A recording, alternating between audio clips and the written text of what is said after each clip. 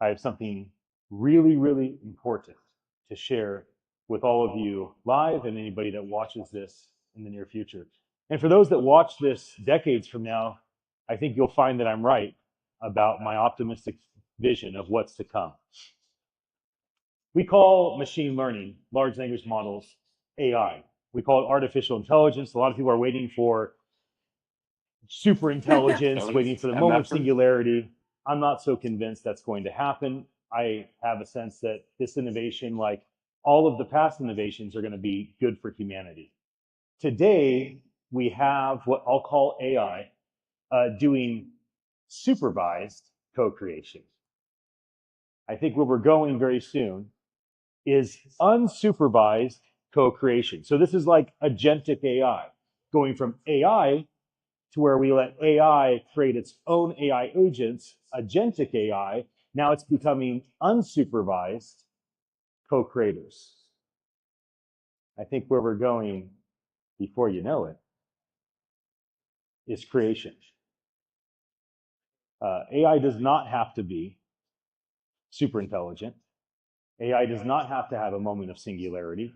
AI does not have to have a soul or feelings. AI does not have to have a strong emotional reason or a vision for the future in order to become a creator. So for all of you that consider yourself creators, understand that there's a high probability that even without a moment of singularity, AI is going to go from supervised co-creation to unsupervised co-creation to fully independent creation. And where do we go from there? There are 8 billion humans in the world. Those 8 billion humans consume things. What happens when all of the independent AI starts to become consumers? What happens to the price of Bitcoin? What happens to your favorite NFT collection? What happens to your favorite limited music or movies? When AI, even without a soul, simply wants to have an identity, and so the AI buys a Bored Ape, the AI buys a CryptoPunk, the AI buys Ethereum. Why?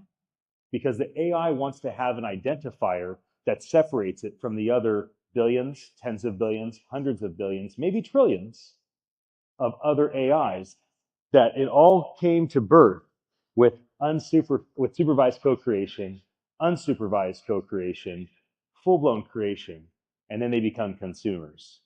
And then where do we go from there? I think ultimately, we're not headed to a universal basic income. I think where we're headed as humanity is a universal maximum income. You see, the economy is not a pie where everybody has to try to get their slice. The economy is like an unlimited skyscraper.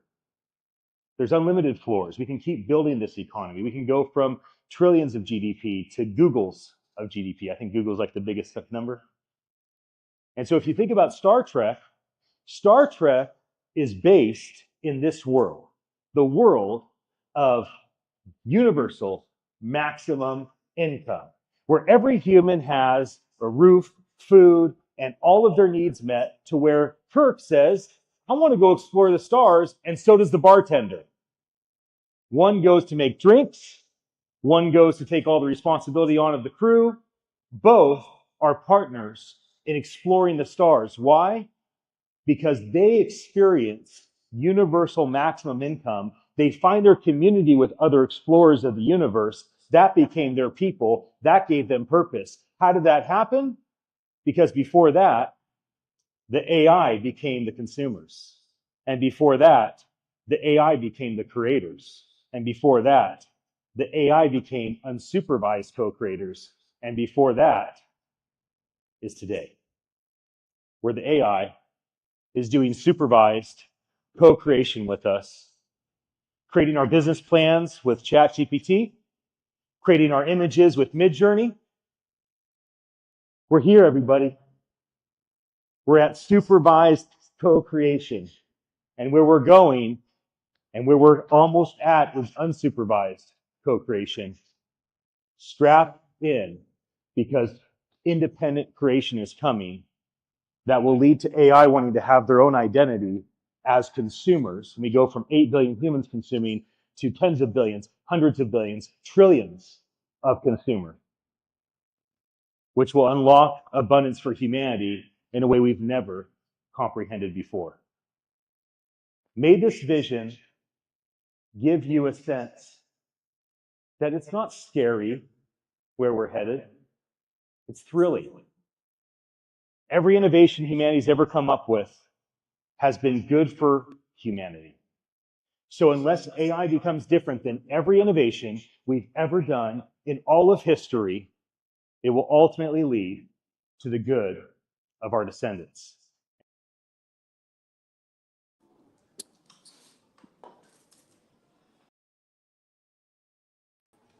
We're live. Hey.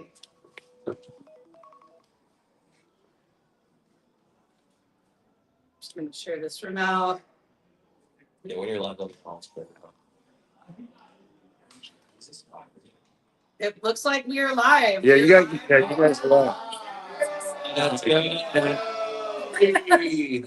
Yeah, Mama made it. I'm live on TV. we just ended the Twitter space. We had the people migrate here. So shout out to anyone that was just in the Twitter space. This is live in the action here from OnChain Summit, San Francisco. So welcome. Maybe we can just go around for some introductions. Yeah, so I'm Curtis Smith from Crisis King Project, one of the founders and co-sponsor here this year. So it's been an honor, exciting. Bill and I made it to the final table of poker last night. I need to hear all about the poker game. I need to hear all about the poker game. Explain a little bit, but yeah, just happy to be here, guys. What's up?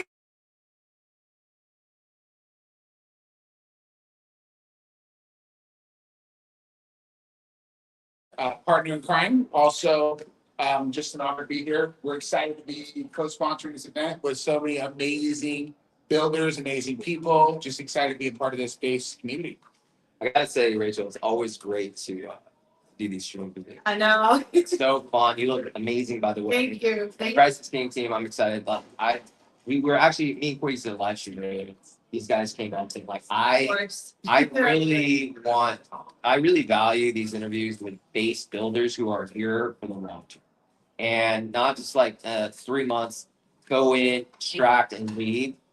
I want to talk to people who are going to be here the next 5 to 7 years. And Crisis King is one that I know will be around. So I'm excited. Let's go. Let's go. And Man. yeah, Rachel here, Rachel OnChain from OnChain Media, just here to do interviews, help projects and builders tell the story of what they're building. And CIK has been really showing up in the OnChain Summit community. Like, I'm just so proud of you guys. Like, you've shown up like beyond like 110%, just like everywhere, like supporting other builders, being active in the community, sponsoring OnChain Summit. And you guys have also been crushing it at the media side of things. And shout out to Ian. I don't know where Ian is at, but you know, one of the creators of NFT NYC is actually here with the CIK team. So really stoked to see that. And yeah, I'm curious like what your guys' overall impression of the event has been. We're not even like, are we halfway through? Are we past halfway through? I don't know what day. We've been here since Tuesday, so it's kind of been a blur. So we were part of the hackathon, which was amazing. But I mean, just to back up, the reason we're going so in and getting ourselves so involved in the community was we listen. And I listened to you, Bill, and I listened to you, Rachel, and you guys kept saying, just show up. Just show up. Be a voice. Because, you know, you get lost in market caps and you get lost in all the minutia. And sometimes you get lost in the noise. And so we're just like, you know what? Let's just do that. Let's join spaces. Let's get involved. Let's love on people. And then we felt deep in our heart, like Brandon was like, let's put some money behind the scene. Let's sponsor the summit so that we can at least show people that we are here for the long run. We care about people and we want people to have a good time. So this has been a blast. And I'm just going to shout out to Albert B. I was just going to say Shout that. out. Man, He's this guy. He's the one that makes This guy is a dream come true. Yeah. I love those short videos. I watched that short video. You know, one of the videos are so good. It's like you have to watch it a couple times. I gotta process this. I gotta process this. Like, yeah. Oh, and the way you guys had that line up with like the PFTs changing. Like, I do video editing, so like watching that. Very good. I would say this. God loves us. So there's people that have jumped on to contribute as community members, KOLs, our media team, our advisors. We've actually just have awesome people, and that's what makes Crisis King. We have an amazing team. All of us are just giving so much to their hearts, so much alignment, and we're all of us are focused on we're recoining the phrase ROI, so return on investment, return on impact. And I think all of us are really after the same thing of just seeing people and change through just bringing love and generosity and just showing up and being there for people. And yeah, outside of religion or that whole thing is just showing up for people and and building that friendship and relationships. And we were talking about that earlier. Relationship is the key catalyst to everything. So we're honored to be here. And that creates like a net positive outcome when you show up for others, especially in this space. But just as a general rule of thumb in life, it's like you create symbiotic, cyclical kind of energy relationships, right? When you show up for others, like I want to show up for you guys and do content, like because I know who you guys are and how you show up in this community. So I think that's just very smart. And yeah, I feel very aligned with the way you guys move. So yeah, do you guys have anything coming up? Like we got Sunday, we got the Film 3 Festival tomorrow, we have demos. Like what are like the top things for CIK? Well, we were excited to be part of the hackathon. I knew coming into the hackathon that they were going to be the best and brightest because it was a competition just to get in, right? And so they hand selected people from Spain and the UK. And I listened to some of their ideas at the beginning, and I'm like, oh my gosh, really apps are going to blow up because these guys are brilliant. They're actually building things. Here's the key, guys. We need to build products that brings the normies and the outside world in. We can't keep the ecosystem so close. And that's what somebody we're doing. Like the team from Boomer built like in 2 days a TikTok shop with a Pinterest. And I'm like, oh wow! So you just changed the entire game. So shout out to the Boomer team. Shout out Boomer. Oh my God, they're OG Bill. They were here I got last year. just as good as Boomer. the Boomer team is legend, CIK team is legend, and that's what I'm saying. Those are the type of teams I want to personally like back into. But as you were saying, Chris, like if actually for those that might not know the mini app idea, why don't you guys explain what you guys are trying to do? Yeah, so not too many people. I know probably everybody at this table has been in the beta version of Base app. So our Base app looks a little bit different than everybody else's wallet. So inside of ours, we have basically a social feed. We have chat channels, group chat. So it's basically a super app now. And one of the features are mini apps that basically keeps you inside the Base wallet ecosystem, but allows you to do daily things. Maybe it's a habit tracker or I don't know, a betting game or whatever your thing is, games and different things like that. And so it keeps you in the ecosystem, but also it allows them to send things out to draw people into the Base app ecosystem. And I think it's groundbreaking. I think you're going to see this. I think you'll see it in X, and it's already starting to happen. Mini apps within ecosystems are going to be the way to go. And you're going to actually see the app store start to come out. It's going to be a thing of the past. Mini apps are going to feature, I think, Base. I'm curious, if this is something we can share. Like, are you guys able to share what maybe you're cooking up or building or little alpha beans? Well, you came up with the name, so I'm sure. Yeah, so we were listening to when the hackathon was first announced, and Chinton and the Base crew was just kind of explaining what they were looking for. We really took that that information, and we're like, what can we build that's habitual, that brings something daily, that's positive, that kind of also aligned with our brand, our core values, but also aligns with like our demographic, which is Gen Z, Gen Alpha. So we came up with the Daily Bread. So branding is important. The app's called Daily Bread, right? Because everyone knows they get their daily bread. It's a daily activity. That is a good name. That's clever. So it's in a name and it's a daily thing. So in their mind, psychologically, they're like, cool, this is going to be a daily thing. And it's Daily Bread also is associated with, like a biblical principle, right? So feeding your soul and earning some bread. So that's our tag, like feed your soul, earn some bread. So we wanted to touch on, there's this thing, my children play this thing called Pokemon Go. All right, so last time I was in San Francisco, my 13-year-old son was running around catching invisible creatures. And that's all fun and cool. But then what would really get him is like, you would get these Pokemon cards. So they're like digital packs of cards. And when he would get a shiny or a rare, he would lose his Yeah. And then if you click on it and it pops up, sometimes you get these like extra games. And I'm like, this is it. Because here's the criteria for mini app. It's not about making a complicated app like an app store app. It's about something that's fast, easy, brings people back, it's sticky, people want to contribute, and it's social. So meaning it goes out to the feeds, it goes out to the groups, or it goes out to the text message. So when you come into our app every single day, there's a daily bread. So you click it, you reveal your card pack. Oh, that's It could cool. be a common, or it could be like a divine, and it's a salt. So it might be you reap what you sow.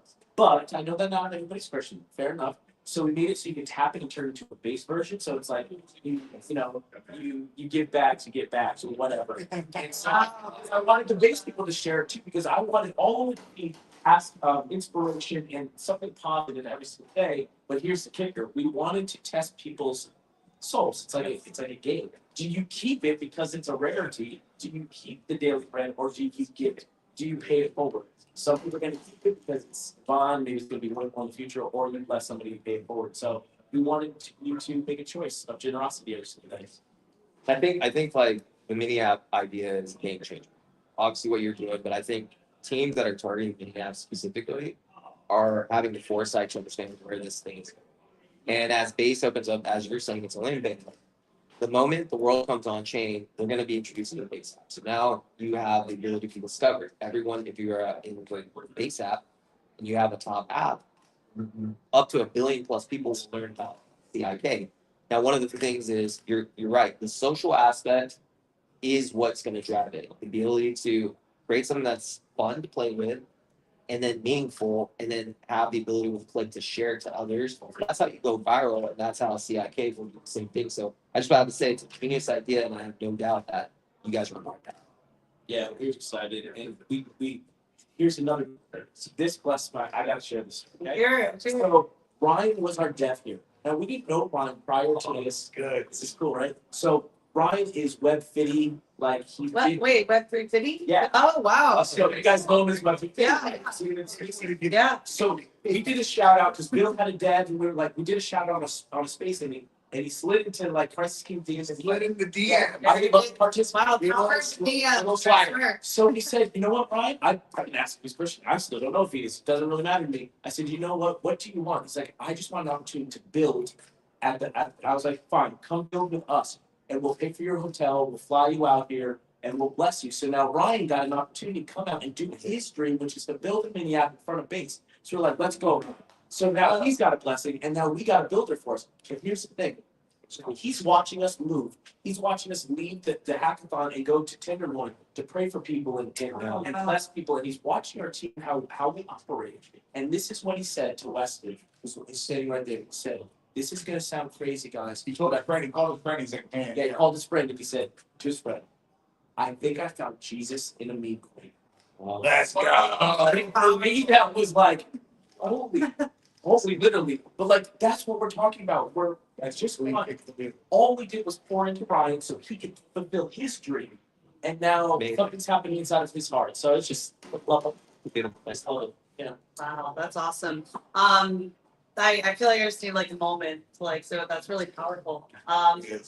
So, okay, coming up in like the next 24 hours, even today, like what are some things that you guys are really looking forward to or things you have planned?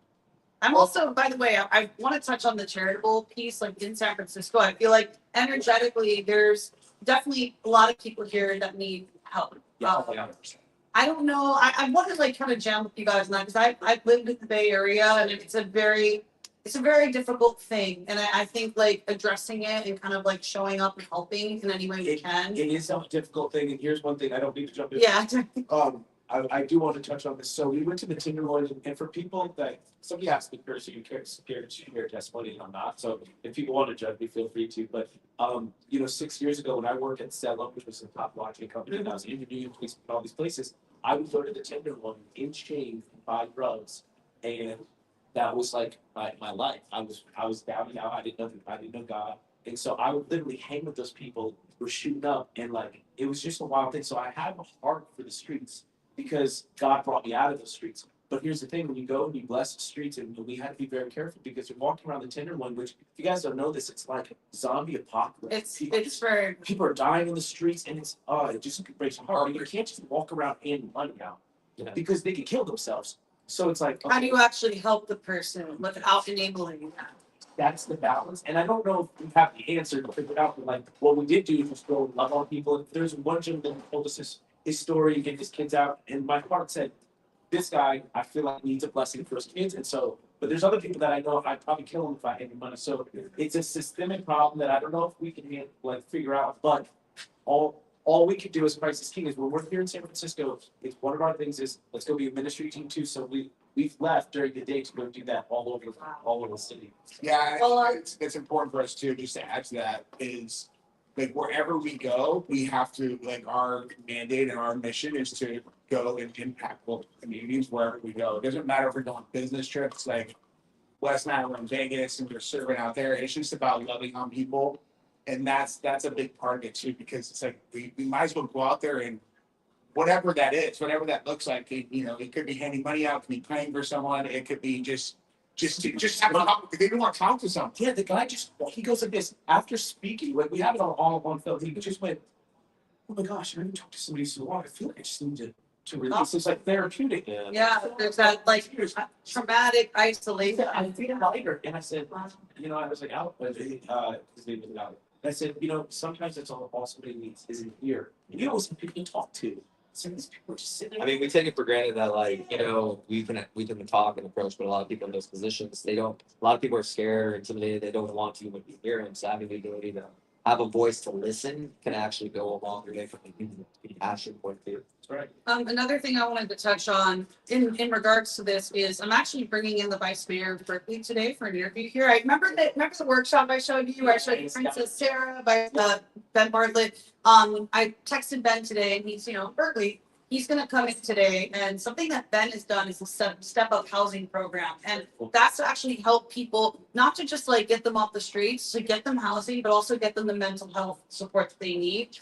So I don't know. I'd love to connect you guys. Yeah, I would love to chat with him. I mean, we had one of our advisors, Paul Eisler. He oversees called House of Web3 here in the Bay Area, and he does something on Wednesdays. So House of Web3 is part of the graph. It's like I know House. I know I know all those guys. Yes. I don't know why I didn't register. those programs in Berkeley and Oakland. Yeah. And so Paul was here with us, and that's his whole thing. Is like, it's still such a big topic, but it's like, how do we help these people? Because there's mental health, there's financial, there's housing, and it's everything. And you have to make something that's all inclusive of all those parts. If you just give somebody money, that doesn't do it.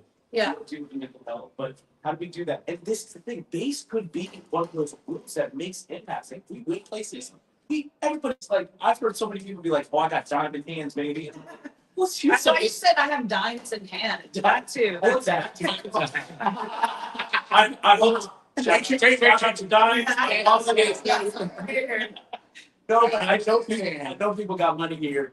And what can we do collectively? And that's one of the things of bringing the church on chain with Christ King is like, you don't know the impact that you can make. If we even brought 10% of the church on chain, the amount of resources we could pour in by like staking that money, guys, we can change the world. And what if we do that? It doesn't have to be Christian. We all want to help people. Didn't you share a statistic too? You said the Christians are more likely to give. Like there's a certain percentage or statistic that you gave. Christians give 3.5% more than non-Christians.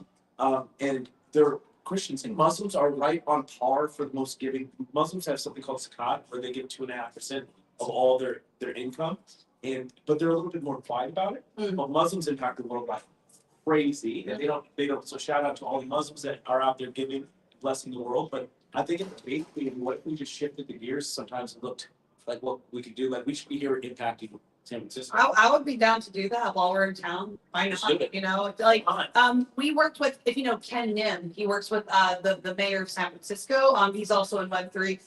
We did this like Web3 food drive for Thanksgiving where we had a bunch of people bring in food and like we just gave food to the homeless. So I'm down to give everybody knows, Rachel, like how giving you are. I've been in the space for many years, and what I'll say is that if you're just chasing a bag, that to me it feels kind of like an empty existence. It's like, what are you actually doing to make the world a better place? How are you solving problems? Like anyway, that's been my focus. Just like regenerative crypto economics, right? How do we create systems that create a positive flywheel, that create net positive outcomes for individuals versus just like individual greed or feeding individual greed? So that's been like something I've reflected on a lot. Okay. Yeah, and one of the things I think just to add to that is something that we're thinking through as part of our, I would maybe say it's a utility, but it's actually like what we're meant to do is, yes, we're creating a mean point, but we're a nonprofit. So there's no ownership. And our whole like liquidity pools and staking, everything that we're building is all to be a funding engine for nonprofits, not necessarily Christian churches or that. Yes, it's a part of it. It's about being part and being a light and going out to all the world. Doesn't matter who it is. Doesn't matter if it's Muslims. It doesn't matter. That's not the point. That's not how it's supposed to be. So we believe that getting out there and now creating these DeFi, we're calling it church-fi. A new meta has been created. The marketing brain. So, just decentralized finance for churches and ministries. Like, hey, what happens if a community of 10, 200, 2,000 people pool their ties instead of giving it to a church that wants to build a $20 million building? And how about putting that money into a DeFi pool and compounding monthly, and then using the methods that Wall Street uses to then create yields that then perpetuate and then also feed. And I would make an argument. I think we could do some experiment. If we did that, let's just say, because we're doing a test net right now in Venezuela and El Salvador, and we're opening up wallets with people in need down there, and we're doing some like beta programs. But like, I guarantee if we bring the church on chain, we bring transparency and visibility, I guarantee my thesis is that tithing will go up. Because if I was tithing out of a generous heart already $1,000 into my church a month, and all of a sudden it went on chain, and I saw the impact, I could see how much is going to like salaries, that's fine, we've got to get paid, and I could see how much goes to janitorial service, but then how much goes to building wealth and stuff. And I was like, what if we pulled that together into a state? Well, we all know how the yields work there, Matt. Now It's 5% of USDC. That's still a lot more than You'll get and the money's not going away, and I can watch it. How about $2 grand? Yeah. Why not? transparency. Transparency. and it feeds the community. It's a church about food. Like everyone stole their things and took care of their community. And if all the communities just did that, they would have so much of It's a holy version. Like, I think, in this country, you could battle between capitalism and socialism. Like, there's that argument that the base is mixture of both. But there's a holy version of all of that. That's what Acts 2 was. If people don't know about Acts 2, it's where all the Christians started pooling all their resources together to help everybody out. And that's how they started to grow, because they didn't have anything, they were being persecuted at the time. What if we could just pool our things together and impact the world, build wells, and build other dreams? And so, like I said on the project, just before getting here, I wanted to find out everybody's dream. Bill, can I ask you a question? Love it. Okay. Sad. Yeah, of Okay. course, you know mine, but I'll tell you. Yeah. Okay, I got one question. Good. So I know one of Rachel's dreams is to build wells. One of mine, yes. One. I got I'm gonna get off. Bill, if we were to get behind and support one of your dreams, something where you're making an impact in the world, what would that be, and how could we get behind it? So from like that kind of perspective, so not a perspective of like growth in a career. Humanitarian. Humanitarian, that's a good question. To be honest, it would be solving as much as possible, solving like my heart goes out to the that can't even afford it. So my family, a little bit about me, my family is from India.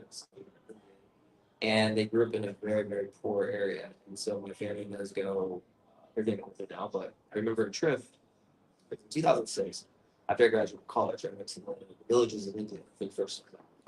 And it was just an eye-opening experience. And I'm not talking about like, a city where there's like, where you store like New Delhi or Bombay. I'm talking about like the villages that you have to take 3 hours. Most Western people do not see it.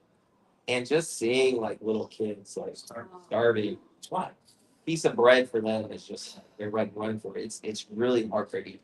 So figuring out, and then we're blessed with the opportunity to eat whatever we want. And I feel like it's so unfair because there's kids out there just dying. So how I would love is to make it like I don't think we can ever solve it, but like figuring out a way to give those kids all around the world food so they never have to starve. Tell them about. Here we go. Things like We got something cool. Please tell them about the chicken farm. Okay. This is cool. Okay. So in 2018, I worked at Cell, okay? Or 2018, 2019. And when I got there, it was weird. The whole company went to Venezuela. I'm like, why are they all coming to Venezuela? They were going to do research. The dollar had just collapsed there. Doctors and lawyers and people with professionally were now working for the cartel. Kids were on the streets. I mean, kids that were living in mansions are now on the streets. So, their whole culture had collapsed. But they were starting to use crypto to get out of the trenches, basically.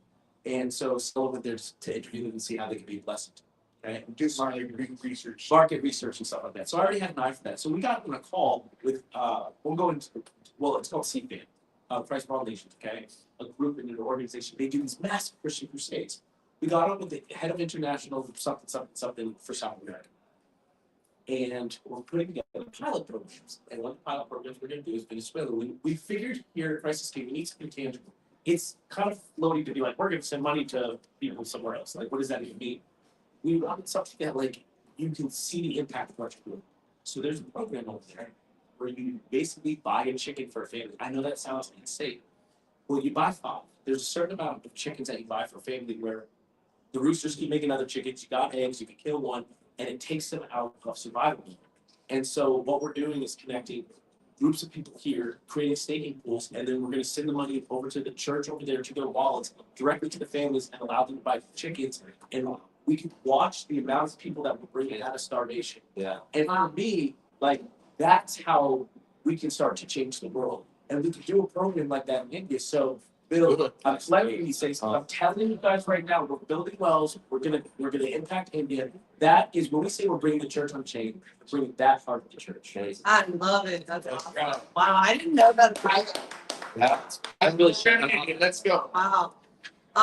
Well, yeah, I'll repeat mine for you. I mean, Curtis, we've talked about this. But yeah, for me, let's see, I want to say like a year or so ago, I started working on a proposal. For anybody that knows Princess Sarah Culberson, this woman found out she was actually from a royal family in Sierra Leone. She grew up in the States, found out she's a princess in her country, goes back and sees how devastated Sierra Leone has been from, there's like blood diamond wars and just a very terrible conditions that people were living in.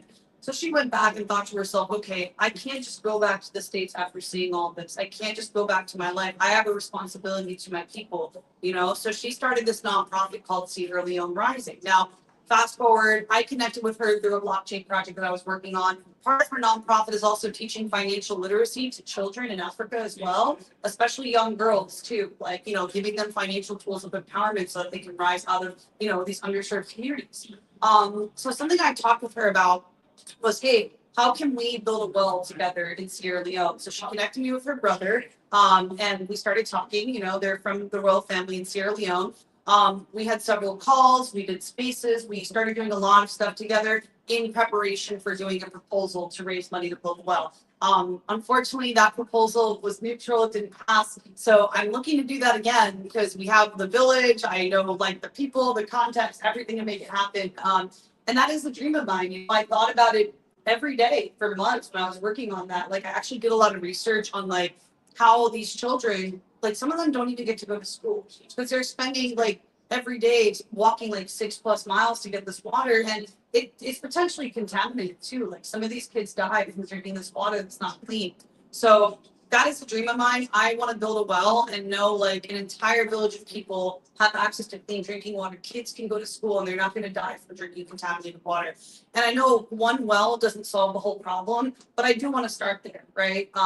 And Princess Sarah has this nonprofit place, the employees, the equipment, everything. So it's kind of like that's something I want to do and kind of reactivate that relationship. So yeah, $11,000 to build Yeah. a well, and you can save a lot. it's on Sierra Leone Rising.org. Yeah. 11 grand, guys. I think collectively I know. here on base, we could get $11,000 together to build a well.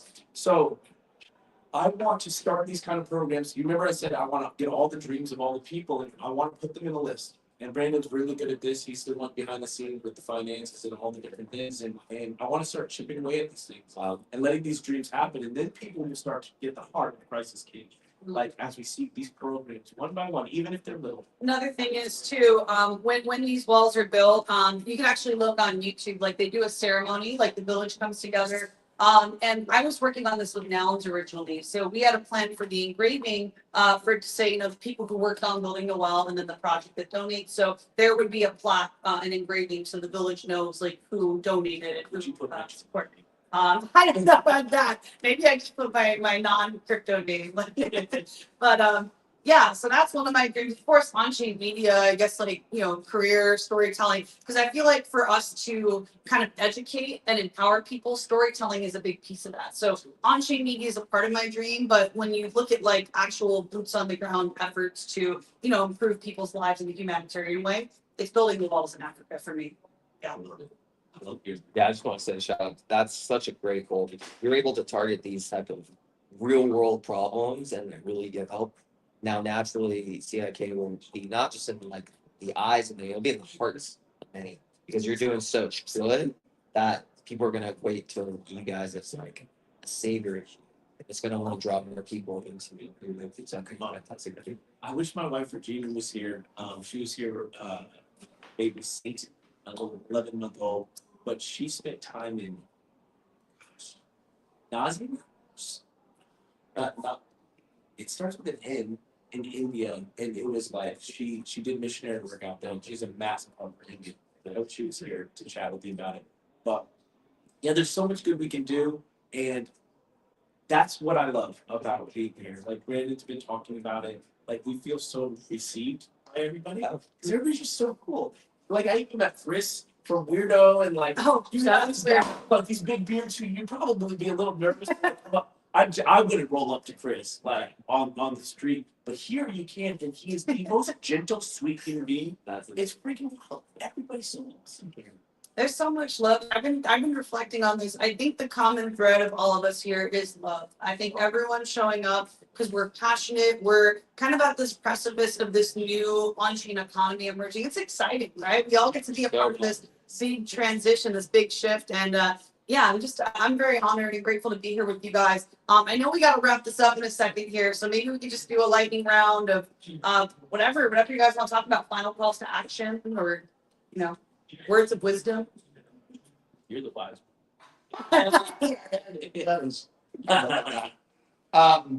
Rising tide lifts all ships. Love it. That's my I love prop it. for the day. I love it. I'm just gonna piggyback off of you. Just love each other. It's really that simple, guys. Stay rooted in love. Rooted, grounded in love. Simple. Oh, amazing. Yeah. So I love you guys. Always good to chat with you guys, man. Seriously. I'm excited. Thank you everyone for tuning in. We're live at On-Chain Summit. We're going to get back to the festivities. We're going to be doing interviews all day. And yeah, for those of you that aren't here, come pull up. We're upstairs on the second floor. Say hi. Follow CIK. What's your guys' handle? How can they Correct. Christ on chain. what are We've what- taken Christ on chain. Christ on chain. Christ on chain. And follow Late Night on Base at Late Night on Base and at On-Chain Media Co. You guys, and we will see you on the next interview. See you, everyone. Thank you. Ooh, it's hot in here. Oh Gosh. All right, friends. I'll be right back. I got 4 camera angles. So that's the booth. This is behind the booth. This is that way, all the other booths. And then we got upstairs. And Malachi's going to grab that in a second. And I'm actually going to show all 4 angles. And I'm going to walk around and get to know the booths and ask them some questions. So I'm going to share all 4 angles. So anybody that's ADHD or even ADOS, attention deficit, shiny, you can kind of see all the movement. There's Malachi walking through. And then I'll just have the mic on just the one. Be right back. For now, I'm going to share my friend Doc Peace, her spoken word performance, Build with Purpose.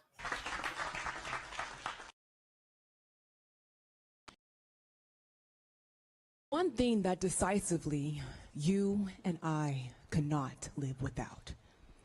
We could try for a while to get by without it, but eventually the need to take it in would win. Breath. You may have heard the saying, without vision, a people perish.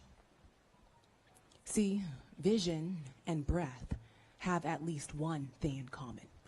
They're both accomplished with purpose, one consciously and the other subconscious.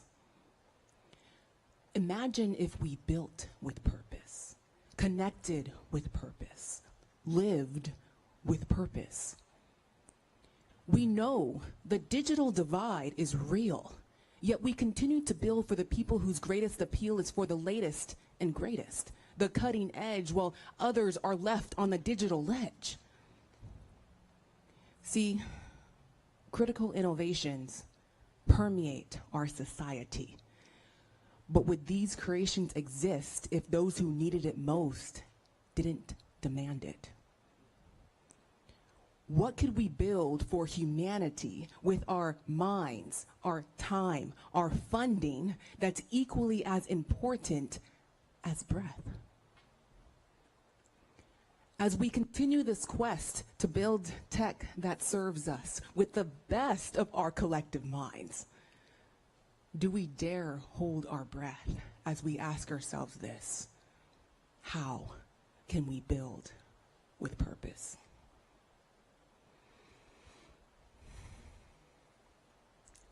Greetings again. I'd like to invite us all now to ground in together, take a collective breath in and out. And as you take this collective breath, I want you to think what your truest purpose is. As I shared earlier this morning, my name is Dr. Peace Uche, also known as Doc Peace. I'm a doctor by trade, spoken word poet at heart, founder of Golden Meta Empowerment Hub, and I ignite events with spoken word, as we just experienced here today. When Ian asked me to create this custom spoken word poetry piece to embody purpose, my first thought was, of course, that's what I do best. And my second thought was, what an honor. What an honor it is to be here in this time, in this place, in this state, with the tools and the tech that we have to build with purpose. So I want to thank Ian and the entire Purpose team for bringing us all here together today to remind us all of who we truly are. And I want to thank you all for being present, for choosing to build with purpose, for choosing to be true to your core, and choosing to be gold, like the genuine, original, loving dreamers that we all are. Thank you. All right, party people, here we go. I got a mic on my collar. I got this for my guest. I'm actually going to keep all four angles here just for fun, but I'm going to go meet some new friends. So come.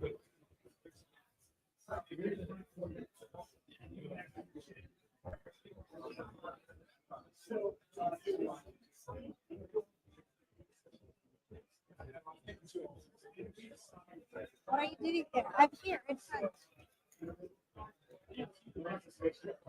Well,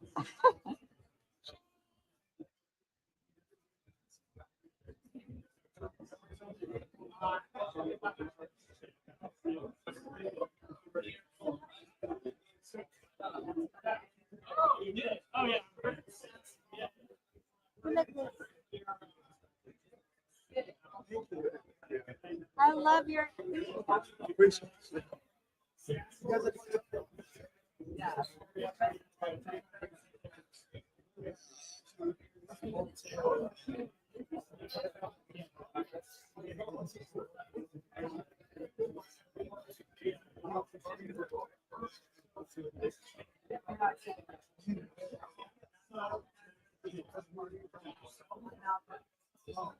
Riza, I love your bling bling on your teeth. I love that. I want to have like that too. What is that?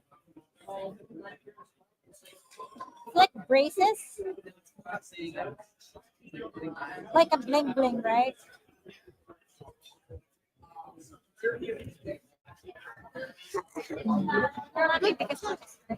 Oh, that's cool. You can get more. What? Steel? Not steel, Nate. Can I spin? Can I spin again?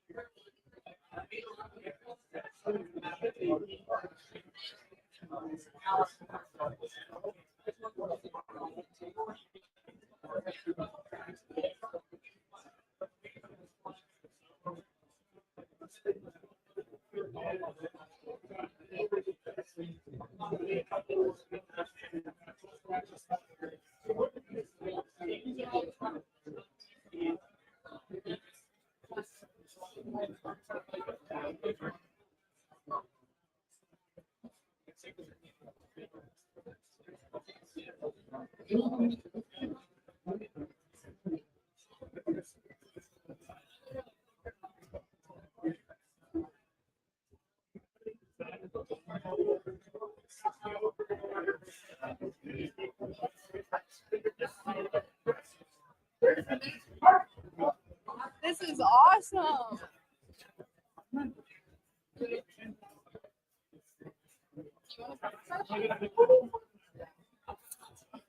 This is going live right now? Yeah. Which one's going live? All of them are live right now. Huh? Hey, Riza. Riza, are all these live? Are all these live right now? But which ones are being like audio? How do people tap into them? That's the one that people can hear. So when people are looking at the one that I'm on right now, they can't hear me. They can only hear that. Got it. But they can see you. Yeah, they can see me.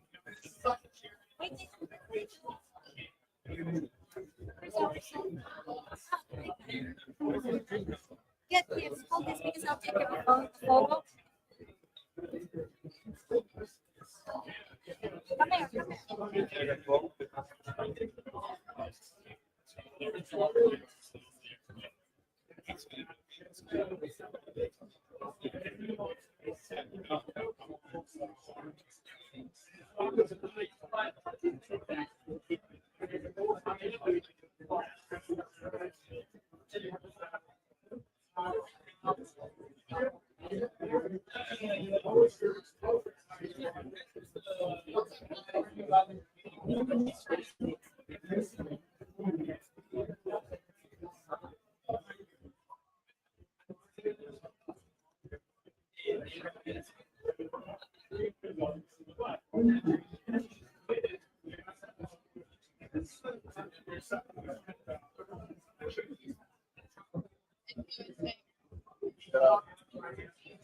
Live right now. Everything is live right now. Can you believe it? So much.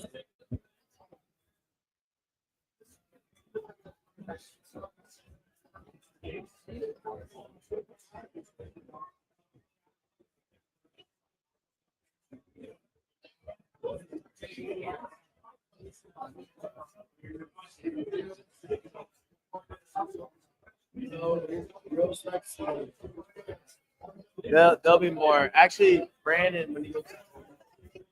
You want to wear these?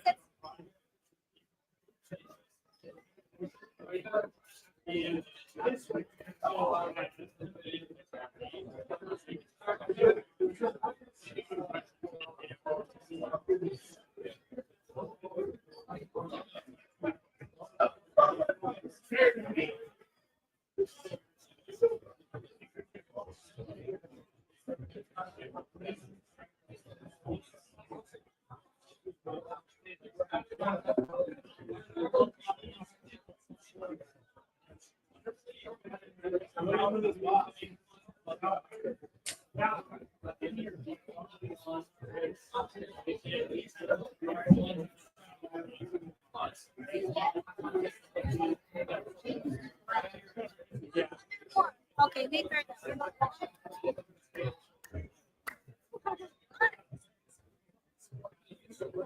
Wait.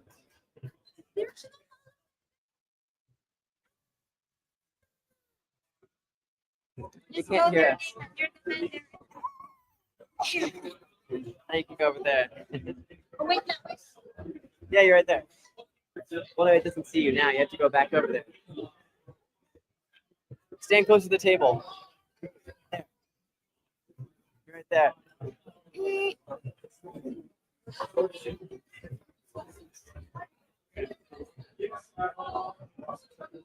Now you want to see it? Yeah. What? You squeezed me. I squished you. No. You have to be relaxed.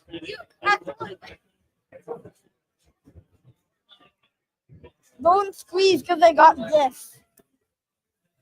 Oh.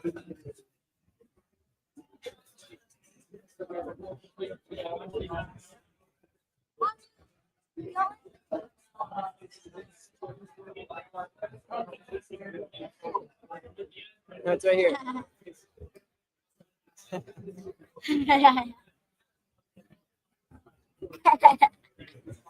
You look so different when the camera is inverted.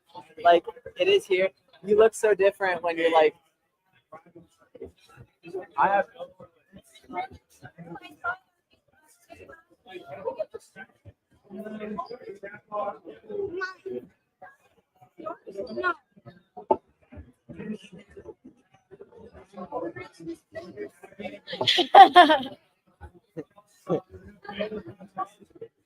Hey guys, look at that display.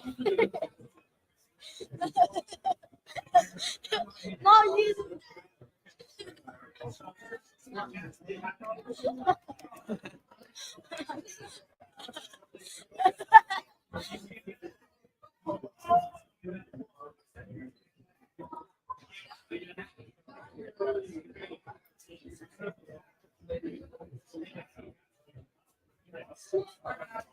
Yeah, I need to like, you feel overloaded. I don't know if you want to use.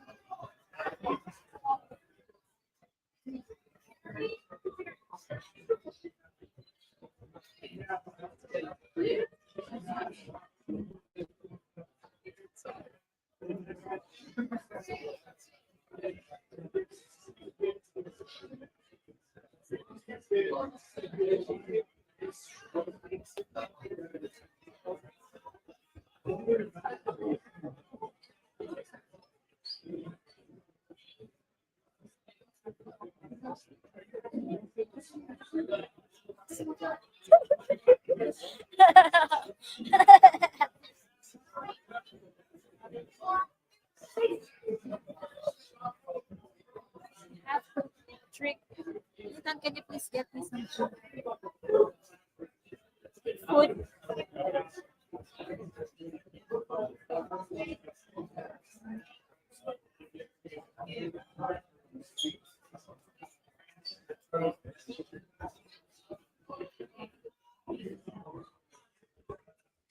No, not that one. No, no, no, no. I don't want that. Nathan, don't do that. You see at the end, there is like a bar, like a small bar. It says banana. Get me that banana.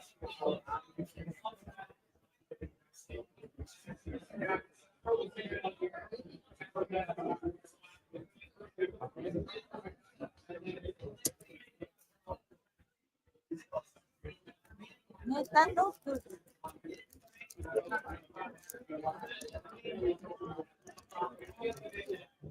Don't move, Nathan. It's too big. Nathan, do not touch the Nathan, do not touch the table. Okay, go na Nathan, play na your iPad because they can see you. They will get mad at you. I want to be in the camera here. No. Yeah. Do not touch the table.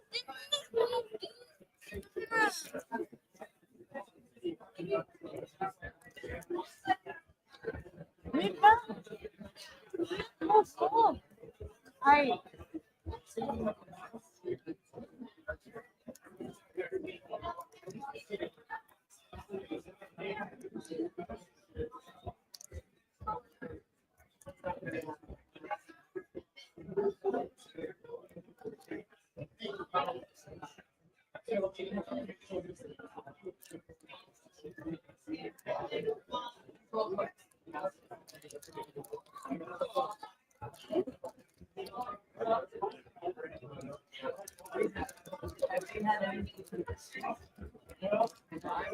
But what's the name of that girl again? That in New York, the white haired girl. I can remember. Yeah, we gave her what? Oh, yeah, that's funny. Brandon said she's 14. Yes. And also that guy with the long beard. I asked Brandon and said it's okay, just him only. Because he said it's $80. Yeah, the quality is so beautiful. You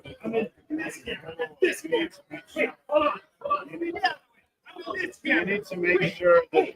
And there's more. Do not Wait. push me. I'm in this camera. I'm not even push me. Guys, now what's happening here? We should just move it to those two. That's because I forgot to do this. Cute. The two of you are so cute. Okay, now it's fixed. Sorry, party people. Got updated lay of the land for the next hour. Yeah. So we're gonna go upstairs. We're gonna go upstairs in about 10 minutes. Yeah. 45. Kevin intro, Chinton. I'm gonna intro constellation that you guys. In 10 Now, minutes. We're gonna start now. Okay. Jesse's the keynote, and you can see the crowd. Jesse has to arrive at some point. What I want is at least a couple of people from your demo booth, not 18, but a couple people. Lead down here around 225. Be down here. Lead down here, a couple of them, just so that when people arrive, there's people here, then there's the opportunity. It's not going to stop. It's here through the casino night. But my point is the timing when he Sure. comes in. So The devs or the people? just a couple of people. Yeah, good. All right.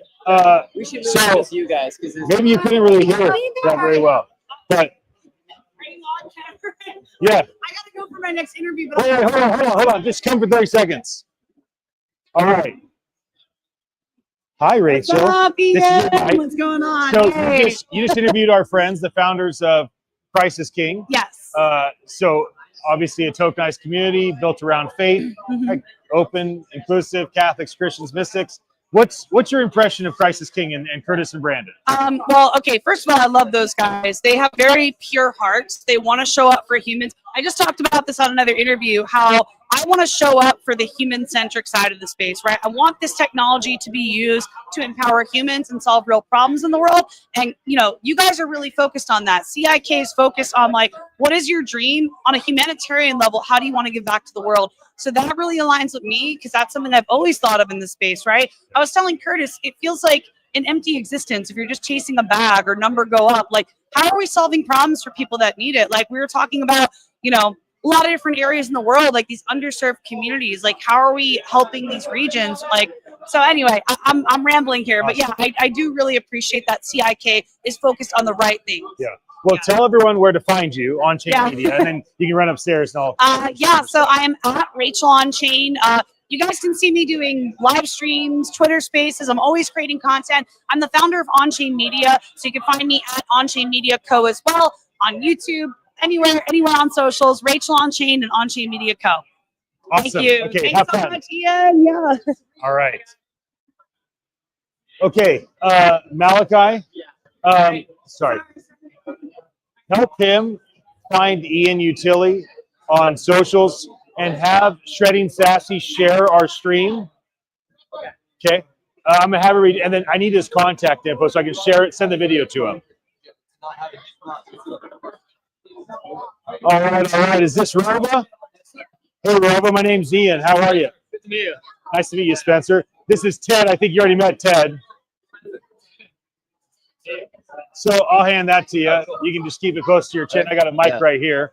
So tell me about Robo. Why are you at OnChain Summit? Yeah, Robo is a growth tool to basically help projects activate their like passive users and token holders into active champions of the product, right? So from a product POV, you can think of us as like a ICM launchpad combined with like a clustering platform. So we basically help startups launch a tradable point system and then get their early users to buy those points. and immediately after we help activate them by having these like token gated tasks. So I can say, let's say Rova wants to launch a token, I launch a token immediately, and then I can have my users start making TikTok videos, or I can have tasks of like bring in referrals, bring in UGC content, whatever it is that really moves the bottom line for us. So that's kind of like Can what you Rova show is. me Rova? Is there? So the platform is like not live yet, but BoPost is our first product. So Okay. BoPost is basically a SocialFi experience. So this is kind of the clustering experience what I was talking about. Did you guys do this at the hackathon? No, this has been live for about like a month and a half. So what it does is like we run weekly competitions for various projects to have their communities write bullish tweets about them on Twitter. So for instance, we're running a campaign for QuickSwap right now, which is like a DEX that moved from Polygon over to Base, and they wanted the community to talk about like what QuickSwap is, like their tech and whatnot. So it's like a 1 week competition with like a 2.5K prize pool, and their community members just writing various like bullish tweets about it, doing analysis and whatnot. And at the end of the week, we basically try to pick out winners who write very high quality posts, whether it's videos or like deep analysis or whatnot, and reward those users. So yeah, that's gonna be basically one of the questing experiences with the Rova platform. And for what's the connection to Base? Like, why be here at OnChain Media, OnChain Summit? Yeah. Are you a Base native? Yeah, so we're Base native. Or is it beyond Base? Is it all layer 2s, or anybody in the Ethereum network or beyond that? Yeah, so the platform is built entirely on Base right now. So we're very much Base aligned. Like I've been building on the Base ecosystem for close to 2 years. Like before this, we were building a prediction market, and like we were actually one of the first like forecaster frames to come out and whatnot. So I think for Rova itself, like Rova is an ICM launchpad to like really help startups grow, and like we want users who are like long-term aligned and like not just like flipping tokens on day one, right? Like we want people who strongly believe in these projects, have like a long-term buy-in, and I think out of all the ecosystem spaces, like the deepest culture with these like buy and hold community members, and that's why now, we're like launching. Can you do anything for a random tweet? What do you mean by that? Like, is it just campaigns, or like you can bull post any tweet? Oh, I see. Yeah, so people can bull post about anything, right? So we have like a general like, for instance, like we're live right now. Yeah. Like if we wanted to bull post the live stream, is there a way to do that? Yeah, I mean, anyone can like write bullish tweets, and like they can submit it. So you can see like they can submit a bull post, and then they just like tag the founder and the startup, and it will just show up on the wall, right? And does this work right now? Yeah, it works right now. So like, can you retweet something? Yeah. So what are you thinking about specifically, or? Well, like bullish on live stream here at OnChain Summit with Ian Utility. And what's yours? ROVA DOT XYZ. Yeah. So, well, you already have it down there, so I'll just put Rova, the name. Sure, yeah. And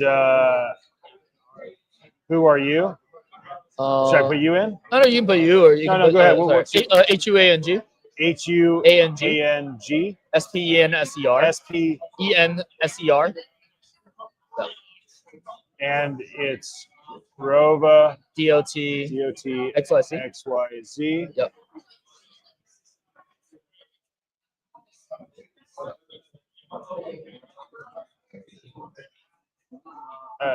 Did I do something wrong? I think you want oh, sorry. It adds like that line at the very bottom, so just like do that. I was gonna add. Oh, I see. If that's like the tag that basically allows us to pick up. Okay, let me just add here. Tag.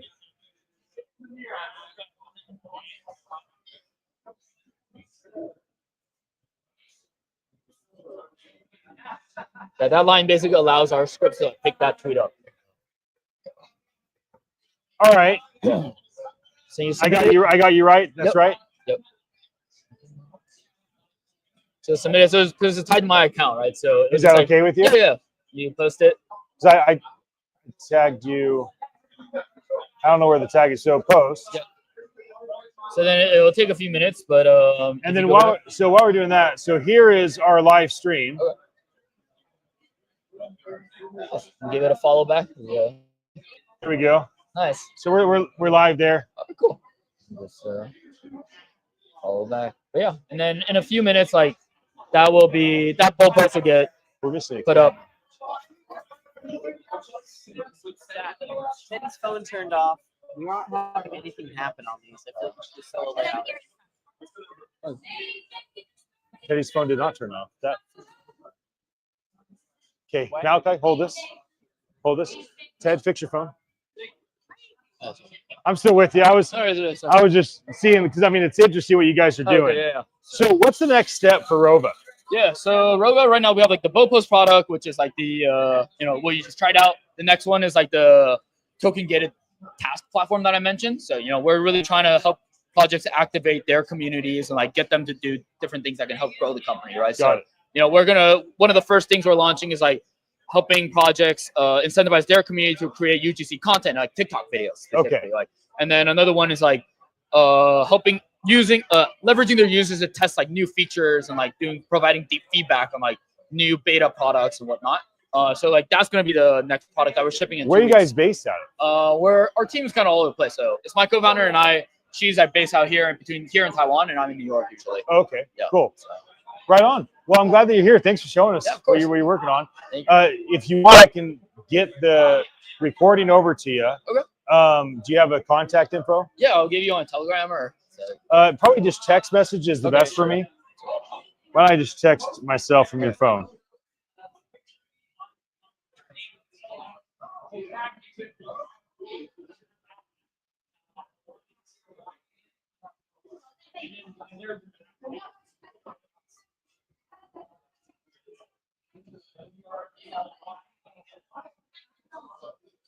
And you were what again? Spencer. Oh, the HUA, my Twitter, ANG, and then SPENSER. Yep. Thank you. Let's take a photo so I remember who each other are.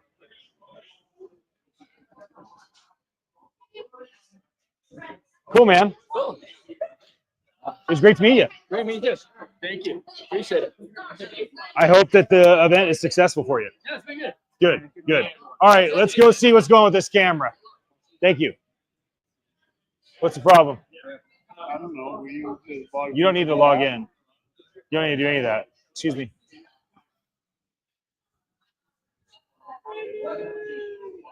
It looks like your phone's dying. Yo.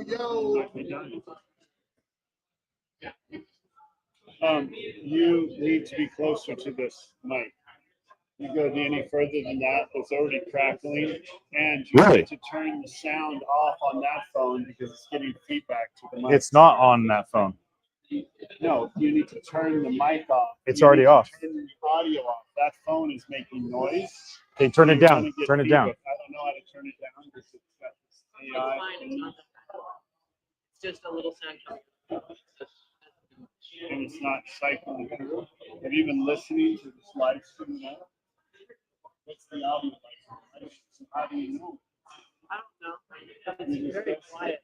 The background audio is way louder. The background audio is not going to be feedback. Background audio is the issue is these mics.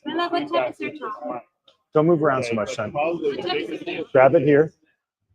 And don't move around, please. The biggest issue is Hi. The broadcast. Hello, everybody. Is not going to go through this. I guess they're going main stage. So probably time to go up there in an hour, hour and a half.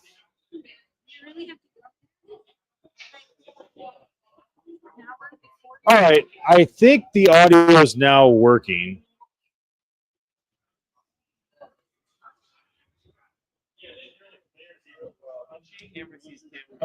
Teddy, go ahead and bring this, or Malachi, bring this upstairs. Actually, just follow me. Just follow me, son. Okay, your audio is not going to work.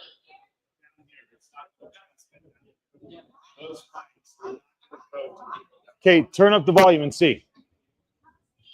Yeah. Testing the audio. Testing the audio. Checking to see if the audio will work through the ceiling. Test, test, test. Testing the audio. Excuse me.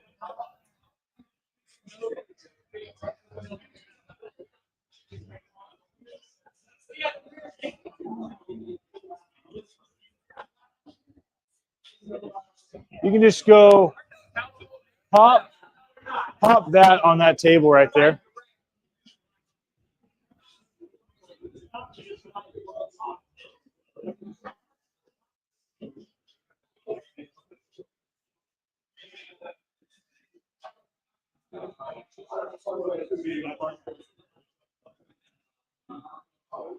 Or actually, hey fellas, good. Let's come back here with it.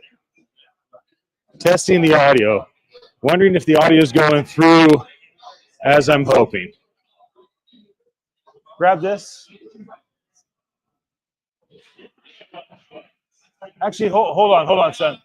Son, let me think about this.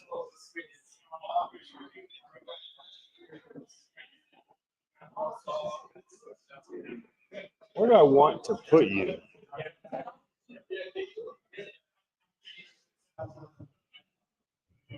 I'm a little tempted.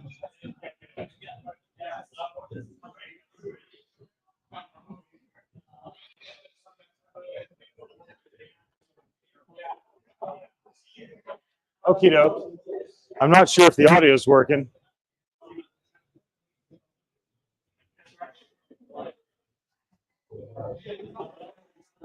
Testing the audio.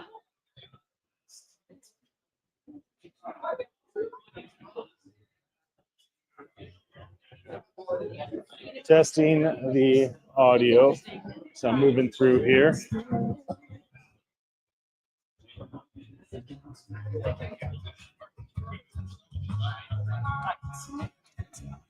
Would you be all right if I did that? Sorry for not asking before I did. But figured better to ask afterwards than not at all. Thank you so much.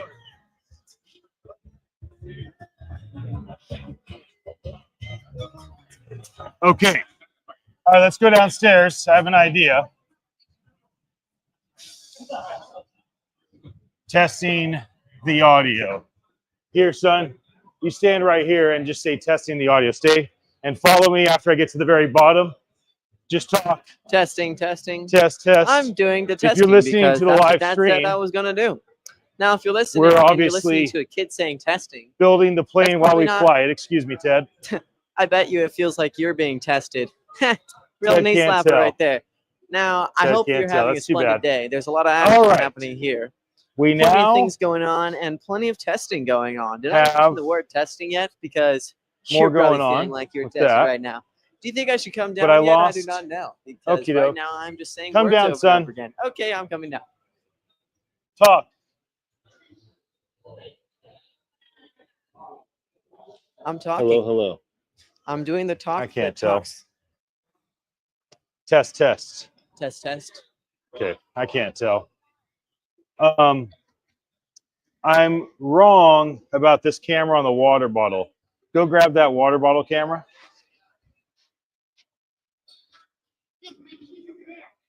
I love it.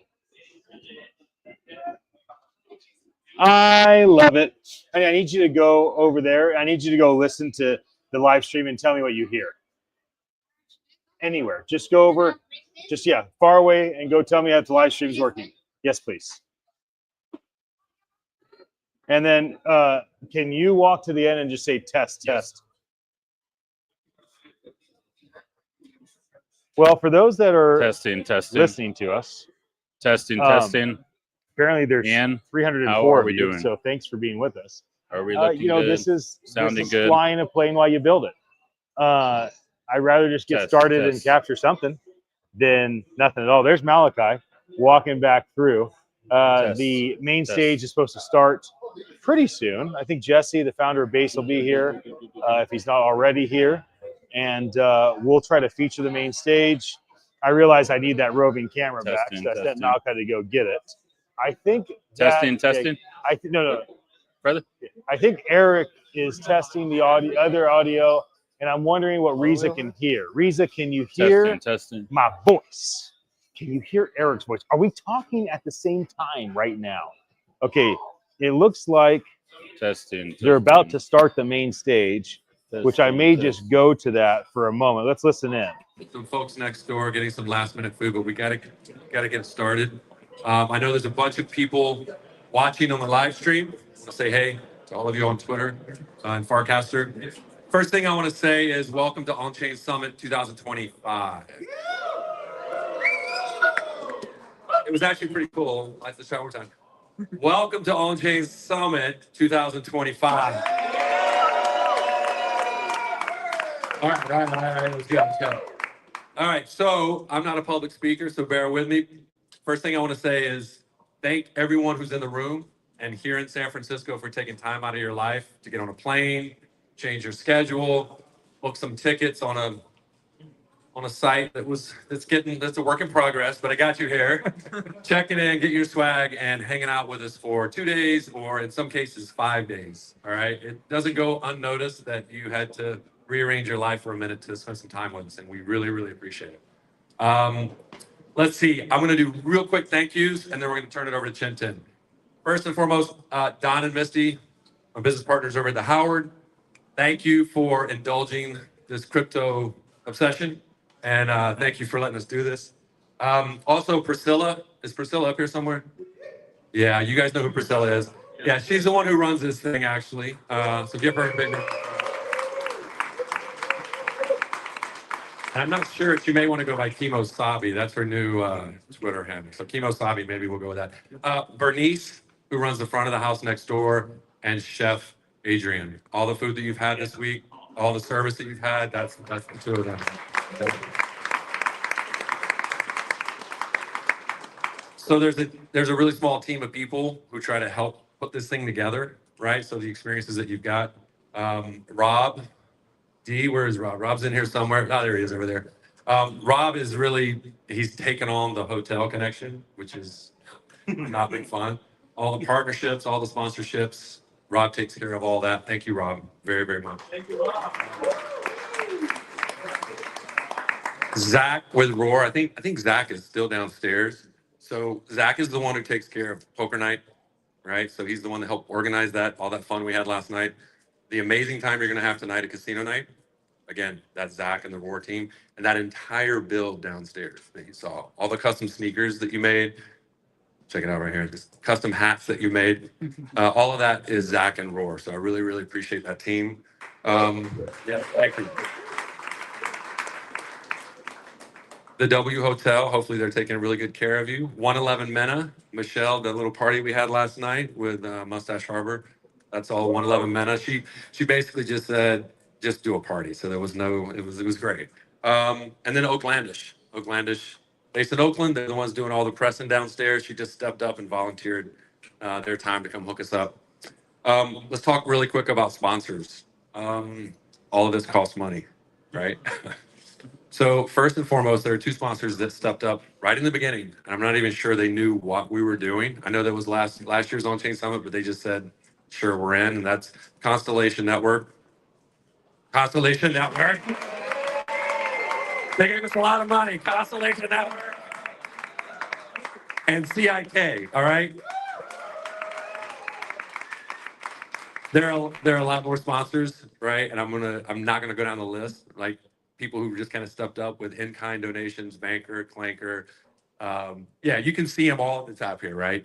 Weirdo, Own, Dimes, a bunch of people jumped in, right? But it was those two sponsors who jumped in early who kind of got the ball rolling for us. And they're gonna spend a little time on main stage after Chin Tin today, just to talk about their builds. And then the last thing we're gonna do is have some time with Jesse at the end of main stage. The last thing I'll say before I let you go, there's one group of people I want to thank more than anybody, and that's the reason I'm involved here. And it's the base community. It's all the folks looking at Farcaster or Twitter and watching all this. The builders here are great, right? The tech works. It's good tech, right? but it's the community to me that's making this thing go. So everyone give a round of applause for that. All right, so we'll jump right into it. So this summit, come on up here, Tintin. So this summit was a little different. This year we decided to do a hackathon. So I'm going to let Chintin talk about that and talk about all the exciting building that was going on. Thanks, Kevin. Hello, OnChain Summit fam. What's up? I love it. Lots of familiar faces, lots of new faces. It's jam-packed. Kevin, I think we need to give this man the biggest round of applause. Please stand up. It's so good. Yeah. I've known Kevin for a few years. He's just the most kind-hearted, community-oriented guy you can meet. Is always chill, ready to help, ready to jump in. And you can see that everywhere in anything you experienced today, over the last few days. He's built a great team that he's already called out. The staff is incredible. We were talking about OnChain Summit again, just brainstorming ideas. And Kevin was like, hey, we got like Wednesday, we got Thursday, we got Friday, Saturday. Let's do some more stuff. And we're like, what about a hackathon? Because Base is about the builders. Base is about the creators. Base is about the traders, the curators. And one thing we wanted to do, and thank you to Kevin, is elevate the builders. We just launched Base app. All right, my friends. Well, I'm back. This is the camera facing away from the Crisis King booth. This is our Crisis King booth camera. This is all the energy here at the booth area. Downstairs is like people making hats, making shoes, making shirts. And then upstairs is the stage and the media room. And so I'm just kind of trying to give the world a little taste of what's going on. I'm assuming that the main stage is being streamed and recorded. So rather than just reiterate that, I'll bounce back and forth when appropriate, but I'm going to go ahead and get some more folks interviewed. Hold this for me, Teddy.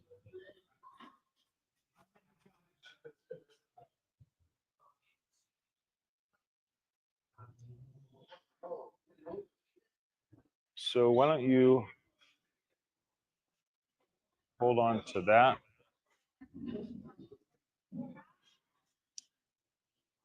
Stay. What are you looking for? I need my headphones out of my bag. Okay, Malachi, don't come too close. Stay away from, because that I can't get that microphone, the speaker off. So just go that side. Hey, how are you? Good. Good. This is not your booth. They're upstairs. No. You guys are OKX? Yeah, we're okay. All right, cool. Yeah, I've done a lot of stuff with OKX. So You want to speak to King of Apes or what project are you? I think I'll just start with OKX. Yeah. So it looks like there's a handful of you. So I'm live streaming. I know that you guys have rules, who's allowed to talk and all that. So maybe go that direction with the camera. So I've partnered with OKX on a bunch of things. Korea Blockchain Week. Cool. Are you based out in New York? Based in San Jose. Oh, you're local. Cool. My name's Ian. I'm Faye. Nice to meet you. Nice to meet you, Faye. So yeah, I'm based here. So I've done stuff with OKX at Korea Blockchain Week, at Building Blockchain Week, our own event, Web3 AI. So is anybody at OKX allowed to be on a live stream? Or is anyone allowed to be interviewed? Business development cannot. Okay. Okay. And then is there anybody on your, put this just in Malachi's ear and this in his pocket. That should solve that problem. Yeah, we can interview each other. Okay. So what does everybody do? Probably interview her, but like send her the draft before you send it out. Yeah. It's all live streamed A live on stream? my accounts. Be careful. It's very hard. Be careful. So what's gonna be the I'm careful. I mean, I've interviewed over I'm just going to ask you why you're here. You know, what you're doing on OnChain Summit. And, you know, maybe if you don't mind, I'd like to find out what are people allowed to do with OKX in America? I know, like, the wallet. Yeah, because yeah. And then I'll share. Now, do you want to also interview us and like do a dual interview same time? Yeah, we can. Sure. Why don't we stand back here? So why don't you come? Whoever's going to be with me. Yeah, it's be here. And I can't represent the wallet. the wallet. Yeah, wallet. Okay, great. Okay. Stephanie. I'm the product. Product side. Yeah, for the Cool. for the All right, Malachi, why don't you go over there? And also wallet as well. Okay, 1 second. Can you come? I'll hand this to you. How to do the dual interview? Do you want to mic me?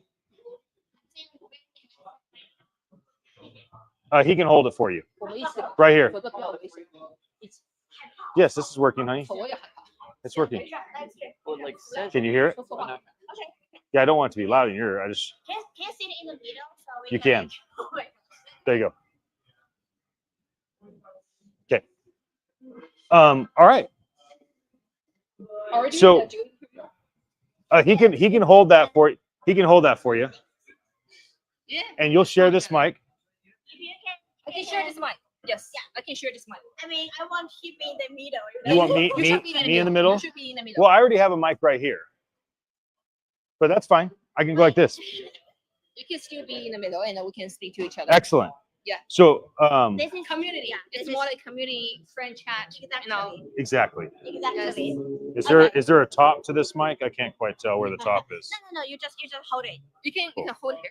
You just hold it. Yeah. You just hold it like that. Oh, hold it. Okay. Well, I'll attach to this. That way you can get both of you. There. Okay. Boom. I'm ready whenever you are. You can start. Well, here we go. This is like our official dual interview. During interview. OKX in this camera and our Beachside Tech Talk in this camera.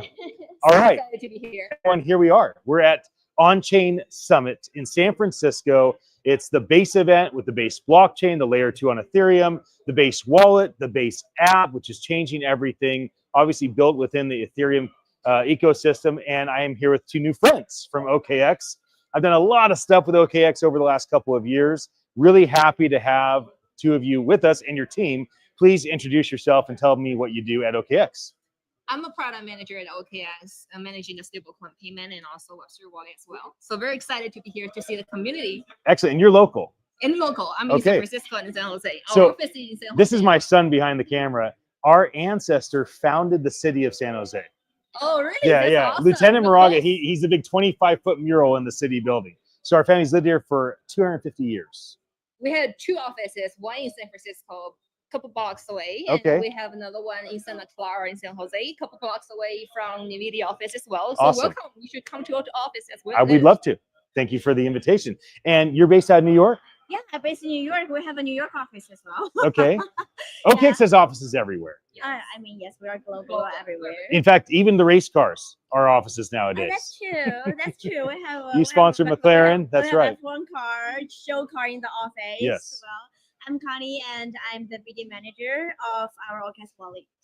And for BD, what area do you cover? Is it the U.S.? I cover global Web3 events and marketing. Yeah. Okay. Well, you're doing a great job. We love the socks, the backpacks, and the hats, and everything. That's not my effort, but thank you. Well, I do feel like OKX being here says some things, right? That Web3 is collaborative, that the base wallet and the OKX wallet can function together, that the exchanges, the Coinbase and the OKX exchanges can function together, and that there's room for people to collaborate with one another. And there's a lot of amazing, projects here. The hackathon went on, all these new apps have been built, and that matters to OKX in terms of the ability to, let folks know about exciting projects in the space. So tell me a bit about your effort here in the States. I know that regulation compliance is different every place. I know that you can't necessarily say anything you want. You have all sorts of rules around media and PR. So maybe just share what you think is appropriate for the audience in terms of like, what is OKX doing in the States with the wallet and the exchange? What are people allowed to do today? And then maybe for folks that listen, like I have an audience in Asia and Middle East and Europe. For other regions, it's different there. Yes. Yes, that's different. But I will. You let her. Let's get the product person to talk.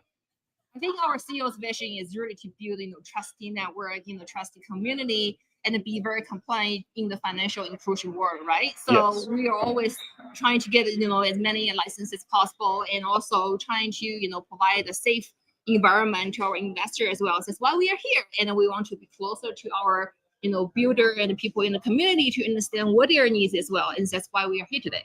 So at our company, Attention Live, we added the OKX wallet probably a year and a half ago. And then we ended up doing a bunch of events with OKX. I'm friends with the country manager of the Philippines. I know a lot of people in the Singapore office.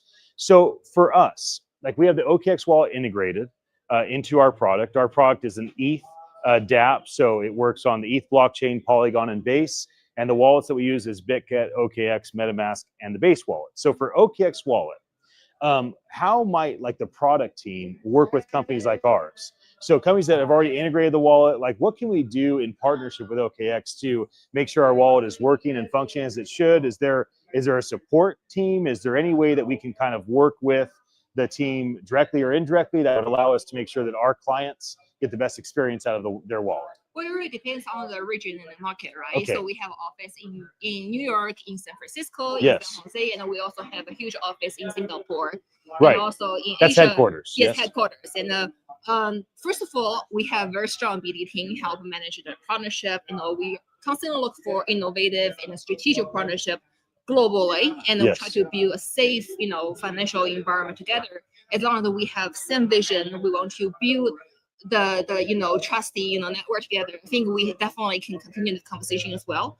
Another thing is really about the on-chain. Also, we have a lot of event ongoing. For example, we constantly, our CEO is going to speak at the Token 2049 as well. Of course, And with Singapore. our team, October, like early October 1st and 2nd. Be there, please. Yes. And you will see Are us you both flying out Yes, for that? we're gonna fly Cool. to the Singapore as well. And Tony and I was just talking about we're gonna host an event there, and meet more people directly interact with the builder and the people in the community Yes. to understand what's going on, what you need, and then what's the challenge, and how we can help each other. And then we Yes. also try to build family like this environment Right. for each other. So And that's our goal. if somebody wants to just explore the wallet because they want to have it as an alternative for themselves, or a company wants to explore the wallet to tie it in and let their their dApp users leverage the wallet, what's like a first step? Should they go to okx.com, and is there a place for them to kind of check things out? We have our we have our under our Discover. Go to okx.com, you will see exchange, wallet, and you go to the wallet side. There's Discover. You go to our Discover, all things, everything you can check on there. Awesome. Yeah, it's really good for newbies. Okay. And what is the hope for being at this event here? When you're here at the On-Chain Summit event with Base, obviously the founder, Jesse, is either here or is on his way, as well as the team. What is the hope for kind of collaboration with Base? I mean, OKX Wallet is trying to get involved with Base more and more. That's my question for you. Yeah. You as an OG in Base community, tell us, what should we do to get involved? Well, I think that in many ways, people in America see OKX as a bridge to the rest of the world. So a lot of times, if someone's in the States, they might think like, okay, I have access to Base and Coinbase, Robinhood, and some of the other exchanges, but they think to themselves, oh, if I want access to like certain parts of the world that I'm not in, OKX comes to mind as like the top exchange, one of the best wallets that's been created. So I think just awareness, right? Letting people know about what you have to offer, and then what is able to be used here with compliance regulation, and what maybe would be seen as like a bridge. So I think also just being present, right? Giving out socks, making toes warm, giving out shirts, making sure all those shirtless people have something to wear. What do these go to? These QR Wallet codes? download QR code and Okay. our Twitter QR code. If you haven't followed, our Twitter handle is officially @wallet. And then tell us about the mirror. Oh, the mirror? The- Oh my god. Yeah, let's go on this side. Let's check it out.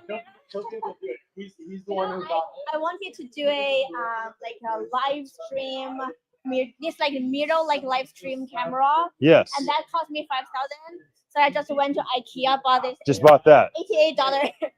There it is. Sticker. Everybody came here, take selfie, post on Twitter. I like it. Take a selfie too. Here, let's bring it in. Let's all get in the mirror. Here, come. Let's all get in the mirror. Hello, mirror. Hi. There we are. There we are, everybody. Yes. All right. Well, if you're in San Francisco, come over to the OnChain Summit and come meet the amazing OKX team. All right. Thank you so much. Thank you so much. All right. Here's your microphone. Thank you. That was fun. Thank you. I'll take that, son. I'll take that. I will have Malachi create a text string with the four of us. And that way we can exchange information. I can send this over. Don't worry about that. Just leave it in. Are you part of this team? Is this you? Do you want to have me interview and tell me what's going on? I can go over this one and probably Koa. Okay, cool. I'll let you just kind of get set. I'll set this thing down.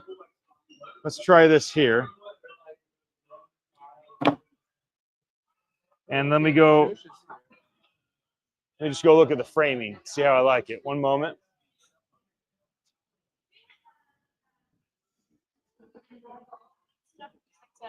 What's the name of your father again? What's the name of your father? All right, let's check in with the main stage really quick. Yield, and we take that as revenue. So we don't have to add fees to the actual bet pools. You guys can use that for feeless. The other thing is when you do side bets, 2.5% of all side bets go. That was exciting, but they were talking about side bets. So see you later, because we don't do financial advice. Sess wants me to interview the Shiba Inu team. Yeah, they're down there. I think I can make that happen. All right, I'm gonna keep walking around, get to know some people. Hi. Give me a live stream kiss.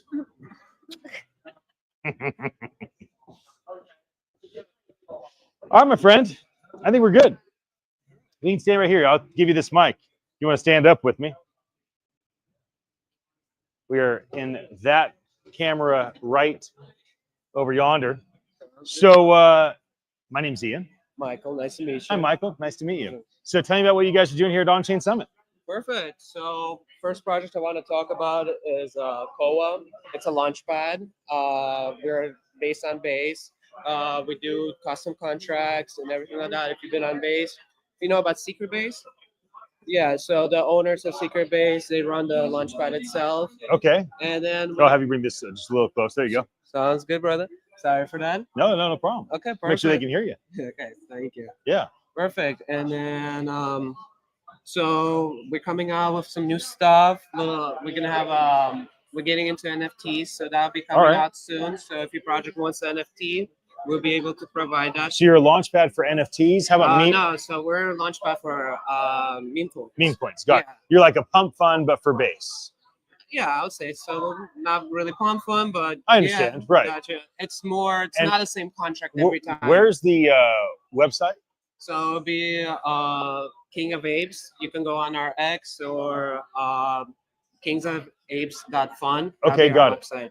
So kingofapes.fun. Yeah. And you guys are a launchpad for meme coins. Yes, sir. And now you're going to be diving into NFTs for your own NFT project or to be a launchpad for NFTs? Launchpad for NFTs. Got it. And it's always on Base. Yes, sir. Okay, and it's a different smart contract every time. Yeah, you can set up. We can do different liquidities.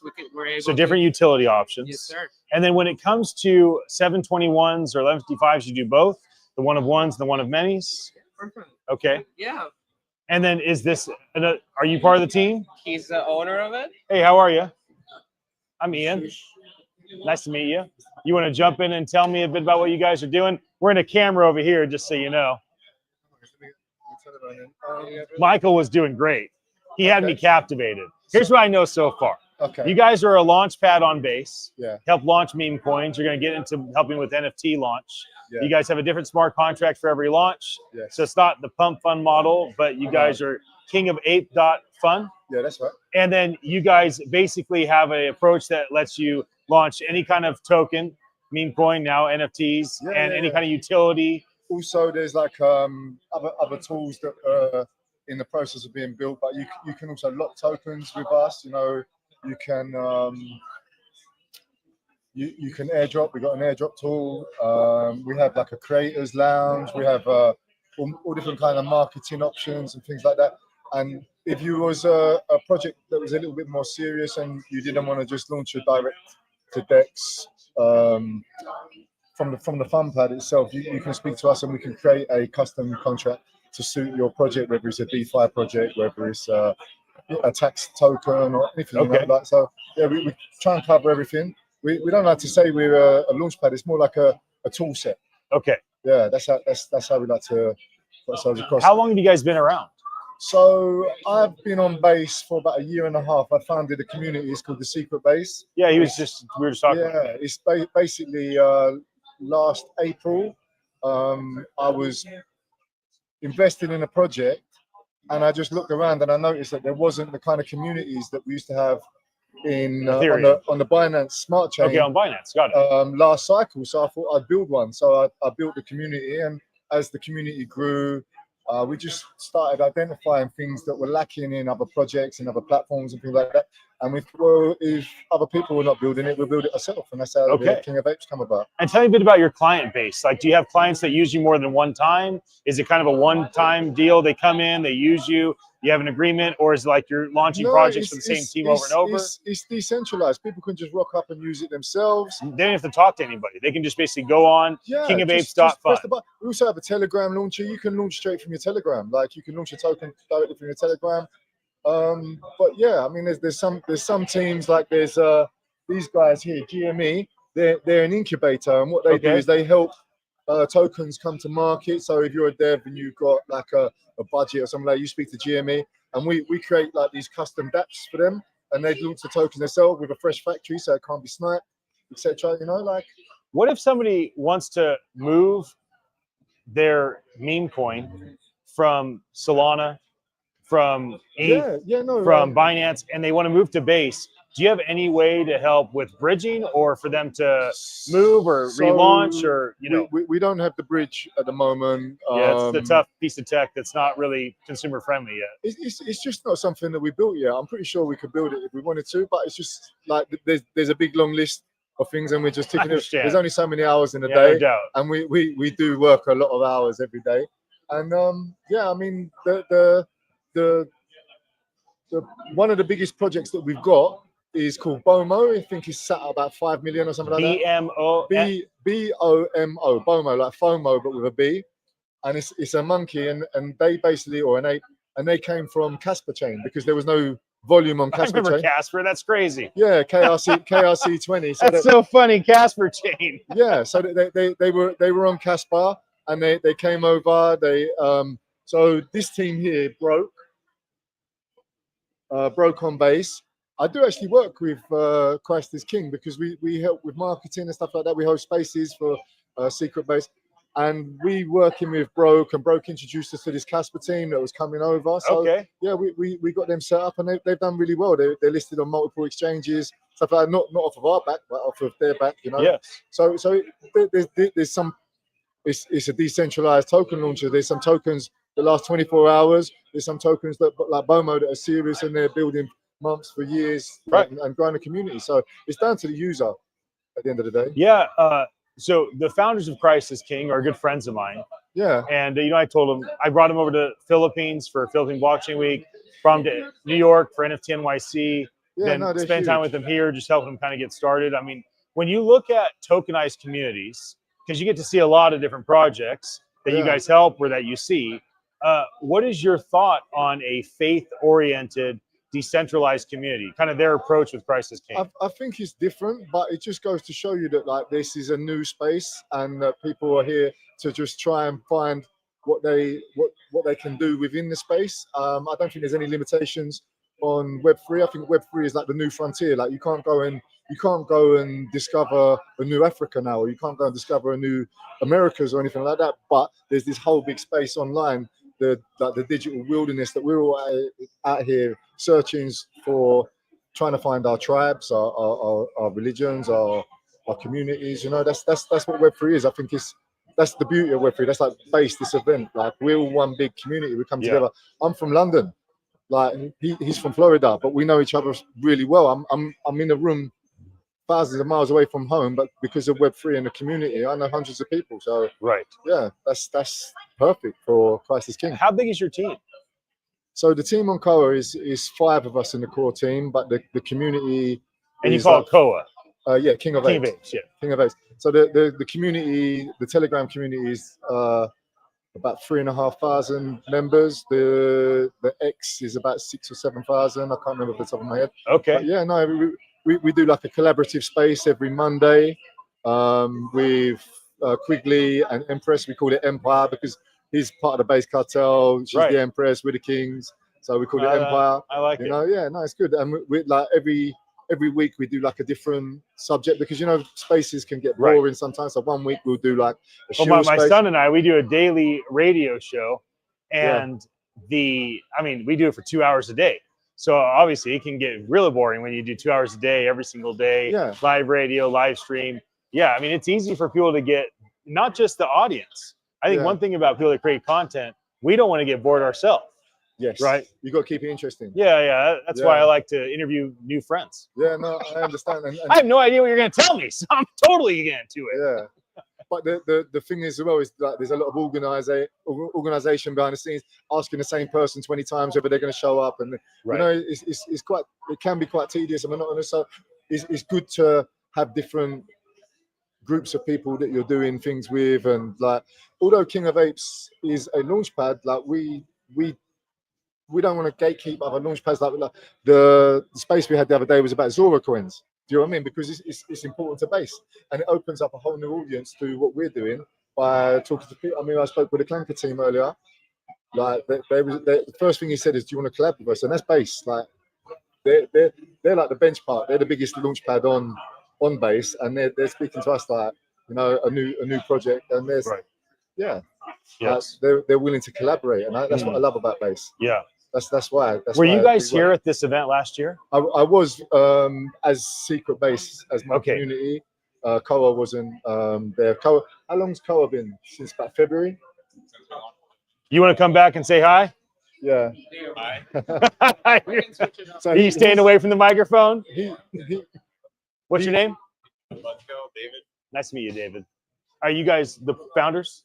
He's one of the co-founders as well. There's five of us. Okay. There's 5 of us. So before we wrap up, just kind of a couple of clear things. Right now you can go to kingofapes.fun and you can launch a meme coin on base. You can scan that QR code on that t-shirt now. So come close to this. Okay, pause, go grab another device and scan away. So, and then pretty soon you'll be able to launch an NFT collection on base. You'll be able to do the NFT collections. There's going to be some other things like we're going to have the vesting on there. You're going to have like a DAO. So if you're a community that launched on Koa and you want to put a vote to your community, you can put a suggestion up, and then people can come onto the King of Apes platform, and depending on the amount of tokens for that project they holds the strength of the voting process and stuff like that. Okay. Like I said, we don't. So you have like baked in DAO type of structure. We like to say it's like the complete Degen toolkit. Like one tool fits all. Like and how do you guys make money then? Like, so what's the agreement for a launchpad? Is it the same for every launch, or is it customized for every project? So the customized ones, obviously, they come like if you've got like a budget, then we'll figure it out. If you want to do marketing and you want to build special functions in, like it completely depends. But if it's something that you're just launching yourself, then you do it off your own steam. Okay. It's completely down to you. It's completely down to you. We earn on every transaction after you launch, basically. So you add a fee to the gas fee? No. It's V3. It's V3. So Uniswap. Every transaction that's done, you the creator, so you're the token. There's a 1% fee, and we get half of that, and you get half of that. Okay, got it. So you split the 1% fee with the founder that uses your launchpad. With the creator of the token. Understood. Okay. Yeah. And so people can go. Kingofapes.fun is the best place to go. Yeah. And what's the best social for them to connect with you on? Is it X? I'd say Telegram is where the main community is, but yeah, X. Yeah, we built some Telegram games because things were so hot with Telegram in 2023, 2024. So we built some Telegram games in 24 when, you know, Hamster Combat and all the craziness was going on with the tap silliness. But, you know, NFTs are starting to reemerge on Telegram like it's a real thing now. And, yeah.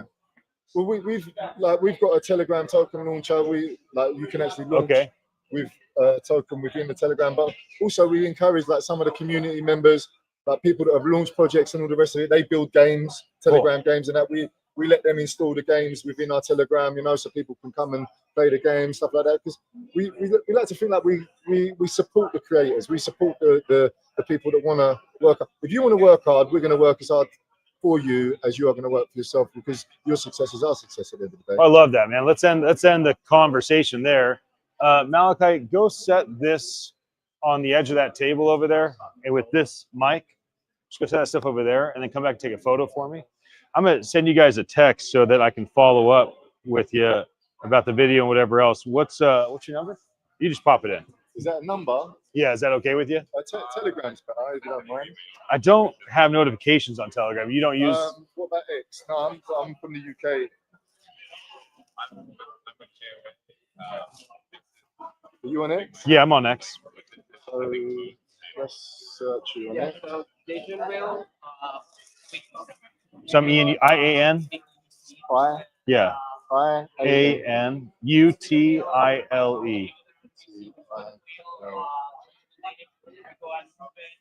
Oh, there, you follow me already. Lovely. So let me send you a message. This is from my secret base account. Great. I'll just say power interview, yeah?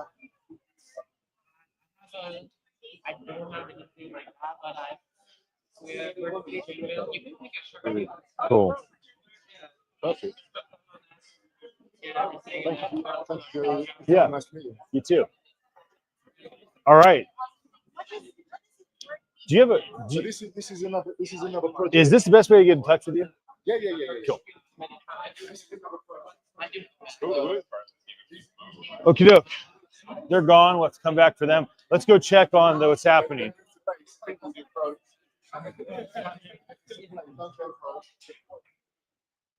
All right, let's go see what's happening on the main stage, everybody. I love the shirt. Before I get started, talk a little bit about our company. I really appreciate getting the opportunity. Again, want to thank the host. That party last night was like a gambling den. The only thing I was missing was cigarettes, right? But, you know, prime rib being cut all night. It was just a real top class. I haven't seen an event like this maybe ever. So we at Constellation, we've been a little bit slow to get to the meme game, largely because we wanted to do it at the right time. And as you guys know, there's other ecosystems out there. But the one thing about the base community that not only did I see in this room, but it also proved it from my past expressions, is that this has a really great culture. And it's a culture that expresses quality.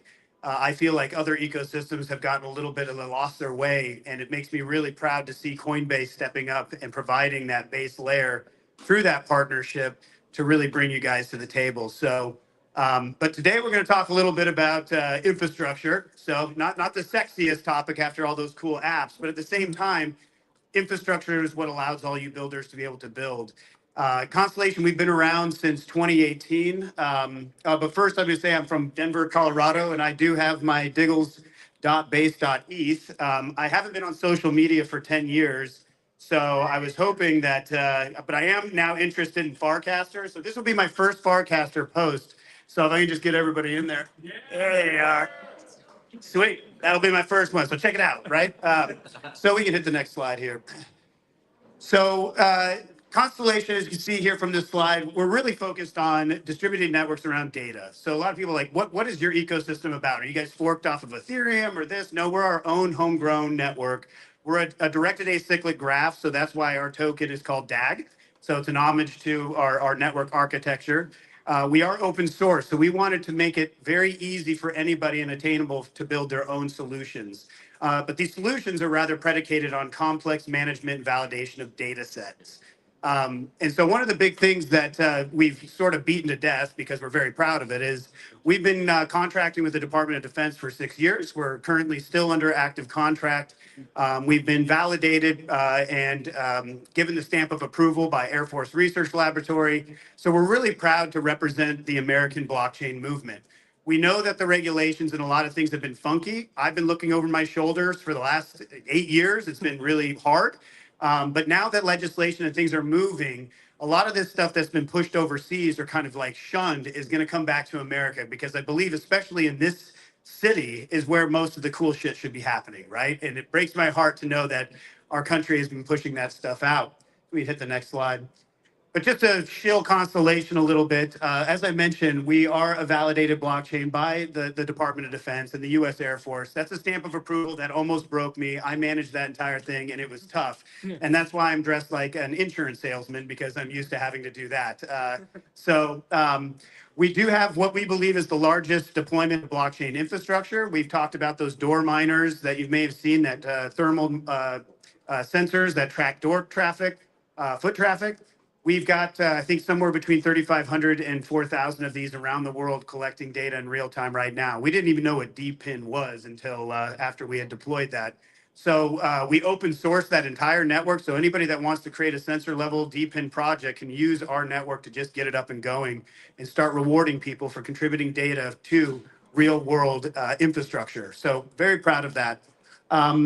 As I mentioned, we focus heavily on enterprise and federal, and we have partnerships with folks like Panasonic. And a lot of people, when they think about Web3 and crypto, they don't think about Panasonic. And our vision has always been, how do we bring the promise of Web3? How do we bring all the cool shit you guys are doing and introduce it to the legacy that may have a stigmatized bad taste in their mouth, right? They read the headlines, Bitcoin's cooking the world. All these things are like pullout scams. They're awful, rug pulls.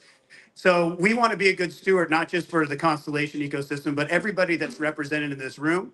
My co-founder, Altif Brown, is on the Hill all the time. He's become our de facto lobbyist. So we've met with almost all of Congress, senators. We have our name on bills that have passed, this Genius Act.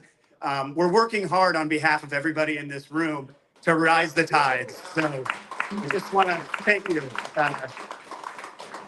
And so, yeah, it's sketchy and very weird when you're pitching 4-star generals. You don't use the word crypto, you talk digital assets. There's a whole thing with it. So if you ever want to hear about these experiences, Altif will fill you in here. So we can go ahead and hit the next slide. But that's sort of the fun stuff around the Web3 is that we are a full ecosystem. We have our own wallet. We have, our Block Explorer. We're about to launch what is called Packaswap, which is our decentralized exchange on our network that comes out, I believe, next week or at least before end of month. And then I want to give a big shout out to Joe Au on our team, who has really been the lifeline into the Base community. He built this thing called the Upsider AI. You can check it out on the Base app. I think it got to the top 10 here recently. It's on a top 5, which is great. So we're really proud of that. And DAG is also available on the Base app as well. So the big takeaway here is that while we are really focused on sort of the glass swallowing, not that fun legislation work full time with enterprise and trying to get this old guard into the Web3 world, we also do some really fun stuff when it comes to Web3 and cryptocurrencies. So yeah, I really appreciate being here. It's just like being around this energy, hearing all these people that want to do something amazing is just awesome. So I really look forward into learning more about everybody in this room and being a part of this. I will course correct Kevin on last year we didn't quite know what we were getting into, but Rob has been our guy. Rob is the one that has really made this thing come together. This dude is the mayor of the building for that. For all, I mean, see his little patch. He looks like a junkie in that patch. I'm not gonna lie, but it's super cool. And the shoes downstairs, everything's just amazing. So that's all I have to say today. I just really appreciate the chance to be here. I'm going to hand it over to one of my favorite people here. This is our Chief Product Officer, Dave. Dave has more experience than most of the people at Constellation combined. He's built companies, sold them to Apple, has a rich experience in AI, and he's really transformed our business in such a short amount of time. He started in January, and I couldn't be more proud of him. So I'm going to hand it over to you, bud. Thank you so much. Wow, how do you follow people like that? I am not a gifted orator. I'm a builder. I'm the product guy, right? So I'll do my best. But before I get started, again, thank you to Base. Thank you to Crisis Gang and Kevin, the whole team. Like Benjamin said, I've been doing this quite a while, over 25 years. I can't imagine like a hackathon like this before. I'm used to them seeing, oh, go in this dingy hallway and you guys like work through the night or whatever. The sense of community and like the ability to work together to help the person across the table from you and to build something better than you could have figured out by yourself, that's pretty special.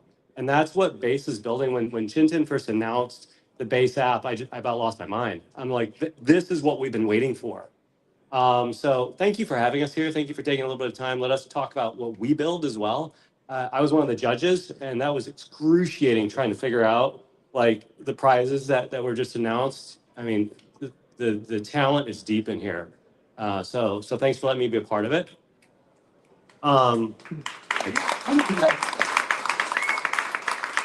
One of the things about Upsiders that we were talking about, it was like top 5 AI agent, part of our community. Now, Joao does that on the side. We fully support him, but that is his IP. And he's part of our community, he's part of our company. And we're talking with Chintan, he's like, dude, why isn't that on Farcaster? What's going on? Well, that was Wednesday. It's on Farcaster. And Joao announced in Twitter, I think this morning, that he's dumping Twitter and moving it completely over. So, that's how much we believe in this, and that's I mean the power of the system, the power of the community. That social graph is going to change things. Please excuse this slide; it's a little busy, but really the point is, our focus, right? We focus on the customer, the innovation, high quality apps. Like Benjamin was saying, we have experience with the federal government. I bring the enterprise experience. Like you mentioned, I sold a company to Apple. Not allowed to say that actually.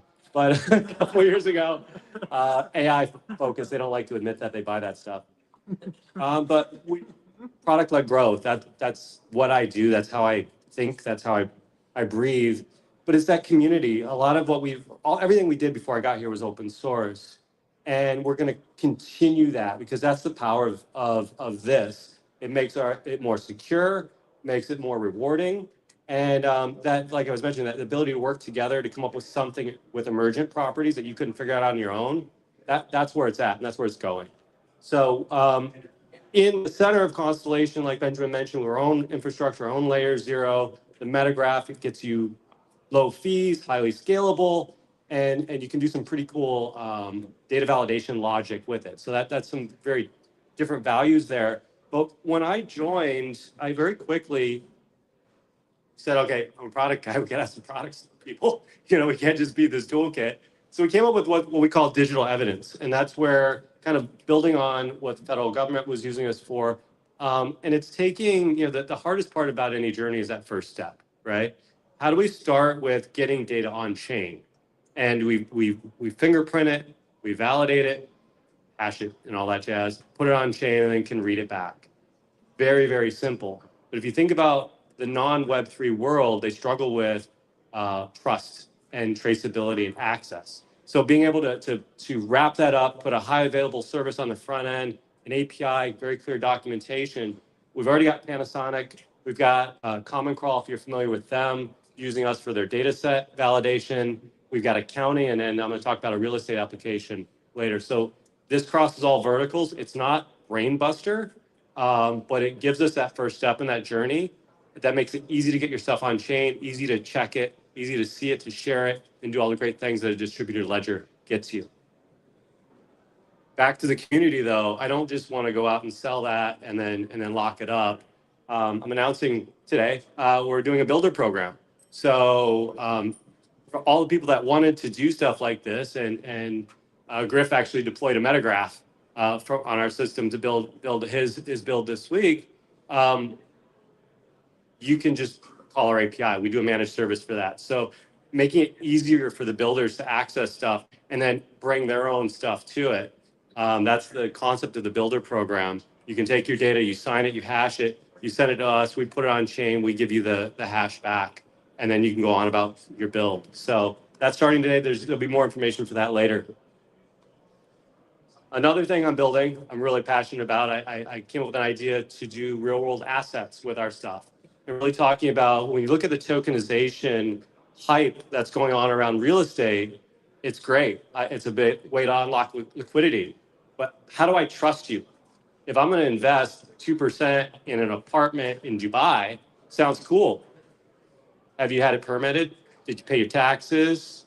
Is anybody renting it? How do I know you? I can do cross-border transactions at the speed of light, but I could be just throwing those into a black hole. But if you can then take how you manage that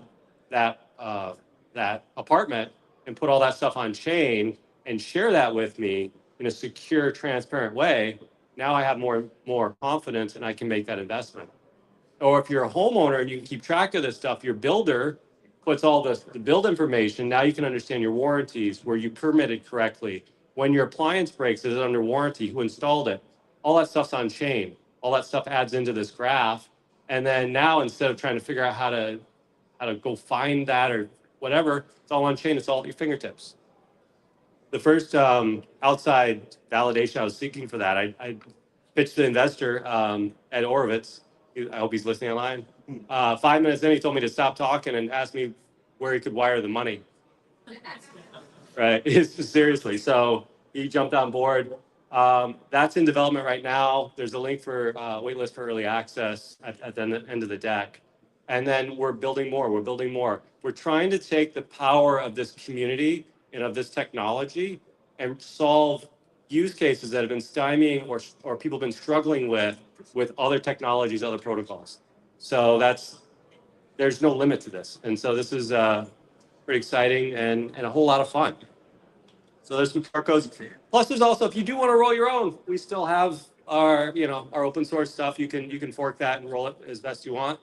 But then we're going to keep trying to move that needle and change that world and engage with the community as we do it. Thank you.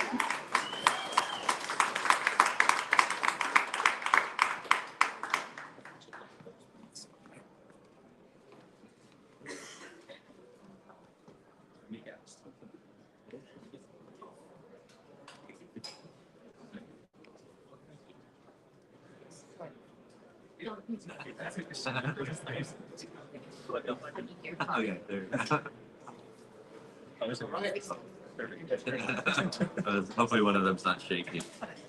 Check, check. All right. Thank you guys very much. Appreciate it, Constellation. So again, kind of double down on that, double click on the idea of community. So when we were, in the throes of really building out the OnChain Summit, obviously, there's some things that we want to be able to embody, and that's community. And it was really interesting. I got a chance, and I don't know exactly how we got connected, but I'll never forget the first conversation I had with Brandon with the CIK team. We get on this call, and I'm kind of running through like the concept of what OnChain Summit is. And he goes, and I said, well, give me like the overview. He's like, well, we want to bring 1 billion people on chain of faith. And I'm like, dude, you're speaking Base's love language, bro. All you got to know is they want to bring people on chain. I'm like, that alone is going to be it. And then as we got deeper into it, they said, well, how else can we get involved? What else is going on? I'm like, well, there's a hackathon and we got this really dope, media room at the other end of the building. Hey, can we come in and do some things? I'm like, hell yeah. Like, how many people are you thinking? Did we get 22 passes? I'm like, yes, you can.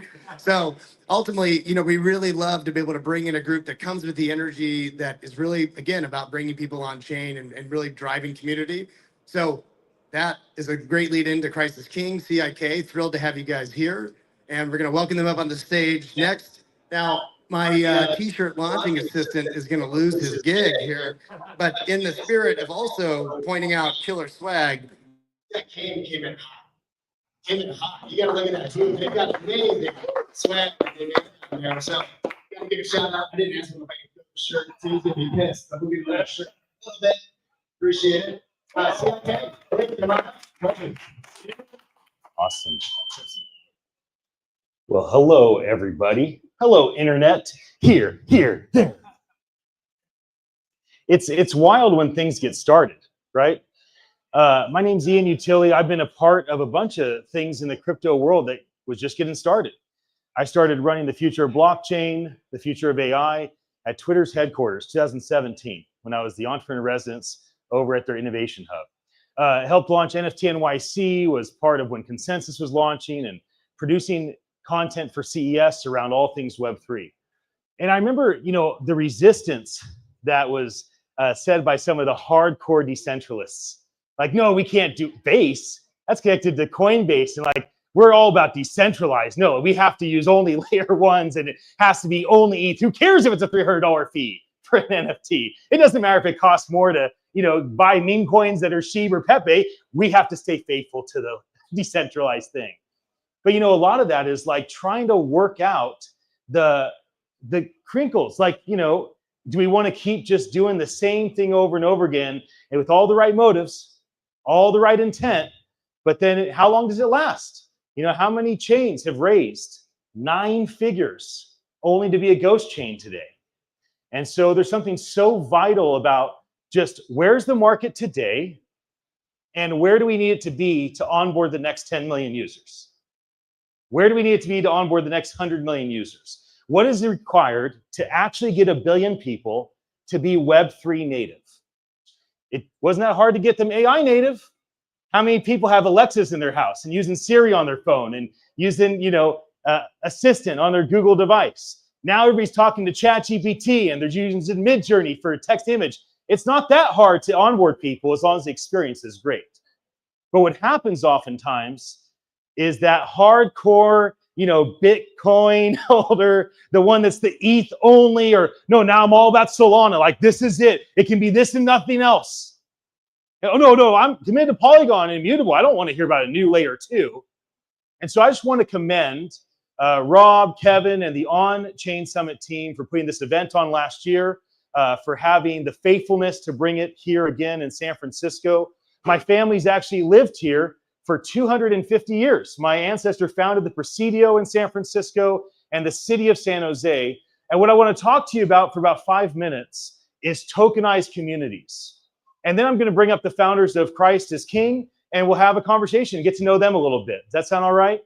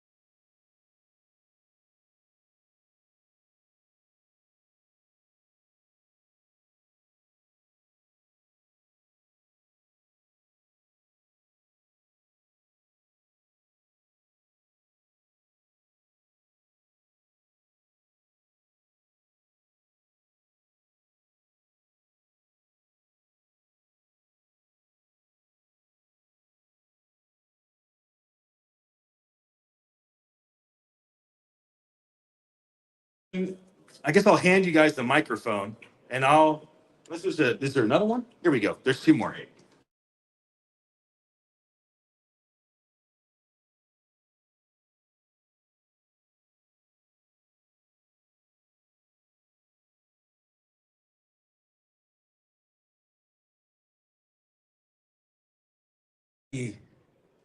I brought you to Manila.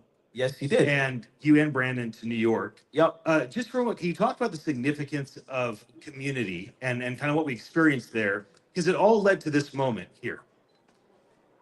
So community is everything, guys. And I understand that there's somebody probably entering this building right now that's leading a community. I'm very self-aware of what's about to go down on this stage very, very soon. You're all excited to meet somebody who started a specific community called Base, right?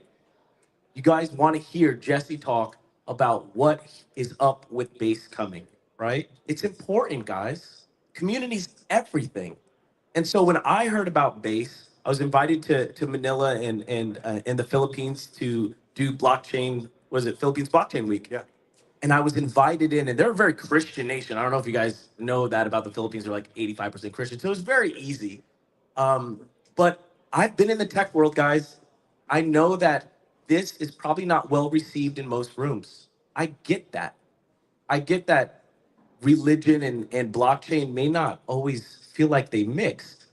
But the reason we chose the Base community is because I heard Chintan say, and I heard Jesse say, and I've heard the community and Rachel and Bill on Base say that Base is for everybody.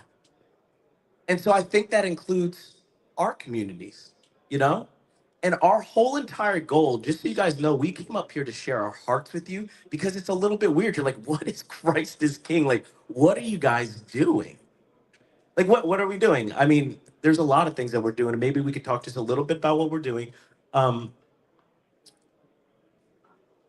But we just want to be the doorway to onboard millions and millions and millions of people that actually share a like-minded value all across the world. We're not trying to be exclusive of anybody, but we just happen to have our own community. And if we could be that conduit, that gateway to bring 2.6 billion Christians on planet Earth onto Base Chain, that's valuable for all of you guys. But since I have been here, and shout out to Rob for even taking the chance with us, because that's brave, bro. You're brave, you're brave, I get it. Thank you, Rob. Thank you, Rob, for giving us the space. But guys, if we were able to accomplish that, if we were able to pull together Christians across the world who technically donate more than almost any group of people besides arguably Muslims on planet Earth, shout out to Muslims. Honestly, like, what could we do with that staking pool? What kind of impact could we make in the world? That's what we're after. We did it with a funny little meme coin because it's easier way to build community. But we have some big aspirations. Yeah. Yeah, Brandon, why don't you introduce yourself? I had mentioned that we went to the Philippines and then New York for NFT NYC, and it was wild to watch your team. You know, we had the main booth there at kind of the entrance, and people are coming in, loving the shirts and the stickers, and you guys are sharing with them. And there's a lot of like really powerful moments where I thought to myself, wow, how interesting. The NFT NYC community clearly there's people there with an appetite to talk about spiritual things, which has been a pretty common thing after the pandemic. The pandemic really opened up people to like desire community, desire human connection, desire human interaction again. It was like you're stuck on Zoom. And so watching your team there, so maybe just mention New York a little bit and then a bit about your background, and then I'll ask you guys some questions. Yeah, thanks, Ian. My name is Brandon Bergeson. I'm one of the co-founders and co-CEO of Christ is King. I'm a serial entrepreneur. I have a background in building tech and architecting businesses, have a few exits. I got in the blockchain space to build out a kind of faith-based banking and payments app called Mobi. And it was around making crypto spendable for everyday transactions. And really the idea was to make crypto mainstream and make it easy enough for grandmothers and teenagers to use it. So that's been my passion was to build for this and bring, and I also saw back then we had a statistic of looking at what the unbanked is. At that time there was 1.6 billion unbanked people in the world with had no wherewithal. They had no banking. They had no credit card systems. They barely had data and internet. So I was like, how do we actually build something that can potentially reach 1.6 billion people and also use that vehicle to share the love of Jesus with them? So that was really from a non-religious point of view, is like, hey, if we can show how we can do this and create this. So we built that. We were a Stellar Enterprise partner, did some stuff there, which was great. But one thing I learned about that project was that community was the most important thing. And whether you try to explain we're building some crazy tech in the background, and it's too difficult to explain to people how it works or why they need it. It's like trying to explain to people that they need the internet before the internet was available. So we came up with this Trojan horse idea, crazy as it sounds, to make a meme coin because it was super simple for people to understand. And we kind of got this vision and this, I'm sure all of us saw the Murad token 2049 meme coin super cycle. Yeah, last September. Yeah, and that really brought something to our attention because we're like, look, at the time I think it was meme coins who had 7 times the volume as utility coins. And it's just so much easier for people to adopt. And so we're like, okay, well, if we can use that, and then we can use that to build the community first, and then bring them into our ecosystem in a really simple way, and then start to deliver to them the things they may need, like digital ID or a layer 2 blockchain or owning your own data with Constellation, what you guys are doing there. That was the approach for us. And so we went after it. And that's kind of what, like I said, it's the Trojan horse to getting the community first and then building around that. And we're like, okay, well, we have the largest community in the world. And again, it's not about religion. It's just about, this is the community. We're going to go after it. There's 60,000 denominations of Christianity, which is crazy. So we're like, all right, well, I think one thing we can all agree on, hopefully, is Christ is king, you know? So, I mean, hopefully that's one thing, right? So I'm like, okay, let's start there. Asking you. Let's start there and let's see if we can create. And our bigger vision, just the last thing is, our goal is to create an economic union within these different communities. So microeconomies or a small, let's say, denomination, one of those 60,000, can pool their resources and put their tithe, 10% of their income, into a pool that can distribute it out to people that need it, right? So that's kind of that's our vision behind why we're doing it. But we're starting with this little fun meme coin. It seems silly to most people, but yeah. Let me jump in real quick. So I didn't always grow up in the church. I'll share a little bit with you guys. I lived in San Francisco for a while. I ran the streets of San Francisco. I also worked for some of the top tech companies in San Francisco. I lived a very wild life before knowing God. God found me, changed my life, and now I'm here today. So I get not being church. I could have ripped apart the church back in the day. They steal people's money, blah, blah, blah, blah, blah. I get it all. Well, at the end of the day, they still do good in the world. Christians give 3.5% more than any other people on planet Earth, right? But there is the reality of like, why isn't the church on chain? Why isn't there visibility into tithing? Why don't we know every single dollar that's moving around from the church? It's a significant amount of money.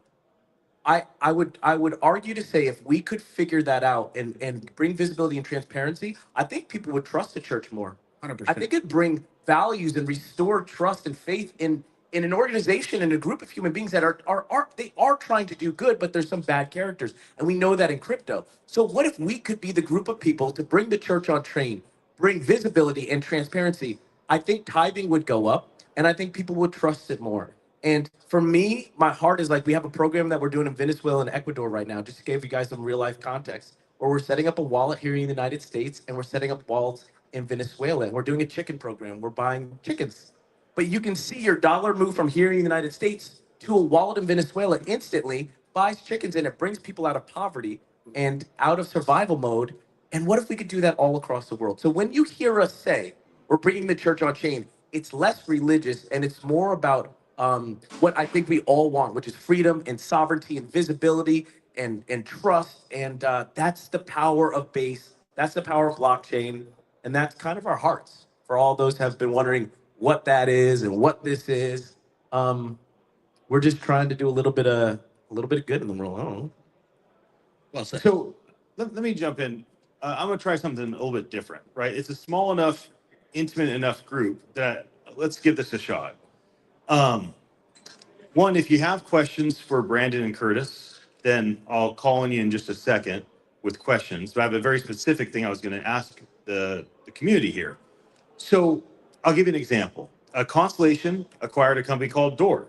And on every door in this building next door is a little white box. It's a mining rig. It tracks all the people that come and go and allows a business to have a dashboard and be able to help with their process of staffing. And so many things become clear when you attach how many people are coming through my door with how many people are spending money during these times. And so it's a really unique product that your team has. And one of the things that we talked about as we were having this open dialogue, with Rob and whatnot, is like, what if we put doors in major, faith institutions? It could be Catholic churches, it could be a Christian church, it could even be mosques and synagogues, and that thing and those things, whatever. And what if there was an ability for something like Christ as King token to be earned by every single person that walks in the door, where you just as long as they have a base wallet, they walk in the door thing tags them and just drops. It doesn't have to be a significant amount of US dollar value, just a thought of like, hey, I showed up, I was recognized, I was seen, I was with my people, they know I'm their people, and I have some sort of validation more than just a POAP, which is kind of like the big thing in the NFT space, right? Proof of attendance, a little bit different approach to that. So the reason I mention this is I'm assuming that there's probably other people in this room. Maybe you don't want to stand up and say anything or raise your hand, say anything right now, but I would encourage you, if not now, go to Brandon and Curtis. Eric, raise your hand. Got Weston right here. Grab one of the folks that have our On-Chain Summit shirt on and let us know, like, do you have something like Door? Do you have something that's really amazing? It's tied to the base, ecosystem. And you think to yourself, like, wow, you guys want to like do this stuff with faith communities. You guys have this ambition to help this stuff with charity and philanthropy. And like, we're all about giving. Like, we have this whole idea around giving. Like, I wonder if we could collaborate. So first thing I'm going to say is, would anybody like to basically just pitch an idea to Christ as King? Because I want to try to show all of you that, like, you don't have to plan out every single biz dev opportunity. Everything doesn't have to be all polished. It's okay to have open dialogue. And since we're the co-sponsor, this is what I want to do at the time. So does anybody have anything like a Door where you go, hey, do you guys know about, okay, go ahead. Man with the amazing orange tie in the back. You have to come up closer to us so that we can hear you, my friend.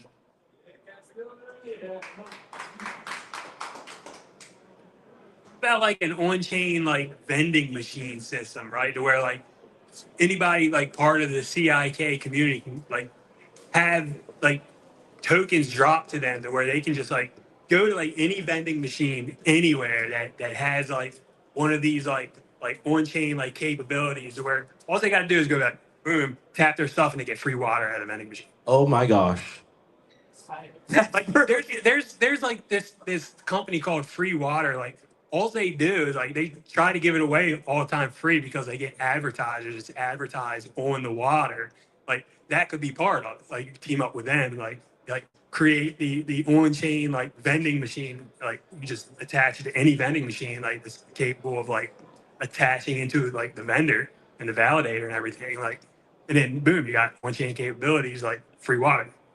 So let me jump in here. 2 days ago, and I'm sorry we didn't bring you, Justin. We wanted to. We went to the Tenderloin, and my team went out and did ministry. So we went, and we prayed, and we loved on people, and we chose the right people to give money to because you can actually harm people sometimes, especially in the Tenderloin. But we just did some ministry work, and we went to the Brit, all sorts of stuff. We're just loving on people in the city.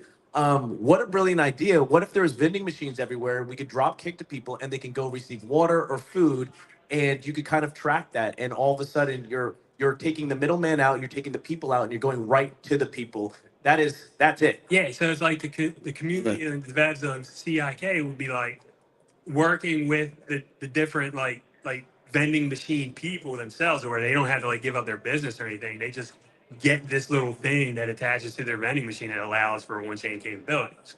Right? Using base pay, of course. Using base pay. Sure. Right? The USDC, all that stuff, like it's super easy. And in doing that, like they get their little stickers, be like, hey, pay with Coinbase, right? Or not Coinbase, but hey, pay with Base. and then pay with USDC, and then they get the sticker. And all you got to do is just work with the communities all around. And if CIK can like produce that by giving out free water to everybody, like, and then all of a sudden it's just like, just the people putting their vending machines all over the place, allowing for the on-chain capabilities, like CIK is there, like giving out free water. I Because love the it. water's already provided free anyway by the free water people. That's awesome. So thanks for sharing. You can pass the mic back to the AV guy, and if anybody else wants to step up and pitch the CIK team, I'd welcome that. While we wait for someone maybe to do that, you know, a lot of people have been introduced to a more human version of Jesus through the story that's been told through this show called The Chosen. And in The Chosen, there's something about water. So it kind of made me mindful, and you talk about ministry, so I want to attach to that. So, you know, there's Jesus in the middle of a hot desert day in the Middle East, walks up to a well. There's a woman. Jews aren't supposed to talk to this group of people. You know, there's always tribes fighting and demonize these people, glorify these people. It wasn't just Republicans and Democrats, happened back then too. And so he walks up and she's like, "Why are you talking to me? What are you doing? You're a Jew." And he goes, "Yeah, can I have some water?" And she's like, "You want water from me? That's crazy. I don't understand what's going on here." And he says, "You know, if you knew who I was, then you'd ask me for water because I'd give you water where you'd never would thirst." And he was talking about like an emotional thirst. So the reason I mention that is because you brought up water, the significance of just that basic human need, water. But you talk about ministry, and I'm not sure that people understand, and not every minister is similar, right? If you consider like Jesus as a spiritual leader, call that the ocean. And then you think of like the Catholics have this river and the Protestants have this river, and then all the independent people that are actually right, they have this. I'm just kidding. They have this river. And then off of every river is a stream. And there's all these creeks. And what happens is somebody's part of one creek that leads to a river, that leads to the ocean, and they kind of like, "Oh, we got it. We have the way of doing it." That's probably not true. Probably everybody gets their theology fixed after we die. So my thought is, when you talk about ministering, I don't necessarily think that the way you minister is the way that represents all of the people that follow, but I think people might be wondering, like, what does that even mean to minister? So Curtis, will you just pick somebody out? And when Jesus talks about giving somebody living water, when not you say minister, I'm thinking living water, like meeting the emotional needs. So while maybe somebody thinks of another pitch that you want to give to Christ the King before we wrap up, and Rob, I am going to wrap up soon. I'm looking at the clock. I'm aware. Can you minister to somebody? Just pick anybody out and minister to somebody and kind of show people what you're talking about. Because when you say, "I go to the Tenderloin, we minister to people, we gave money away," like, okay, you gave money away, so you're a money minister, right on. You give money instead of ask for it. That seems like the opposite of a lot of faith communities. So you're approaching it a different way. But so minister to somebody, Curtis. 3, 2, 1, go. So what was your name again? Spike. So Spike, you sat across from me last night at the poker table. It was amazing, and you actually like shouted out Christ is King and Christ is your Lord, which is great. But like, we all need ministry, and we all need a bit of living water. I wanted to say to you, thank you. Towards the end of his run, he looked at me, and I can tell like it was true compassion and true love. He was looking out for me and almost sacrificed his tokens on my behalf. And then he stood up in honor, and it was a moment where I saw my brother in Christ, but also the humanness in you. And I watched you also interact with other people last night. You care about people, you love people really, really well, and you're supportive, and you're a person that goes around cheering other people up. You came up to me right over here and you said, "How you feeling today?" And that meant the world to me because I was a little nervous. So you are the hands and feet. You do ministry. And so I just wanted to congratulate you, honor you, and just bless you for who you are in this community and what you do for Base. You're an amazing person. Yeah. That's my boy Blue right here. My boy Blue. Base Blue. It's said that to encourage somebody is to put courage inside of someone's soul. And I think that's like a lot of what you say, minister. What you're doing is you're like taking courage and you're putting it in someone and saying, "I see something in you. I recognize something in you." Obviously, it can be more than that. You have a mic. So did you want to mention something? Yeah. What's your name? I'm Kristen. Hi, Kristen. I have a quick, fun thing I wanted to pitch you guys. First, I feel like a disclaimer. I'm probably the last person that you would want in your group. I don't think. Not true. Not true at all. I'm like not religious and I don't know what I'm talking about at all. Perfect. That's not. It's just yeah. I would walk into a church and they would ask me to leave. But outside of that, I do think that my friends that are religious and my friends that do need that kind of community for themselves. I want to say that like a lot of what people feel is isolation. They need community, and maybe for some people they struggle with reaching out to community. And so part of what I guess I would pitch to you is to have some kind of mini app, something that starts their morning off for them. They wake up and they are go into the base app. Maybe they click a randomizer and a psalm, right? Is that the word? Delivers to them. You are prophetic. You're a prophet. You're a prophet. Wait, what was Are we what's the name? right now? It's Kristen. Kristen. Yeah. So that does kind of feel like punk. Wait, I got one more though. Can I say? Yeah. Just keep going. We're just so excited to respond. And then I don't know what the thing is when you take the wafer and the wine or something. Eucharist, yeah. Okay. Communion. That's so they can have some sort of I don't know if it's an NFT or a thing that they get like their community delivered to them, and then they can link up with other people. Oh, I took my community this morning too. All right, you're awesome. Okay. Awesome. Okay, Oh my God. I gotta say this. Okay, so Ryan was our builder, Web350. Shout out to you.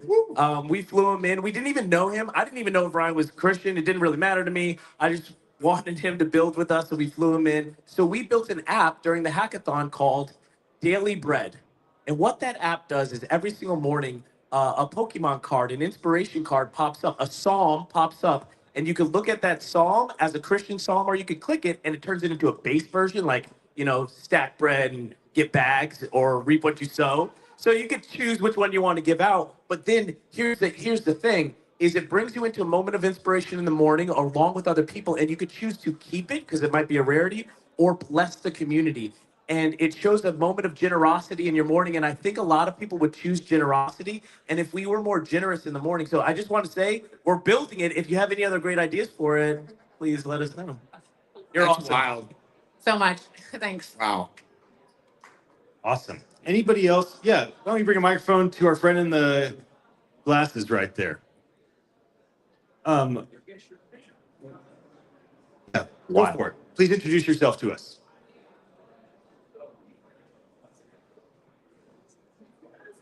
Okay.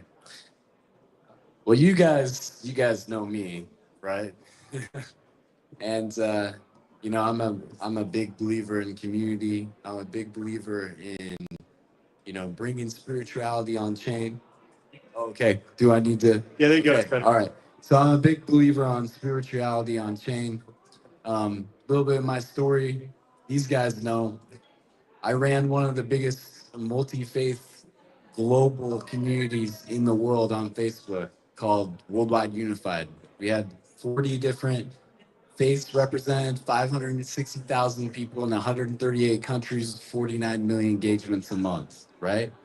Now, one thing that was so powerful about the love and the goodness that everyone was sharing on our group is prayer requests, right? We could have someone put a prayer request in 2020, right, during quarantines and everything like that. And in 1 or 2 hours, you had 30,000 people praying for that person, right? You could do it anonymous. You could do it, we had a point where we had over 20,000 prayer requests coming in a day, right? So I would love to see on that app some integrations with prayer requests and making the different options, right? It could be anonymous, plus, right, because you're using TBA, you're using Farcaster, you could literally know who's praying for The social you. graph. Yeah. Can I say one Social thing? graph. That's awesome. And I know we got to end, so I want to say this. If Base is listening, if there's any product managers or engineers or people from the mini app, if you make us a faith section Inside the mini app, we will start building faith-based mini apps for the community. We will give prayer apps, we will give Bible apps, we will give community apps of inspiration. If you give us that ability, we will build for the 2.6 billion Christians on planet Earth. Let's go. I love the idea. That's great, bro. Love you guys. Awesome, guys. I'm gonna have you guys jump off stage. I'm gonna wrap up with a couple final thoughts. So I'm gonna share a couple stories before we have, I guess Jesse's gonna be coming up next. Is Jesse ready to rock and roll? All right. Well, I remember when Dapper Labs created CryptoKitties 2017, and then they created Cheese Wizards, and Cheese Wizards was like a complete fail. Nobody cared, and we wanted to use it. And I remember talking to the founding team of Dapper Labs and them feeling like, man, we hit a wall. We had all this enthusiasm for CryptoKitties. We hit a wall, and this conversation around Top Shot was kind of lingering out there, and like the Flow blockchain was kind of out there, but I could feel the discouragement. And the reason I mentioned that is the same reason I'll talk about OpenSea. I remember when Alex and Devin launched OpenSea, and they're like, it's like eBay, but for stuff that's digital that you own. I'm like CryptoKitties, okay, like help me understand this. And they were really enthusiastic. We launched NFT NYC with the founders together in 2019. And it's like there's enthusiasm year one. And then year two, I remember talking with Alex and Devin and like the discouragement that was on them in early 2020 before the pandemic. Like, maybe nobody does want crypto collectibles. Maybe nobody does care about digital assets. Like maybe we were wrong. Maybe it's the wrong time. And then how much longer was it when we go into the pandemic phase and then all of a sudden NFTs explode and all of a sudden Top Shot just goes ballistic. OpenSea goes ballistic. They both become basically, I guess 11-figure companies. And so the reason I'm mentioning that is many people in this room are going to face moments where you're in the doldrums, when you're in that melancholy phase, where it's not exciting and manic and the money's not flowing in or out, the people aren't enthusiastic. It feels like, is this really going to work? Is this base thing really going to happen? Like, is our meme coin ever going to be listed on Coinbase? I thought it was going to be last week. And you're going to hit that moment. And I want you to remember the other projects. Remember Dapper Labs. How great it was when they launched CryptoKitties, how horrible it was at Cheese Wizards, how they're thinking it's going to fall apart, but maybe Flow will work, and maybe we're talking to NBA, and all of a sudden Top Shots changes everything. Same thing with OpenSea. It's like, okay, maybe there's a secondary market for crypto punks, and maybe this will work, and there's some enthusiasm, and then all of a sudden it's like, oh no, nobody cares until all of a sudden we're stuck at home. And so the reason I'm mentioning these things is it's really easy to feel encouraged here and to feel enthusiastic and like, oh, I have access to people and this is amazing. And we just did the hackathon and we just won. And then, oh, nobody's using our product. Oh, is it ever going to happen? Oh, maybe we wasted our energy and time. Maybe we should have been on the other protocol, the other thing. So faithfulness matters. Faithfulness is so important in anything. That faith doesn't matter in terms of faithfulness. Just consistency, integrity, not giving up, having tenacity, having ambition, holding on to something, having the drive to say, I'm going to see it through the end. And so that is the final thing that the Crisis King team would want to say to everybody that's here live, that's watching through the internet, live or in the future. Have faithfulness. Be a person, a man or woman of integrity. Don't give up because it's hard. It's always going to be hard for every project. It's going to go in times of extreme excitement and extreme, fear. So just make it through the fear and get to the next, hump of excitement and just stay faithful. Do what you say you're going to do, right? You don't have to be a person of faith. Just do what you say you're going to do because you want people to be able to count on you. Let's remember the importance of that when it comes to community. Rob, thank you so much for having us.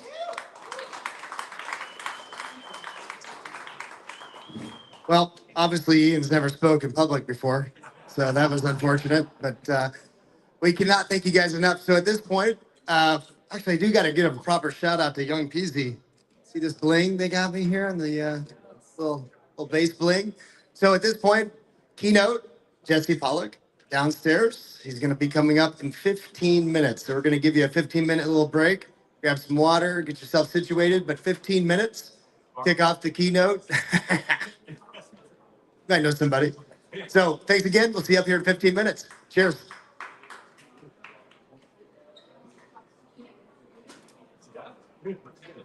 All right, party people. Well, I just jumped on stage and this camera, I guess, went out. So let's see if we can get this bad boy going again. So Malachi, all you do is you just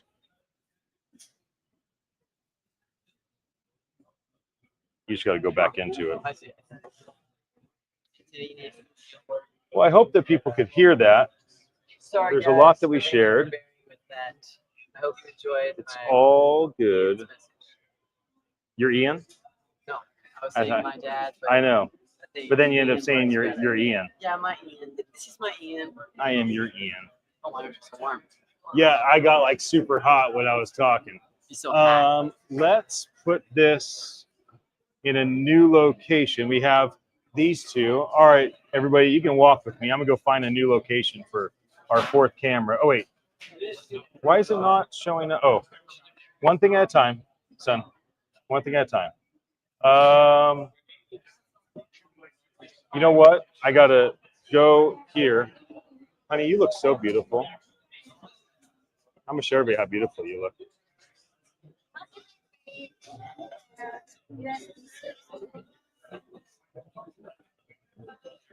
Okay. All right, let's go find us.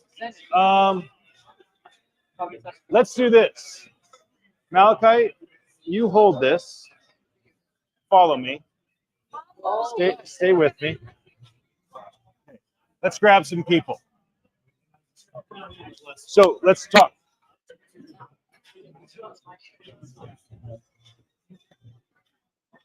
Hi, my love. Give me one second. Let me go put this on there. Okay, then come on back. All right. Don't move. Look, people are looking.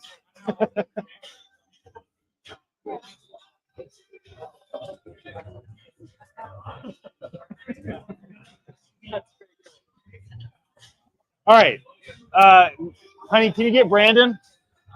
Come on over, right here. There we go. There we go. So say hi to everybody. Hey. There's the internet. We got almost 500 people watching On us. the So internet. right on. Cool. So what was your experience? Am I talking to you or am I talking to the internet? You talk to me. The internet can watch. Okay. You're so lucky I'm sharing this conversation with you. This was wild. When you started to ask people questions, that's when I felt like the whole room broke open, because I think deep down everybody has this dream and this desire. And whether we call spirituality Jesus Christ or something else, our souls are all connected and they all yearn for something. And it was really cool to see somebody talk about how we can contribute water, maybe in ministry, to people that are in need, or the woman who's not a Christian that's like, let's have a Psalms app. That's so amazing. And that's literally what we were building. So this was just fun. It was cool to interact with people. I mean, I'll be honest, I was a little bit nervous. It's one of the first times I've been nervous to talk, because I felt like we broke something open today. Like, this space is not, Christ is not king typically in these spaces. So this was really cool. What did you? No, I was running around. Kevin doesn't even know, dude. I was anointing ceilings with oil and stuff. There you go.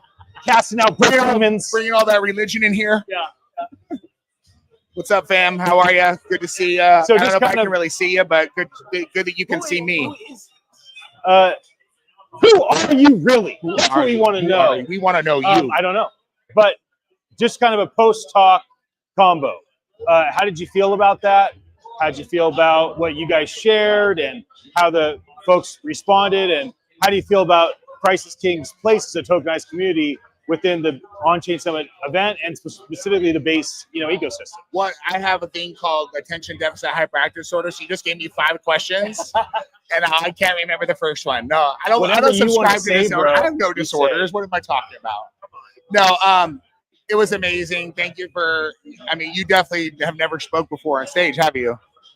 But no, it was great. I think everyone is receiving us very well. I think it's confirming our approach, which is to be this non-religious, really open, fun, and it opens doors for people to have a conversation with us, and they don't feel like there's just a religious thing, which is really what we've gone after. So it's confirmation, which I'm very happy about. I'm very happy that we were able to get a space to share the vision, and I just really feel like I just get this vision that we are we planted a lot of seeds in this event and establishing a lot of relationships. And over the next, even coming months, we're going to be cultivating that the harvest is going to come from the relationships that we're building here. And it's great to see people and connect, and the human connection to have people here. So shout out to all y'all. Next time we hope to see you in person. But thanks for joining us online and contributing and being here and supporting us. It means the world to all the Christ is King team, and we love you very much. They love you. They love you. Eric, come on over. Why don't you guys get other folks on our team to come share? All right, Eric. Man, that was exciting. And you just like blew us away. That was like right a TED Talk. Shout out to all the people. Hopefully the cameras. I hope we had great angles of that, because Ian literally just taught us about community, about tribes.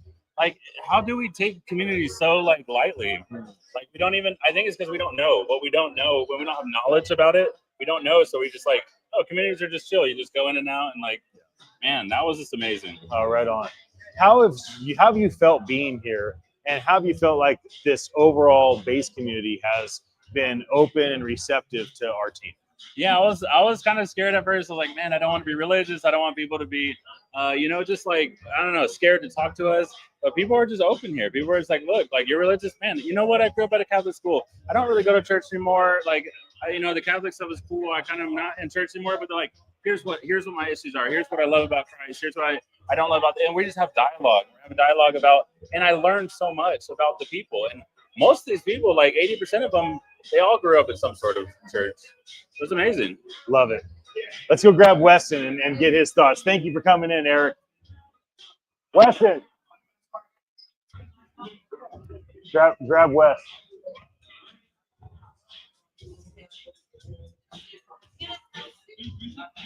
And who else do we have up here? Yeah, let me get Wes first. And then Eric, anybody else? Eric, anybody else that's up on our team that wants to share, why don't we do that? Right here, my friend. Thank you. I'm going to scoot you this way. Doing a little bit of snacking. Turn you around. Ooh. A spin. I'm always good for a turn. We got 2 cameras on us, so it doesn't really matter. You're just talking to me. So how did you feel like that went? How did Curtis and Brandon do? Yeah. How was the interaction with the community? How you feeling about? Well, this is my first time at the OnChain Summit. So there's a lot of people that were talking about last year and how they started it again. And so the room is very intimate, and I think they did an awesome job sharing the vision of Christ is King and bringing the church on chain. And what does that mean? Sometimes people can feel a little bit uncomfortable, especially in this community, but we've been accepted. And when Curtis talks about Jesse saying that base is for everyone, that's got to include people of faith and Christians. And so I think we've been accepted in a really awesome way. I love it. Yeah. And how's your interaction been outside of this moment, just the last 3 days, being here, rubbing shoulders, the poker tournaments last night, the hackathons for 3 days, sharing meals together? Like, give me some insight. Yeah, this has really been an awesome experience for our team building. We love each other. Like, we're in chats together all the time and prayer groups and all the things. But to have everybody like all under one roof, there's just something special about it. Like, I was telling someone the other day, like, every moment in my life that has been like a huge moment has happened with like in-person interaction. When people are talking about like AI and is it going to take over? And I'm like, there's nothing that can do this. And I feel like just being in a room in this space together as a group, that's been my biggest takeaway, is like everyone on the Christ is King team, you can feel their love for one another and their love for others, especially in this community. And so that's been awesome. I love it. Thank you for jumping in. Yeah, appreciate you. Ian's the best. Can I ask him a question? So he's one of our Sure. partners. Yeah, and I got a mic here, so you can just pass it between the 2 of you guys. So Ian, you're Hey, gonna how love you doing? this. I'm Ian. So this is Good to Jordan meet you. of Rift. He's one Nice of our to meet you. strategic partners. We've been he helped us. One of our raiders is on his Rift team. So Jordan was just talking about one of these brilliant ideas and show us your thing. And then he was just talking about ancestors. Jordan, show us what you posted and went super viral, talking about tribes, ancestors, and community.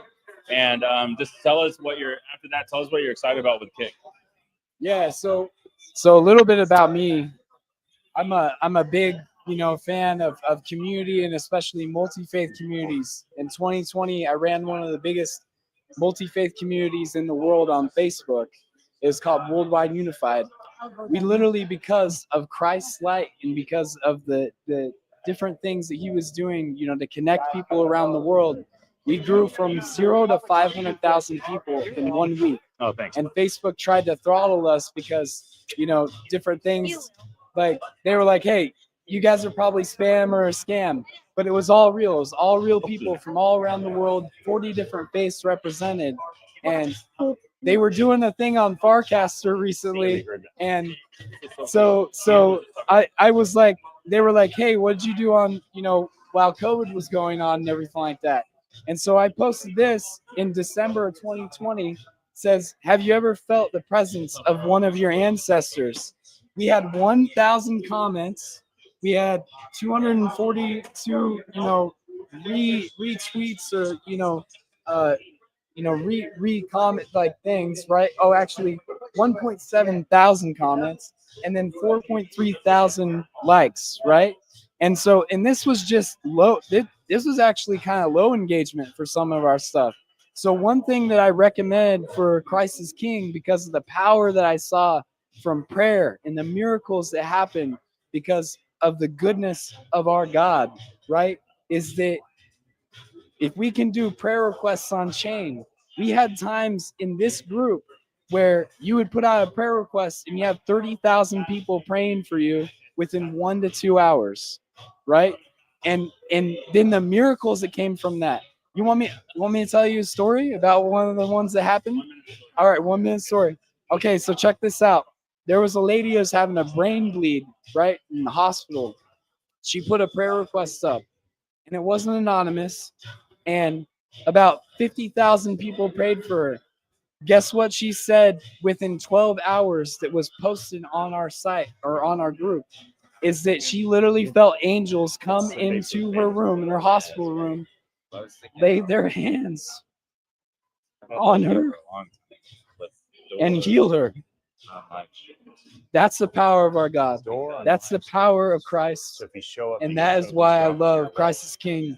Bringing spirituality, bringing light on chain. That's what it's all about. They sit down with you and Michael. So I've built our tech The for the Crisis last King 8 tribe, years. we're all over. It's all of us. It takes all of us. So the last 8 years, we have built our tech. Man, get up for At you, attention, Jordan. like we're on version Appreciate 4, you. Can't wait to keep building which with is you. the first like Been amazing true. partners. Like We've been version on 1 base. was like the MVP Showing us 0.1. the way, showing us who to talk to. Version To connect 2 with. was a 'Cause you've already failed been attempt in the on base Clubhouse. and like It's vetted like it a out. Like, hey, here's 0.2. Version here's 3 the worked who's who. well So for really appreciate you. enterprise. You And then guys, this we have one, our hackathon our dev, 4th and iteration, Jesse Pollock is is coming like up. basically So we have our V1 hackathon enterprise dev. grade consumer level. Ryan, can you come with us? Yeah. We have our hackathon dev. It's okay. Hackathon dev right here. Ryan, we have Jesse coming on, who's the builder of builders, the builder's builder, who built Base, built Coinbase Wallet. Talk about the Daily Bread app and what you're excited about Base. We have about 2 minutes, and then Jesse and them are coming up here pretty soon. But just want to honor you for coming out here. Not Boston, Chicago. Yeah. Coming out from Chicago. I remember when we were in the boardroom in Texas talking to you, talking about dreams, talking about building things. And you even put in the X chat, you're like, hey, I already have like this co-creation, this rituals, the stuff Jesse wants. Like I see it laid out, and we're like, dude, he sees the vision. Before we even told you too much about it, you started seeing the vision. Thank you so much. Talk about your time in Christ King. Yeah. What was the guy's name from Constellation that spoke about community? The last speaker, Dave. Yeah. Yeah. So I was thinking about this morning. Dave and Ian both said the word community. I know. Sorry. Yeah, Ian. Yeah. He said it multiple times. I think Dave said it multiple times as well. And working on this app, I'm typically working by myself. So there was a community around the app. You know, a few people in the Philippines. A lot of Curtis's input. He brought in Michael. Michael had input. Martin had input. It was, and this morning I actually thought like, everyone's one in Christ, right? Is this the thing? Right. and he died, right? Right. To make everyone one, in that when they accept them, their sins are forgiven. Is this Right. correct? Yes. So all these different people became one from one person. Right. So all these people, different people building this app, brought what they had to this one thing, and through it all, we made one thing that no one person really thought of when they. It's good. When they It wasn't you or Michael or Curtis. It's all of you together. Everyone came together to build this app, and Michael and I just basically put the pieces together. So it's the product of a community. And when we were in that room, there was no competition. I'm not sure who said it. You walk in there, and everyone was helping each other build and giving each other compliments. And it was a hackathon with prizes, but not once did someone do something that gave them an advantage or something. And this morning is when this all came together for me. I go to this space every Saturday morning called the Genius Room. Hi, Yonda, if you see this. And I thought about it. What's the difference between a room of geniuses and a genius room? And in my time here this weekend and working with Christ is King, it was not individuals. We are all individuals and bring our own systems. He works through everyone differently. Is that part of it? Yeah. Right? Okay. So I don't actually know. Yeah. You're asking me questions. I'm like, yeah, that's what I've heard. I was just running this through. I'm more locked into mystery than yeah. So but I know what you're saying. Yes. That's what's taught. It's this guy Mutasco, awesome guy. We were talking about how you decentralize a growing company, but at the same, how does intimacy scale? How can we do this for thousands of people? Yeah. So you have, long story, kind of like a decentralized management network that allows the individuals to contribute at smaller capacity. But the cool part of all that is everyone builds towards the same thing. Yeah. So I saw this parallel between making an app and base chain. None of us, we were all building, we were all essentially little nodes doing our own project who are all building towards the same thing to bring people on chain through base. Yeah. And I saw parallels between Christ is King itself and how the two worked together. Yeah. And the word through all of that was community. That it was a builders hackathon, but it was a community event. And I saw in one of your videos, I think it was Brandon. What did he say? That's heaven energy or something? Oh yeah. It's heaven's culture. Yeah. That's what I saw. That was my interpretation of his words there. It was all about the community and being something bigger than ourselves, working in that building together as separate groups, all working as one group. Can you tell us a bit about the Daily Bread app? Like, what did it become? Because what it's going to become is one thing. Yeah. The ideas that sparked the initial flame is another thing. But where did we land at the end of this hackathon? Like, what did you and Michael build and put live at 4:17 Pacific time this morning? That's like the entrance of the hackathon. What is the minimal viable product version 0.001 that was ignited? So I wouldn't even say MVP. It's like a demo, and that has some advantages. But the idea is a lot of Curtis's input here. You go on there and you see the back of a card, and that's Christ is King. I think it's he has the bread, right? And you flip the card, and it was wild that the lady, it was so great. She's like, "What if?" And I looked at Curtis on the stage, and he looked at me, and I was like, "Yes."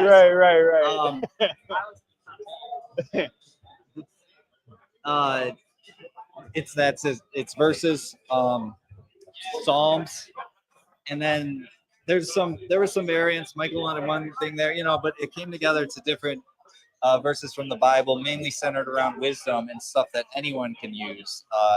And then Curtis is like, we got to have the base version, and I 100% agreed, but as the guy that had to make it, I'm like, you know, but I'm Cool. so glad it's in there because you can switch between the two. And I Like think that, traditional Bible yeah, words that people are used to in church, and the base version is kind of the language of Web3. yes, exactly. And then what was cool and kind of part of that, you know, monologue I did just right there earlier, I'm sitting there with Michael, and he's awesome, and he's like building all these democratizing technology and Christianity. He's like, base is not just base chain, it's your base. It is Christianity. I'm like, this guy's on a roll, like with his beliefs and how he connects it as like a engineer and stuff. And I'm sitting there thinking, and I'm like, it is the bridge. And I think I heard Curtis mention the word bridge, and because two worlds are coming together with Christianity and blockchain. Some people are going to see that app and say, oh, that's Jesus, I'll check it out. And they're going to go make transactions on chain. And whether they know they're tapping into like technology that can counter what I would call a corrupt or a predatory banking system, whether they know that or not, it's okay. It's not like the most important thing when you make your first transaction. But then you have people on base who are going to go the other way. Yeah. They're going to be on base and say, what's this game? Oh, I can get some kick token maybe, you know, and I can give back. And they're going to see the other side. And when you do that, when you make that a habit in the morning, it's going to leave an impression on you, whether whether that person accepts Jesus or not. It's doing its thing, and it's you know, spreading the light that it's meant to be shared, right? So you have this bridge between existing people on chain and existing Christians, and they're just gonna, I just see them going like this, and it all comes down to that card. What Curtis said, we need the based version, and it right there is the bridge, and is what that's the symbolism of what I see Christ is King doing on base. You guys are actually doing it with potentially billions of people, right?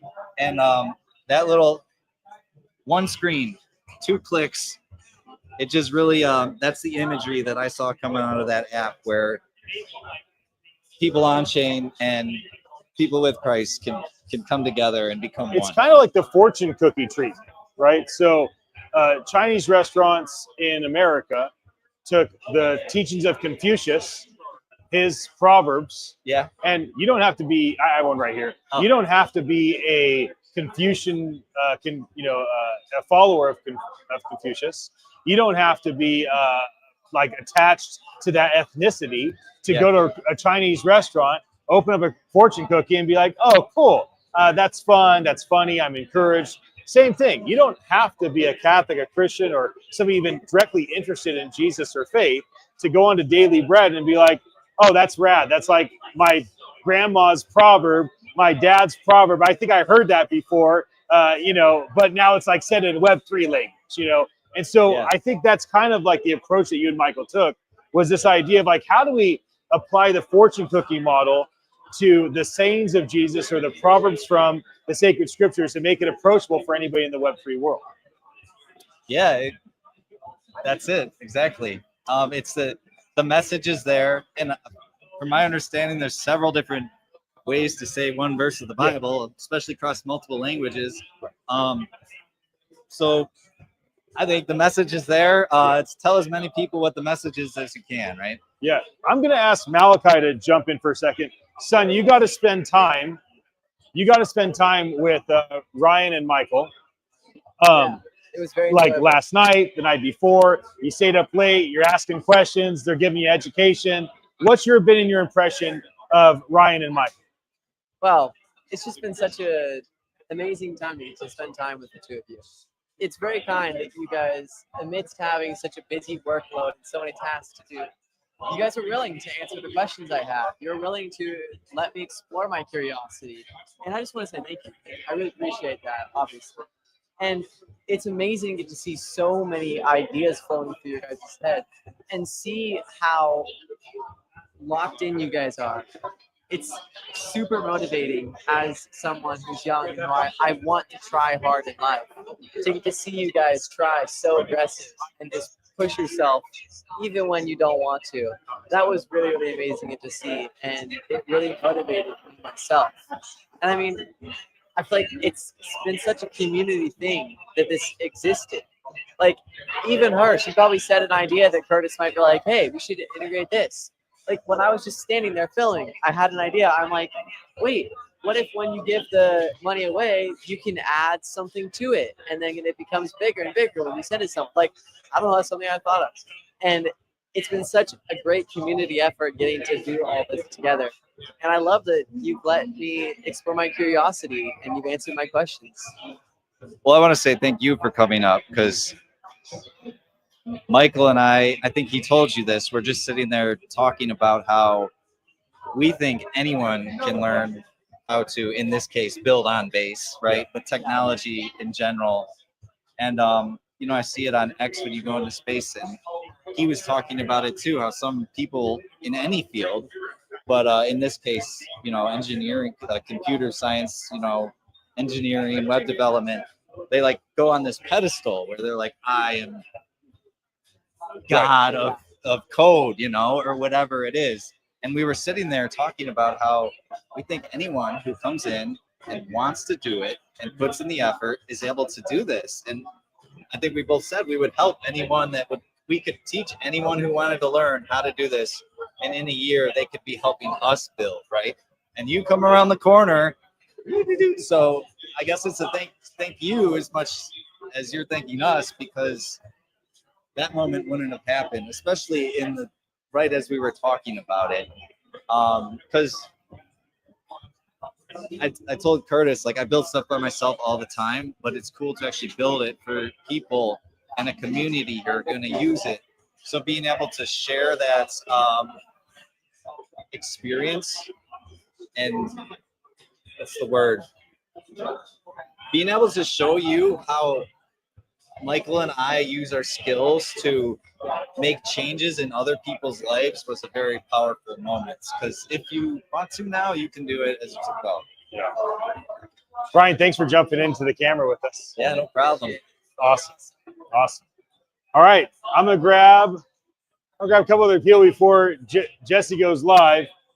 All right, I'm gonna go grab somebody else. Hi. Do you want to come talk about Liquid Acre with me? Come on over. Hey, these are noise isolation microphones.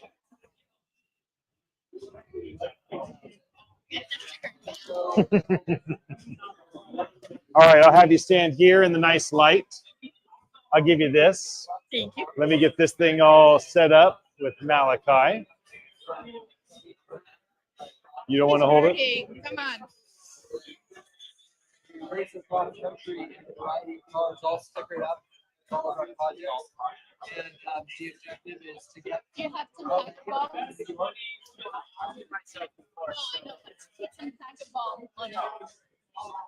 Yeah, this is nice. I like this. Love it. It's good to see you. I'm so glad you're here.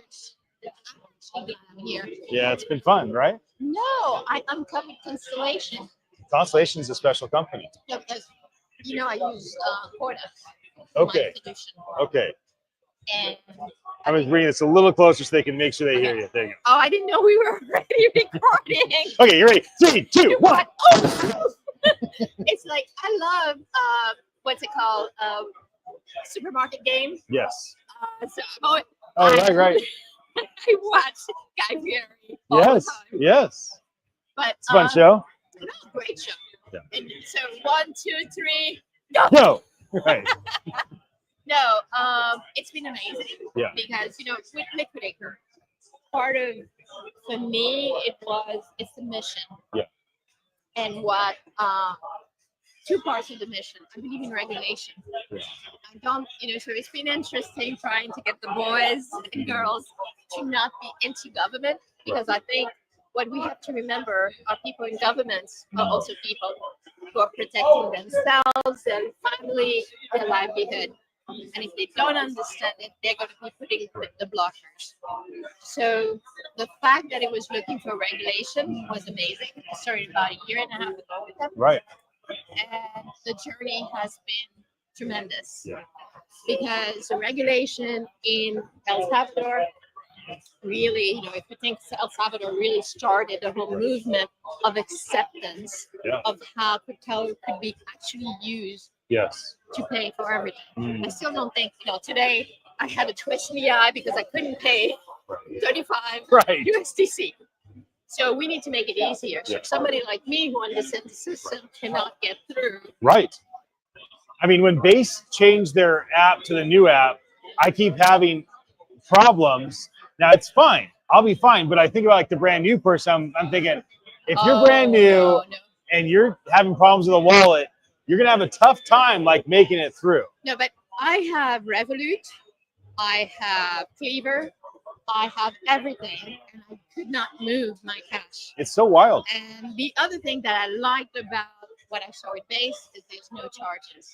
Yes, they cover the fees, so they're basically built a super fast, ecologically friendly, affordable blockchain where they choose to cover the fees to make sure that they can onboard a mass number of people there. Because I couldn't get on Coinbase before, because I used to live in London and I had a US passport, so this was beautiful because I didn't have to go through anything. Yes.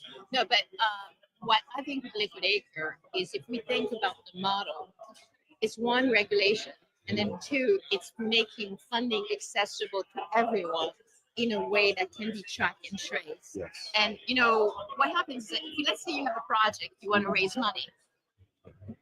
What people don't understand is when you raise a company money, equity, you don't get a big check. You get a promise of the check and get a piece every time you do a milestone. But that aspect is very difficult. If you're going to the bank, it's a pain in the ass, and they're not saying yes to you. So now let's imagine that we can have this project, and not only is it being funded with the milestones, but then the other thing is you're allowing people to invest. But one of the key aspects for me was project before that failed where you were buying the asset. It didn't work because when you needed to sell that asset or something happened to that asset, you had a whole bunch of people who thought they were investors. Yes. So a trust is really what's needed there. Yeah. So people buy into the trust, so you're getting the profit of the trust, which means you understand your risk better, and there's all those things going in. So it's very exciting because obviously you've got everybody pitching you, and I'm going, now we need to have compliance to be able to get all this pitching. Yes. Because obviously at the beginning, or if it's a big, somebody wants 50 million, you can talk to them. But if somebody needs 500,000, you don't want to talk to every 500,000. You want to give them a way to be reviewed. Yes. And because what happens at 50 million is going to take you a hell lot of time versus at 500,000, it's not that much. And most of you can now do AI. And so some of the stuff that we're looking to do is how, I don't want the paper from you. Just tell me your information and I go and I pull it. And that creates, because we trust the government's information that you put in. We trust your return that you've done in. Instead of me asking you to upload a document that I have to try and figure out. So this is the evolution. Obviously, you need to first set up the base. And what I also love is Wes's vision. Right. He's not your typical. Can you? Oh, I was gonna say, can you tell me about the team? It's Wes, it's yourself, but you have a team of like world-class people. Everyone is incredibly successful on your own. You've come together to kind of bring these world-class leaders together to go after this one effort with Liquid Acre. Just tell me a bit about your and Wes's team. So on the team, we have Wes, of course, and I think that success doesn't mean success in crypto; it's success in life. So you have Wes, which is a very compassionate, very giving person, and a man of faith, which believes in how to advance communities. Right. And that's where Crescent King, King came with him in that they have the same mindset. How do we get the downtrodden to actually have an opportunity? Then you have Mary. Mary's a lawyer. Yeah. And she's been through the ringer with the SEC and things like that. So she's really good in letting us know what are the pitfalls that can come in. And Pedro has been working in all places in the Texas chambers. So which means really understanding how to get government. And he was instrumental in getting the government of Nicaragua. I'm obviously also being bad at bringing some of my team over. Some of them, one of them, he actually did the white paper for what's the name? IOTA. He wrote the policies for accounting, for France, for things. So he's helping in being able to bring legitimacy. And then we have this guy who is a design organization. And so it was very funny. Wes was like, I don't need 100-page. Like, look at the 100-page, agree to the 100-page, and then we'll get you down to 1 page. And that's something which I think we need to instill. And obviously we have great advisors, and we have team members who are great at what they do, and marketing and other things. And eventually we'll go out and build a bigger team. But the idea is also, it's the vision. That's really what brings everyone together. I remember when I first got there, I was like, okay, we need to have a meeting. Twice a week we have a meeting. If I'm late, I get messages. And that to me is a community building. And they just came back from Atlanta, Colombia, in Medellin. I was in Atlanta, and it's really a revolution. And getting people to understand, because everybody needs financing, and trying to figure out where the financing and being assured. And then the other side, being assured the project is for real. And my view is not that people are trying to cheat, but the fact that sometimes things don't happen. So how do you provide the support so that they can be successful? And Liquid Acres on everything here. The billboard there, the 2 billboards on Highway 101, 54 different bus stations. So what is Liquid Acre saying to the market? Like, where do people go to find out more? And what's the invitation to the base community? The invitation to the base community is bring us your project. They don't need to be big. You need, and it's the idea of we're looking at how to take your collateral, your asset, and using that in a way that then can unblock the funding. We're not so. I just yesterday was at the National Black Business Day, and I explained one of the biggest challenges for people is what the bank did is that they would lend them money and then they take the land. We basically put in the insurance and everything else that you don't lose your land, you don't lose your project, but as long as you meet the milestone that you said you would meet, then we will support you in getting that. And that also allows. So there was a guy from Total Sales, I think, I can't remember the name of the company, but he talked about something. He said we should not be talking about creating generational wealth. It's about creating dynastic wealth. Because generational is 30 years. Dynastic is at least 150 years. And this is what crypto brings in. And being able to, me, I'm not in favor of these high risks. I appreciate what's happening in the space. But in order to get mass adoption, we need to create the investment opportunity for people where you're not hoping that token is not going to go up or down. Well, thank you for jumping in with me. It's always so good to see you. Malachi, come on over, honey. Why don't you tell everybody on the camera what's happening? There you go. You can come right here. There. Well, we're here. It's been a fantastic day so far. That's kind of funny. I get to see myself here, and I'm down there. Let me get the camera, actually. No, I'm going to sleep there. Well, as you guys have seen, today has been a very passionate and enthusiastic day. So much has been happening. I mean, my dad tends to make his speaking opportunities like a TED Talk. So that was pretty cool to get to watch. And I love getting to be around this team and these people. They're so kind and compassionate and always trying to find the ways to do what's right, to do the best they can to help other people. And that's why it's been so great to spend time around.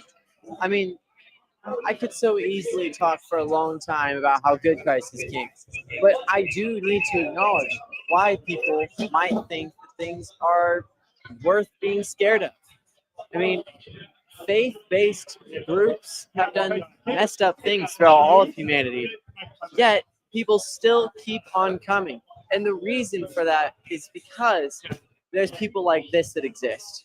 You can have people who do the worst things and say, oh, but God told me to, or whatever they might say. But the reason why so many people still believe in some kind of creator, I mean, the person Jesus of Nazareth 2,000 years ago did some insane things, and that is what people follow. This group of people follows the teachings and the things that that person said. And that's why it's been such a glorious and enjoyable time getting to be around them. If I were you guys, I would just look at their content. It's so enjoyable. I love and the fun to hack, watch. man. You built? Me personally, I haven't had more fun and laughed more watching their content than anyone else. Awesome. Here you go. Yeah, Okay, so I gave oh, you the did the mic concierge agent. That's to so Jesse, cool. so I'm gonna turn this up.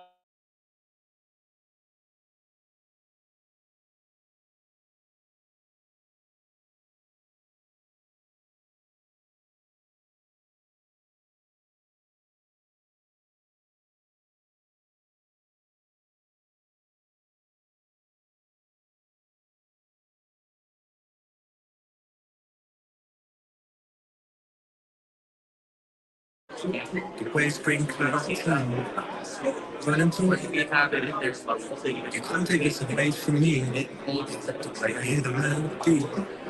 The way spring clouds come, into highway. You can't take this away from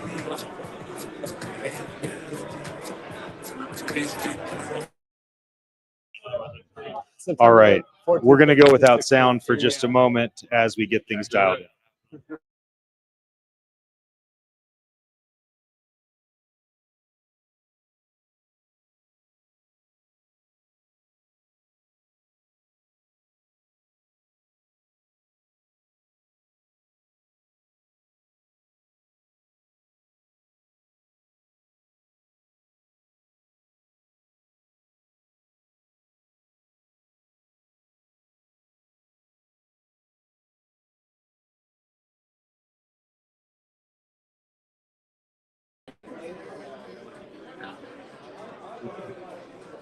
Okay, let's do it. Okay.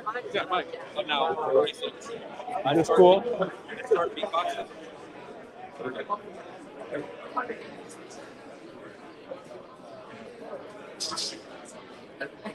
I see. Okay, everybody. Are we standing or standing? All right. So first of all, I just want to say again, thank you. Thank you, everyone live streaming, watching the Base family. Everyone who took time out of your week, your life to change it, right? And fly to San Francisco, book a trip, spend a week with us, spend a week with the builders, hang out with us all day Friday, hang out with us Friday night, and then hopefully tonight. So we feel super blessed to have all of you here. And I can't stress enough how thankful I am. So give yourself a round of applause. And also, let's just say thank you to Kevin and everyone who put this together. I mean, second year of a community-run event, it's just like incredible. So one second, before we get into this, I'm realizing that you guys have this live stream, right? I gotta tweet it then. Is it live stream from the OnChain Summit account? Sorry, everybody, but like, we gotta grow the reach. Lot. We have like an hour. 5 more This is your hours show. for an hour long. So while he's doing that, I just, it's funny, like a lot of our Web2 partners here in San Francisco. Again, I've told this a couple times this week. They saw this and they had no idea what was going on there. Like, why are you associated with all these cartoons? And you know, I gotta say, man, it's not PvP, right? Like, I think that's what makes space. That's what's going to take us where we hope to get, right?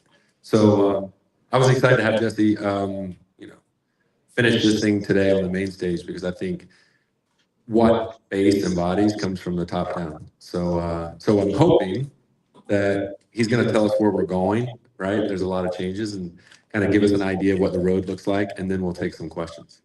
I love that. And also, if anyone has a based rec drink handy or can grab one that they haven't already drunk, I would love one on stage so we can both get it for the brand, but also I can have something to drink for the next hour. And thanks, Kevin. I appreciate getting this time slot in the agenda. And yeah, I feel like OnChain Summit is it is kind of like the perfect embodiment of what is the base community. My wife, you know, for those who not no one knows this, but I was very sick yesterday. Like I messaged Kevin and the team like yesterday morning. I was like, you guys, I'm not going to make it tomorrow. Like I had 103-degree fever. I'm fine now. I had strep throat, so I took antibiotics and cleared it right up. And I'm not contagious because the antibiotics for strep throat happened really quickly. But I was like heartbroken.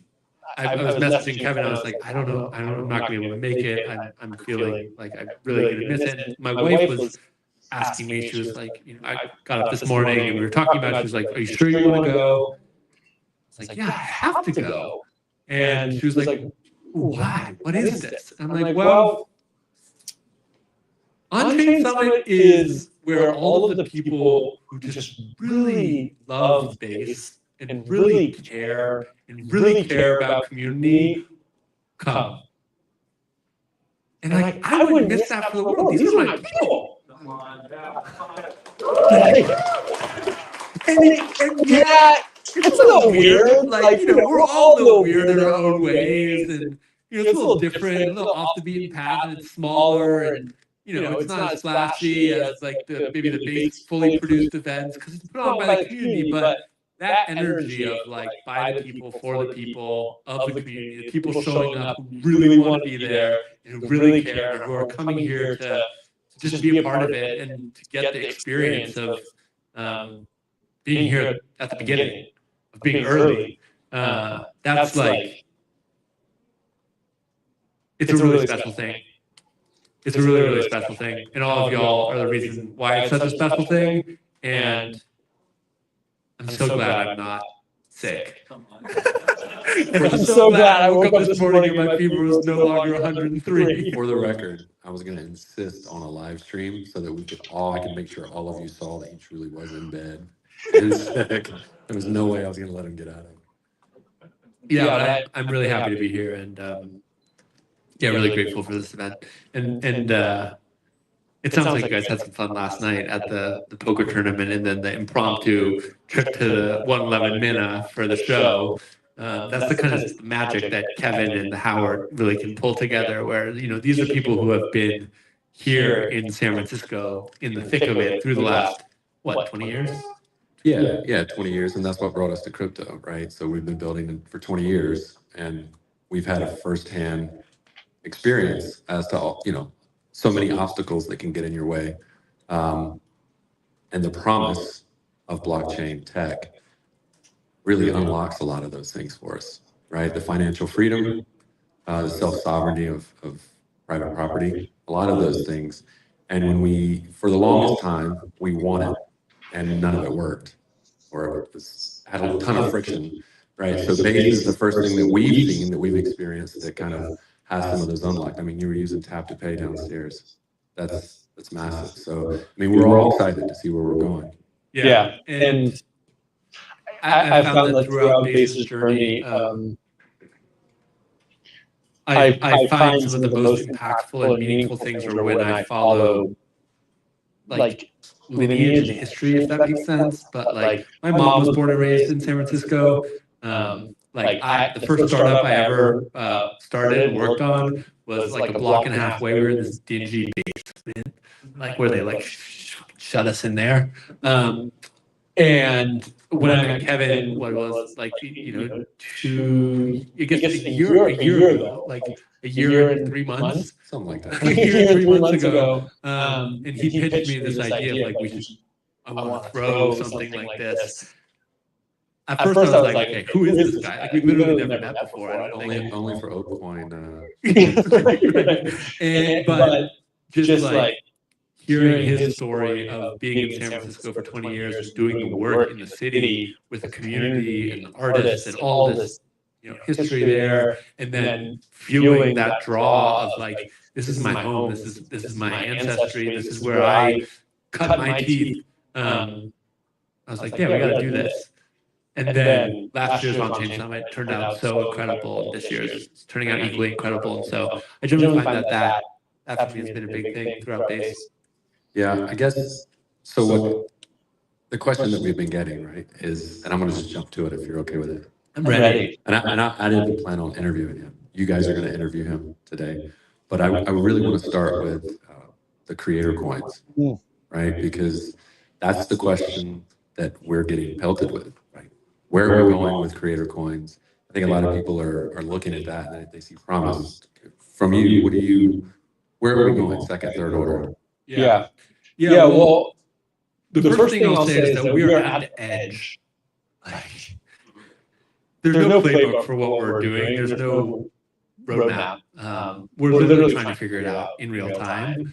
And I think the place that I'm starting from, and I think a lot of us are starting from, is that when we look at the existing systems today, they're not working. And I think for crypto, that has been predominantly an observation about our financial system for the last 10 years, the first 10 years of crypto's existence, right? We've looked at the banks and doing wires and waiting 3 to 5 days for your money and not being able to pay someone in a different country. And we've seen, wow, this system is broken.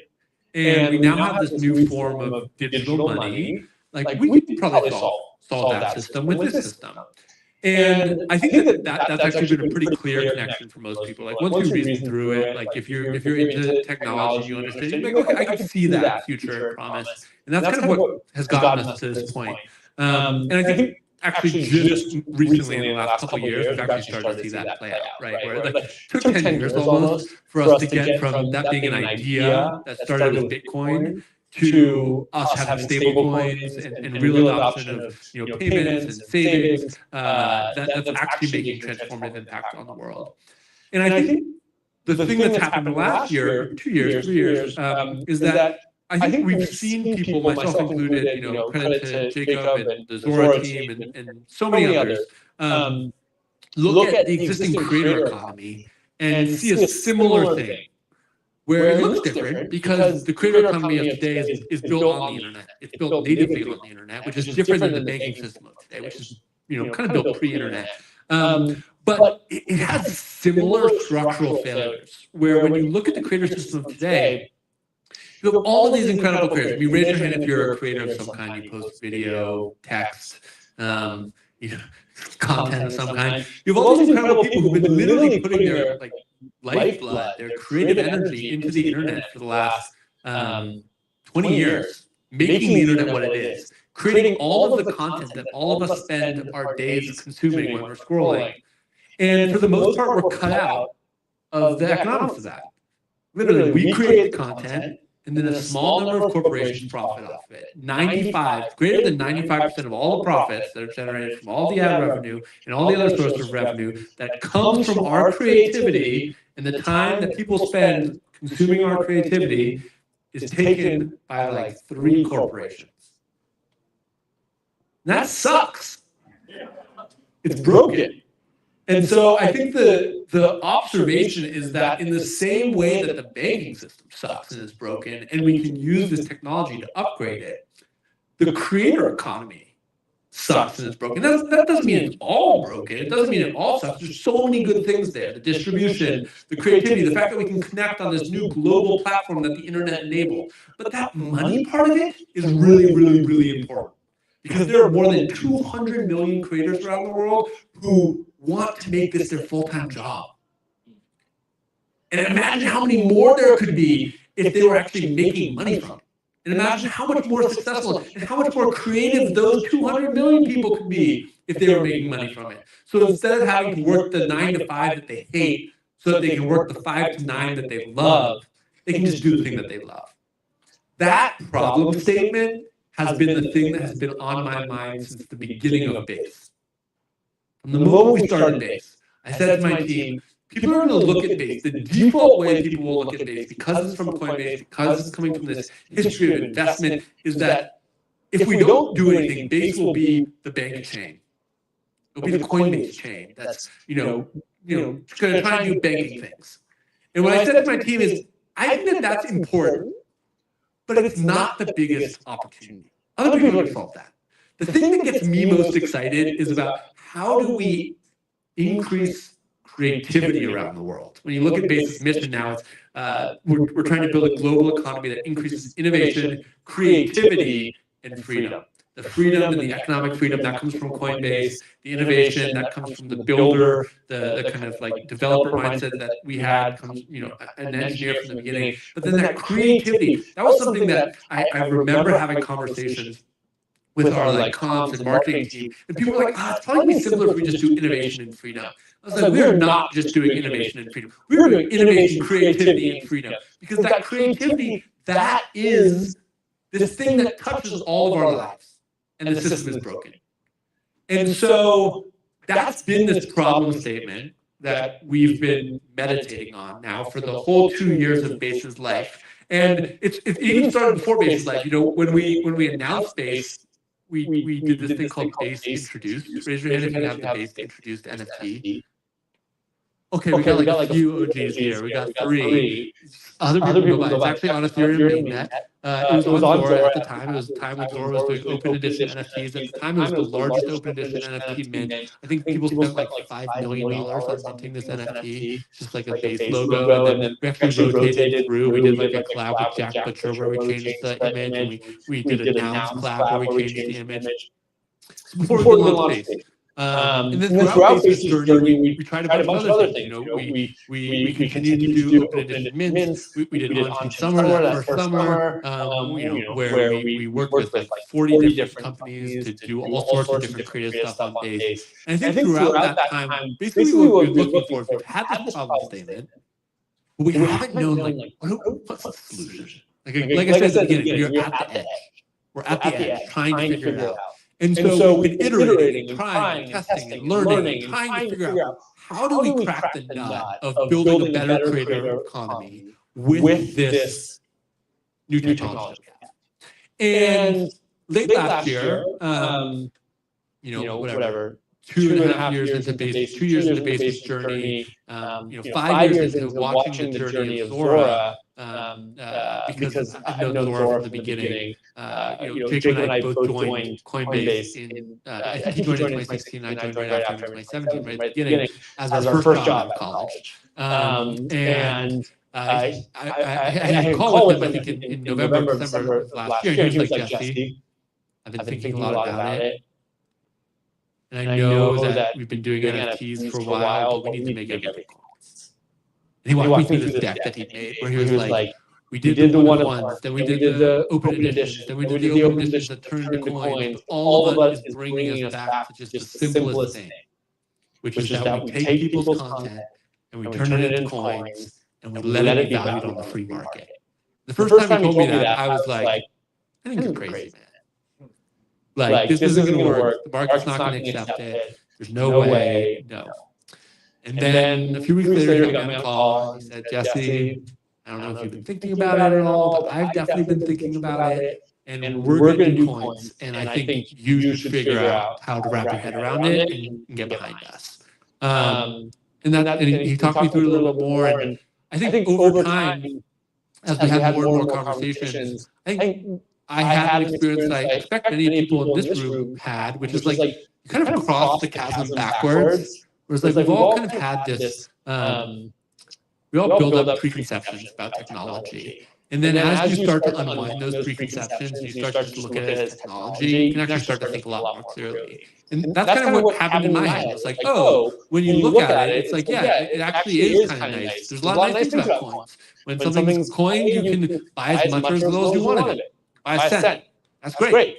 When something's coined, like you can have it be instantly composable with every single part of the crypto economy. It works on DexScreener. It works in every single wallet. It just works. And so that means that people get more reach and distribution. When something's coined, it's actually kind of easy to explain to people. It's like your content has value. It's this valuable.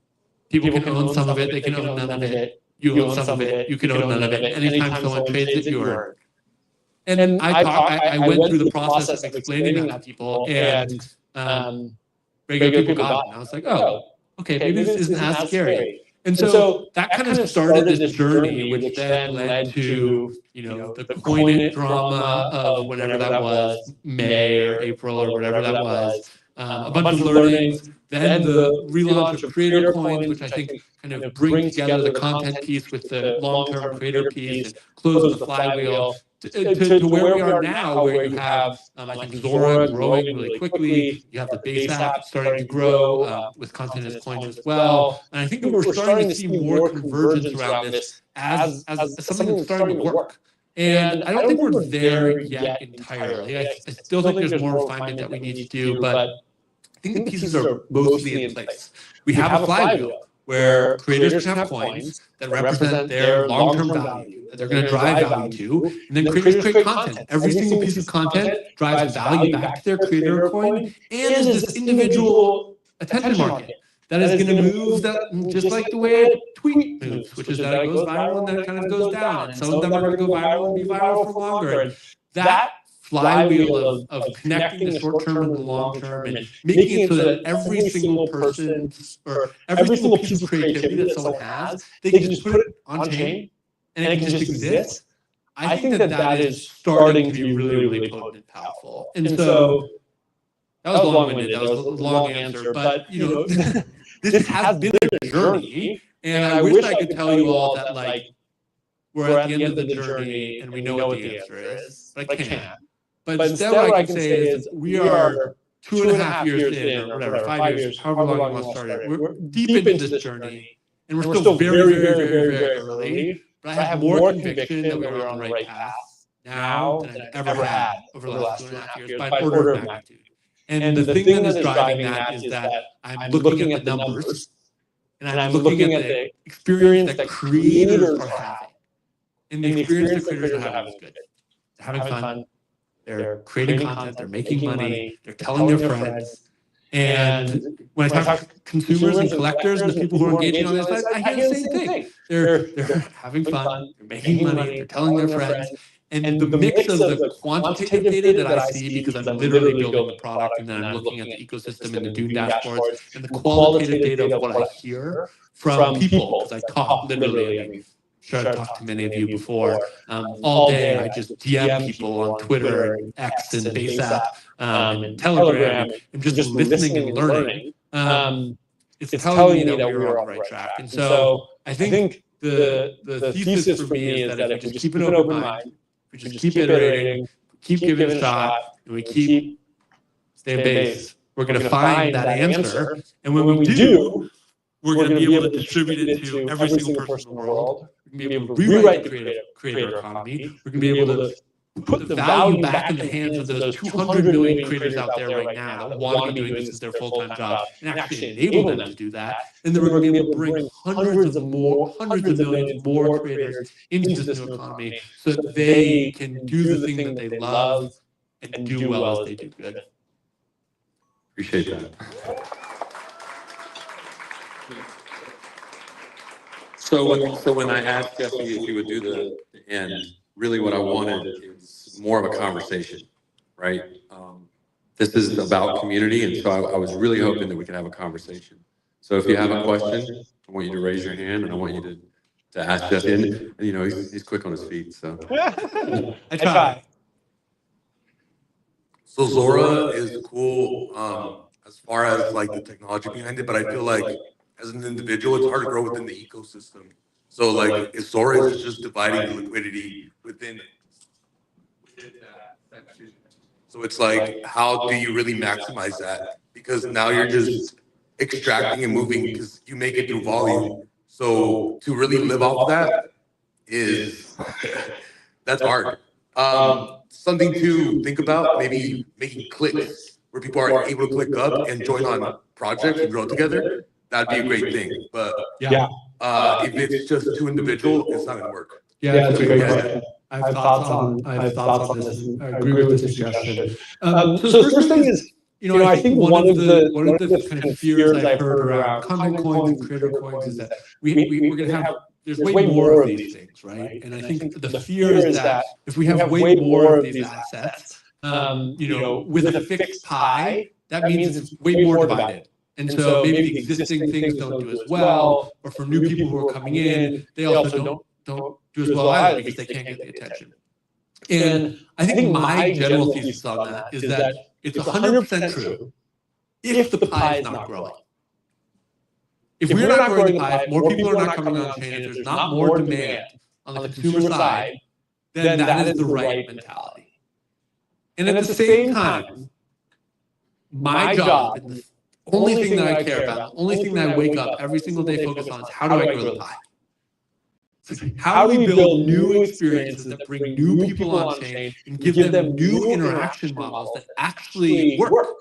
And I believe that that's the thing that we're getting close to. We're getting close to a consumer experience that can actually bring in everyday people and give them this way of connecting with the content that they're engaging with that is different. It's not quite patronage, which I think we've seen kind of through things like Patreon and others in Web2 and through NFTs and crypto. We've seen it works in certain ways and at certain scales, but isn't quite mainstream enough. But it's also not like fully casino, right? Where like people are just throwing away money and gambling. It's this interesting thing where creator coins and content coins let you participate in a way where it actually is, it's like it's a game, you can make money, but also you can have more direct connection with the people that you care about, the content that you care about, the fans that, the creators that you care about. And I think that sweet spot of like, you're supporting a creator, you have upside as they grow, and you get to do the thing that you already know and love, which is like scroll the feed. I think that's a really special place, and that to me is the bet. The bet is like we're close to the thing that brings billions of people on chain, and what that means is that there's going to be billions of people more worth of attention and capital. And yeah, that means we're going to have a ton more assets, but it means that all of those assets are going to be bigger because all of them are going to get access to this way bigger pool of capital. And so I think that's the way I think about it. It's like from an abundance perspective. Now, the second thing that I'm hearing in your question is this kind of like question around like it can be really hard to be an individual creator and to like actually make it as an individual creator. And I think the answer there is like, yeah, it's really freaking hard. And one of the things that's truism right now, I think about Base, Zora, the whole ecosystem is like if you're coming here and you're coming here because you're looking for a big scaled audience, like you're coming here for the wrong reason. Like we're at the very beginning.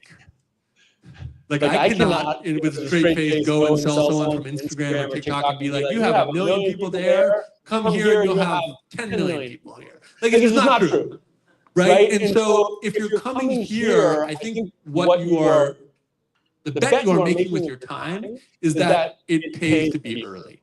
And that by being early, you can grow with Base and with this economy as we build it over the next decade. And that's going to be really freaking hard. Like I will not lie, it's going to be really hard.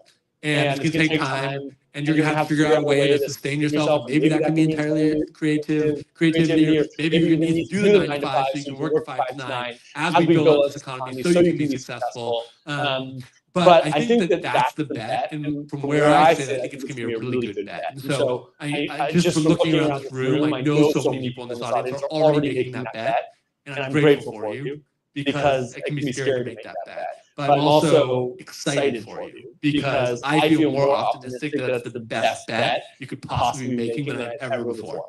So that's the second thought on that. And then the third thought on that is I think regardless of whether it's hard, it's also true that it can be really lonely to create alone. And I think this is the thing where when I look at one of the things that has brought me the most joy in the Base ecosystem, it's people creating in community. And that's what memes are. Literally, like raise your hand here if you work on a meme in some way, contribute to a meme. That. All of you are creating in community. You've all figured out some selling point for your excitement and your creativity that feels meaningful, that feels bigger than just you as a human being. And you've decided to commit your nights, your weekends, your blood, sweat, and tears, your money, your time and energy, your Saturday to be here to contribute to that. And watching all of that crop up on Base over the last year and a half has been like such a joy for me. I said it yesterday or 2 days ago that every meme and every piece of content on Base has like a special place in my heart because it's literally our history and culture on chain, and that's all of you. And so I also think that that is a good and acceptable, and not just good and acceptable, like an incredible way to contribute. And that over time we will have more and more ways for that collective creation to tie into these same flywheels. And to that note, one thing I will say, which I'm very excited about, is that the Flaunch team, who is an incredible builder on Base, is actually about to launch a new product. They've been teasing it, and I think it's coming next week. Or maybe it's the week after, I'm not quite sure. Ask Captain Adobe, shout out Flaunch. That's really all around that. It's basically like, how do you take memes and kind of community coins and start to plug in these flywheels around content creation, around earning, and around like kind of collective action. And I'm really, really, really excited about that because I do think that all memes should be trying to figure out how do you plug into the flywheel in the same way. The way the Zora flywheel works for creators is you have a creator coin, and then because every piece of content is paired with that creator coin, as there's more demand for the content, it drives demand to the creator coin. There's no reason that memes can't do the same thing. You can have a meme, and then how many pieces of content do memes create? Literally thousands. It's like the number one thing that memes do. They create content about the meme. Imagine if each of those pieces of content was paired with the meme, so it drove value back to the meme, and it was collected and distributed through these new social graphs that people consume and engage with it. My intuition is telling me that that's going to be a hugely, hugely, hugely value accretive thing for memes to do, and that's just going to take something that they're already doing today and use the new technology of OnChain to make it so that the thing they're doing today works better. And that they benefit, and that they earn from it. And so I'm really excited to see that space explored more. I'm excited for Flaunch to launch this product, and I'm excited to see more memes thrive with this next generation of technology that hopefully allows all of us to collectively create together better.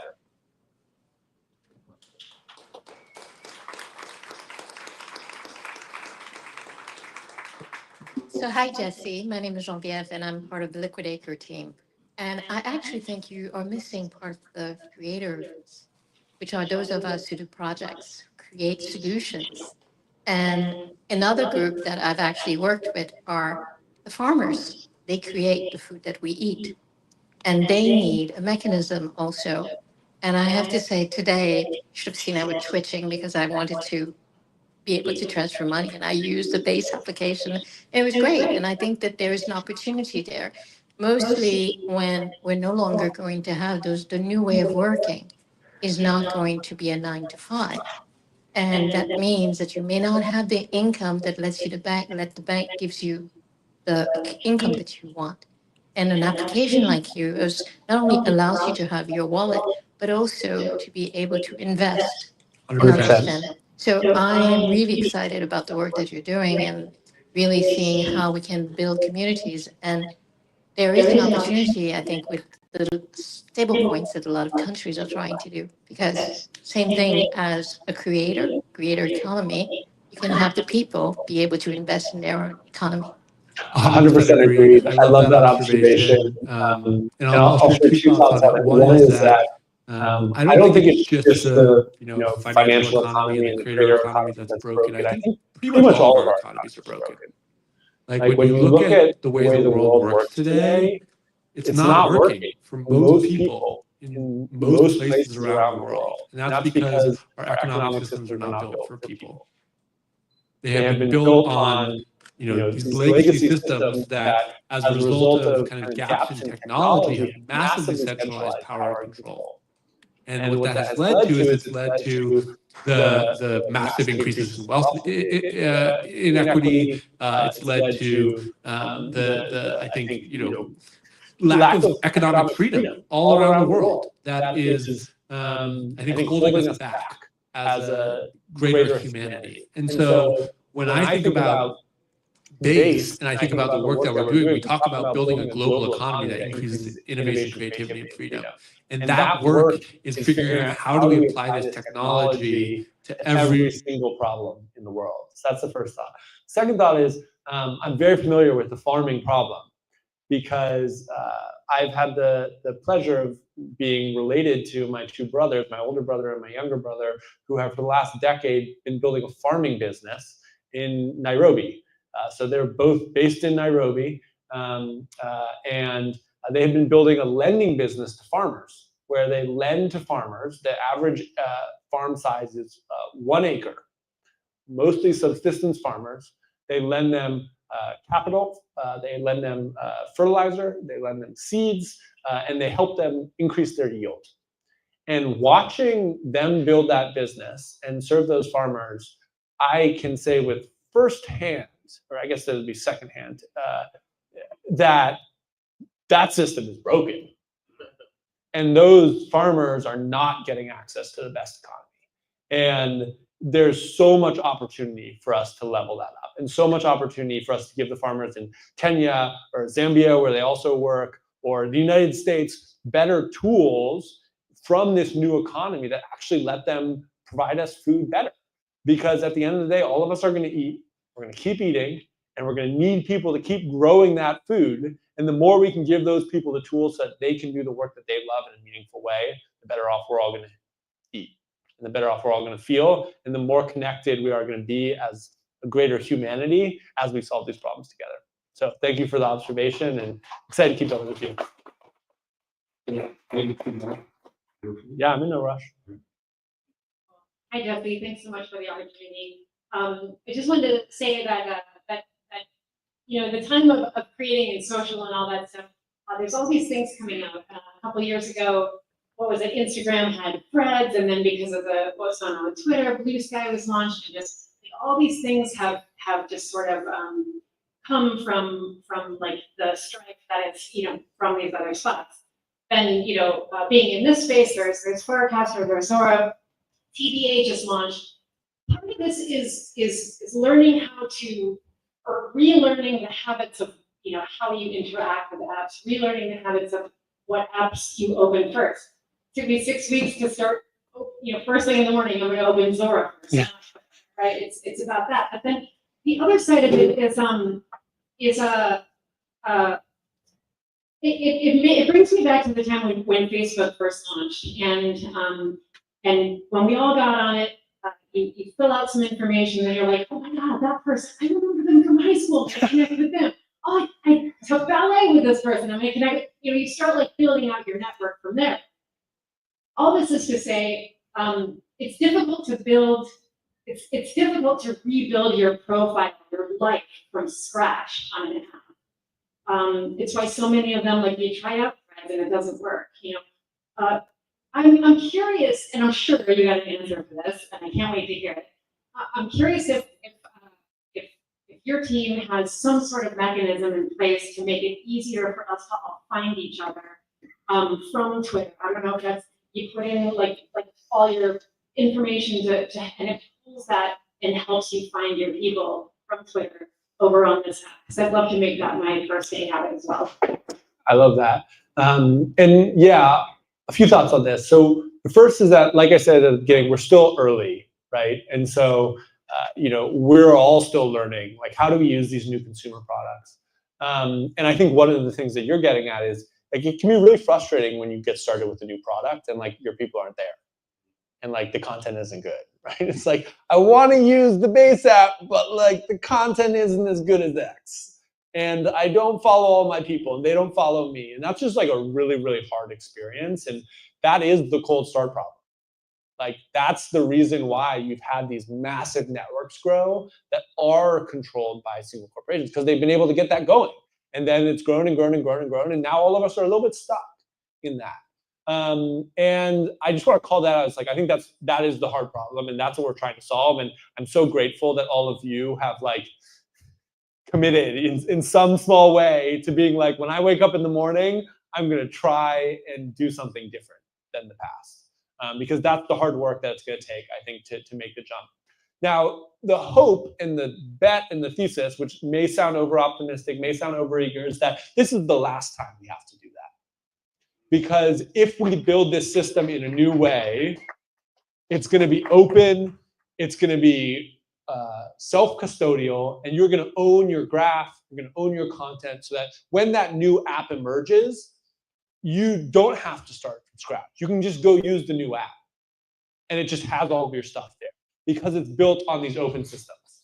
And you know, I think in some ways that's still a promise because we haven't built out the networks. But at the same time, when you look at the facts on the ground, it's starting to become a reality, right? You look at the base app. The base app is built on open protocols. It's built on Ethereum and the layer 2 at the bottom. It's built on the Farcaster graph. So if you had a Farcaster account previously, all your content comes over, and all of your graph, your followers, the people you follow come over. When you post in the base app, it shows up in Farcaster. It also uses Zora for coins. So when you post on the base app, it shows up in Zora. When you post in the Farcaster app, it shows up in the base app. It uses XMTP. So if you have an XMTP account from somewhere else, you can get your messages on Base. If you go somewhere else, you can DM there. That is, I think, the beginning of what's possible, right? That when we build on these open systems, we can actually have them all work together. And our identity and all of the stuff that orbits our identity can be ours instead of some corporations. And that's a much better world. But in order to get from here to overcome that cold start problem, to be at the place where this is actually better in terms of user experience because all the content is there, I think we're both going to need to do a lot of work of like each of us showing up every day to put in the work to grow the network, and we're going to need better and better product solutions. And so this is something I've been thinking a lot about. And I think we've done a good job starting with like kind of the social graph being open and letting you bring in. But I think one of the big problems that kind of you're getting at is how do we make it more set and forget for me to come from an existing Web2 social network, and then as my friends come, I'm auto-connected to them. And so, to be fair, this isn't yet scoped and it's not yet planned, but one of the things I've been thinking about is how cool would it be if when you sign up for the base app, you connect your Instagram, you connect your Facebook, you connect your TikTok, you connect your X, and you check a box that says, follow every single one of my followers when they join. And then when every single one of your followers joins, they go through the same process. They immediately start with all of the followers who are already in the graph because you've all already opted in. And then they can one tap click a box that says, follow all of my people. And so they auto-follow you. And then they're now a part of this opted-in collection where whenever one of their people in the graph joins, they all get followed and they follow everyone. I think something like that could be really, really, really powerful for accelerating the curve of adoption as we get closer to kind of the end game of getting everyone over. Now, the reason why we haven't built that yet is because I don't think we're quite ready to do that until the product is really dialed in. And like candidly, in the stack rank of like what is the base app team focused on right now, it is like make the product just good enough. Like I don't know if any of you use the product. It's my baby, so like I use it every single day, and I love it in a lot of ways. But there's also moments where I'm like, yeah, throw it against the wall. You know, like why is it slow for this? Like why does it take too long to upload a video? Like why can't I do a little edit inline here like I'm used to on X or I'm used to on TikTok? Like I the top priority for us right now is make it fast, make it easy to use, make it friendly, and get this economic flywheel working such that we can start to onboard people and have them experience what we've seen as kind of this magic moment where you create and earn. That moment of I create something and I immediately start earning again and again and again in the data and in the user stories and user conversations that we're having, we find that that is the magic moment. And we want to make the product good enough so that everyone can have that experience right when they get started. I think once we get that going, we have this core user journey that's really, really working, then our heads are going to start to turn and be like, okay, now we know we have something that works. I think we're close, but we're not quite there yet. We know we have something that works. Now let's go freaking scale this thing. And let's get everyone to opt in to, following all their friends and inviting all their friends and then getting rewarded for it, because we're going to be able to reward everyone for adding all their friends. So the one alpha leak that I'll make for the viewers on the stream and for everyone in the audience is the first little growth viral loop that we are going to be rolling out is about to drop. It won't happen next week, but it will happen the week after, which is going to be invites in the app.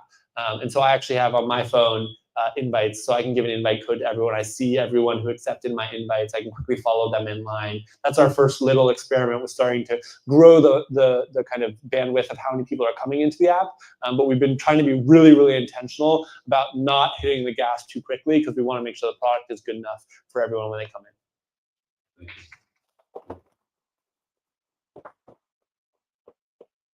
Great seeing you finally in person, Jesse. So it's pretty amazing. I'm Rob. I'm one of the co-founders of Treble. We're here to bring Treble to the base. Love it. So my question is here. So our goal is to create a DeFi hub experience on Base, and the creator economy concept really caught our attention.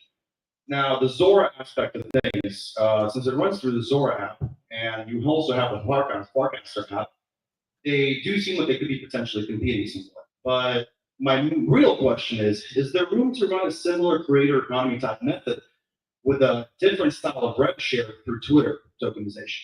So our goal is to basically do a similar system with a more freeing method of sharing creator fees, so that whenever you do create your position, other people that do join your pool afterwards, they don't actually have to share their fees with you. So you can keep joining the same pool, and that fee that you initially created will keep earning you forever. But not just that, we will also be able to provide automated tools to those things right from the start. Is there room to push Twitter similar way as Zora has been going Base so far? Yeah. So, unsurprisingly, a few thoughts. The first is that I think that at a time of expansion, which I think is the moment that we are in, there is room for everybody, right? Like, we're at 1%, less than 1% of the world is on-chain right now. And over the next decade, we have to grow to 100% of the world. And what that means is that the more people we have locked arms trying new solutions to bring people on-chain, the better. 100%. Like, that is where we're at. If we're 10 years from now and the whole world's on-chain, then we can, bicker about who gets what percentage of the pie. But like, we're not in that reality. Right now, we're in an abundance mode where the only thing that matters is how do we take as many shots on goal in parallel to learn as quickly as humanly possible about what is the best way to bring people on-chain. And so for me, when I look at Zora and I look at Farcaster, I look at the Base app, it's like, sure, if you look at it through the narrow lens of do these things do the same thing, yeah, you could say that in certain ways they might be competitive. But I also think that these are incredible founders with incredible visions, with incredible overlapping, interoperable solutions that are exploring incrementally different paths in that direction. And that is the best possible thing that we could have. The best. It is the best. And so if you're asking me, like, can I join the fray? Hell yeah. And if you're on the stream and you're wondering that too, it's like, hell yeah. Like, we need more. We need more builders. We need more founders. We need more. Because all of us and all of our unique ingenuity, that's what's going to bring the world on chain. And we haven't found the answers. And even when we do find the answers, we're just going to keep iterating, because whatever is the best in class thing today won't be tomorrow. So that's the first thought. It's like, yes, we're in an abundance phase. We're growing. We need more. And we just got to figure out how do we resist that kind of default competition and instead lean into this abundance mindset enabled by these open protocols and open systems. That's the first thought. Second thought is that and this is getting way more in the weeds on the specific idea of like Twitter and Twitter tokenization. I've seen a lot of people experiment with this idea of like, how do we tokenize content off of Twitter or other platforms? And one of the theses that I've developed as a result of that is that I think it's really important for creators to be the ones who are originating the tokenized content. Because when you don't have creators doing that, I think that inevitably either like the value accrual mechanisms get messed up, but also like the creators are the ones who are like have the audiences, right? And so they're really the ones who are capable of bringing the attention.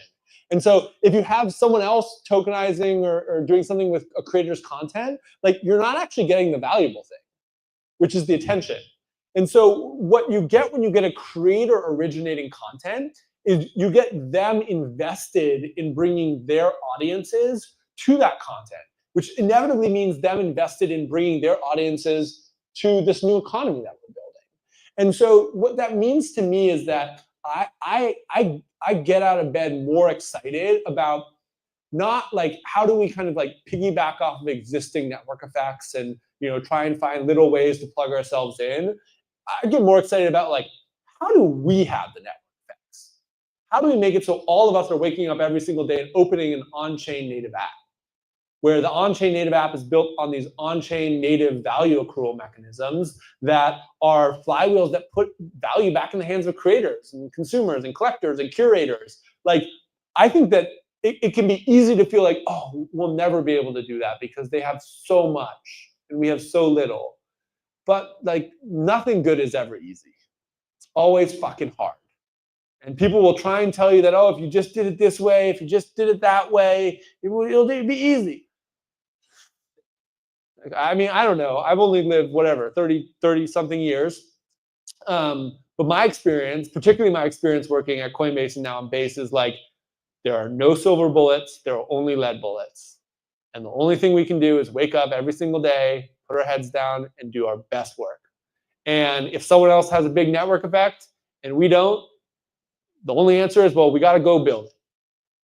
And yeah, it's hard. And yeah, that seems daunting. And yeah, it might take a long time. But if we don't do that, no one will. And if we do that, we're going to change the world. And so that, for me, I think when it comes to tokenization, it comes to content, I really want to be seeing people build tools that put the tokenization in the hands of creators and get them to buy into the system so that then they bring their audiences, and then collectively we can grow this network, we can grow this economy so that the entire world can be a part of it. Thanks for being here.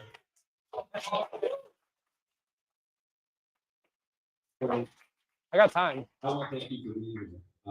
It's really up to you how long you stay. I mean, we're supposed to be here till 5. It's a little after 5. Although I see a builder with a. Yeah, I have nowhere to be. Hey Jesse, nice to meet you. I'm Slav, CEO and co-founder of OWP Studio. I'm a little bit sick today too. So sorry. Yeah. So I'm building clashofcoins.com. That's something that I like to call the fastest growing game on Base. And we have around 30 or 40K daily active users. After talking to Chintan and Dylan today, I think we're bringing it to Base Up. And I wanted to ask two things. So the first one, are there any plans to build the desktop version of Base Up?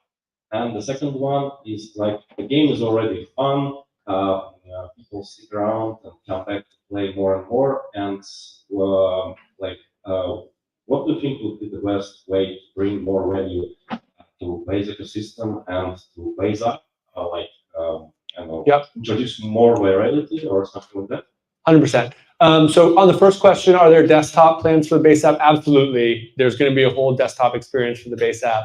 We actually just launched the first tiny part of it, which is now you can share links, and instead of taking you to a freaking lame page that's a sign up, it has the content. So now it goes to base.app/post, and you can actually see the content. It might seem small, but whenever you're standing up a new app, it takes a little bit of time. We really wanted to focus on mobile, and we're going to continue staying focused on mobile for at least the next couple months, because when you look at social products, that's where most usage is. Most people are doing things on their phones, and most creators are creating on their phones. And so we really want to focus there to start. But the desktop is going to come. We're going to have a full-featured desktop app. You should be able to do everything there. So excited to partner on that. On the what can you bring to the Base ecosystem? When we think about the Base app and we think about growing the flywheel of Base, because we think about Base as a flywheel. It's like, how do we grow this economy? Well, we get builders to build apps that people want to use, which then brings more people into the economy. And then more people means that more builders want to build for them. So they build more apps, which brings more people, which brings more builders, which brings more people. And so we're always thinking about how do we spin those flywheels faster? And so whenever someone asks me, is like, how can we help? The thing I ask back to them is, well, if you think about this flywheel, what is the way that you can contribute to spinning that flywheel faster? And when I think about a game like the game you're describing, and I think about, okay, now you're coming to the Base app, as I go into that flywheel and I think about what can you do, I think it's really about how do you start to integrate the social mechanics into the game, where it's like you're playing the game and you reach some accomplishment. Like, okay, now you can share it, or you can send it to a friend, right? Or you're playing the game and maybe there's a moment where there's a multiplayer part of the game.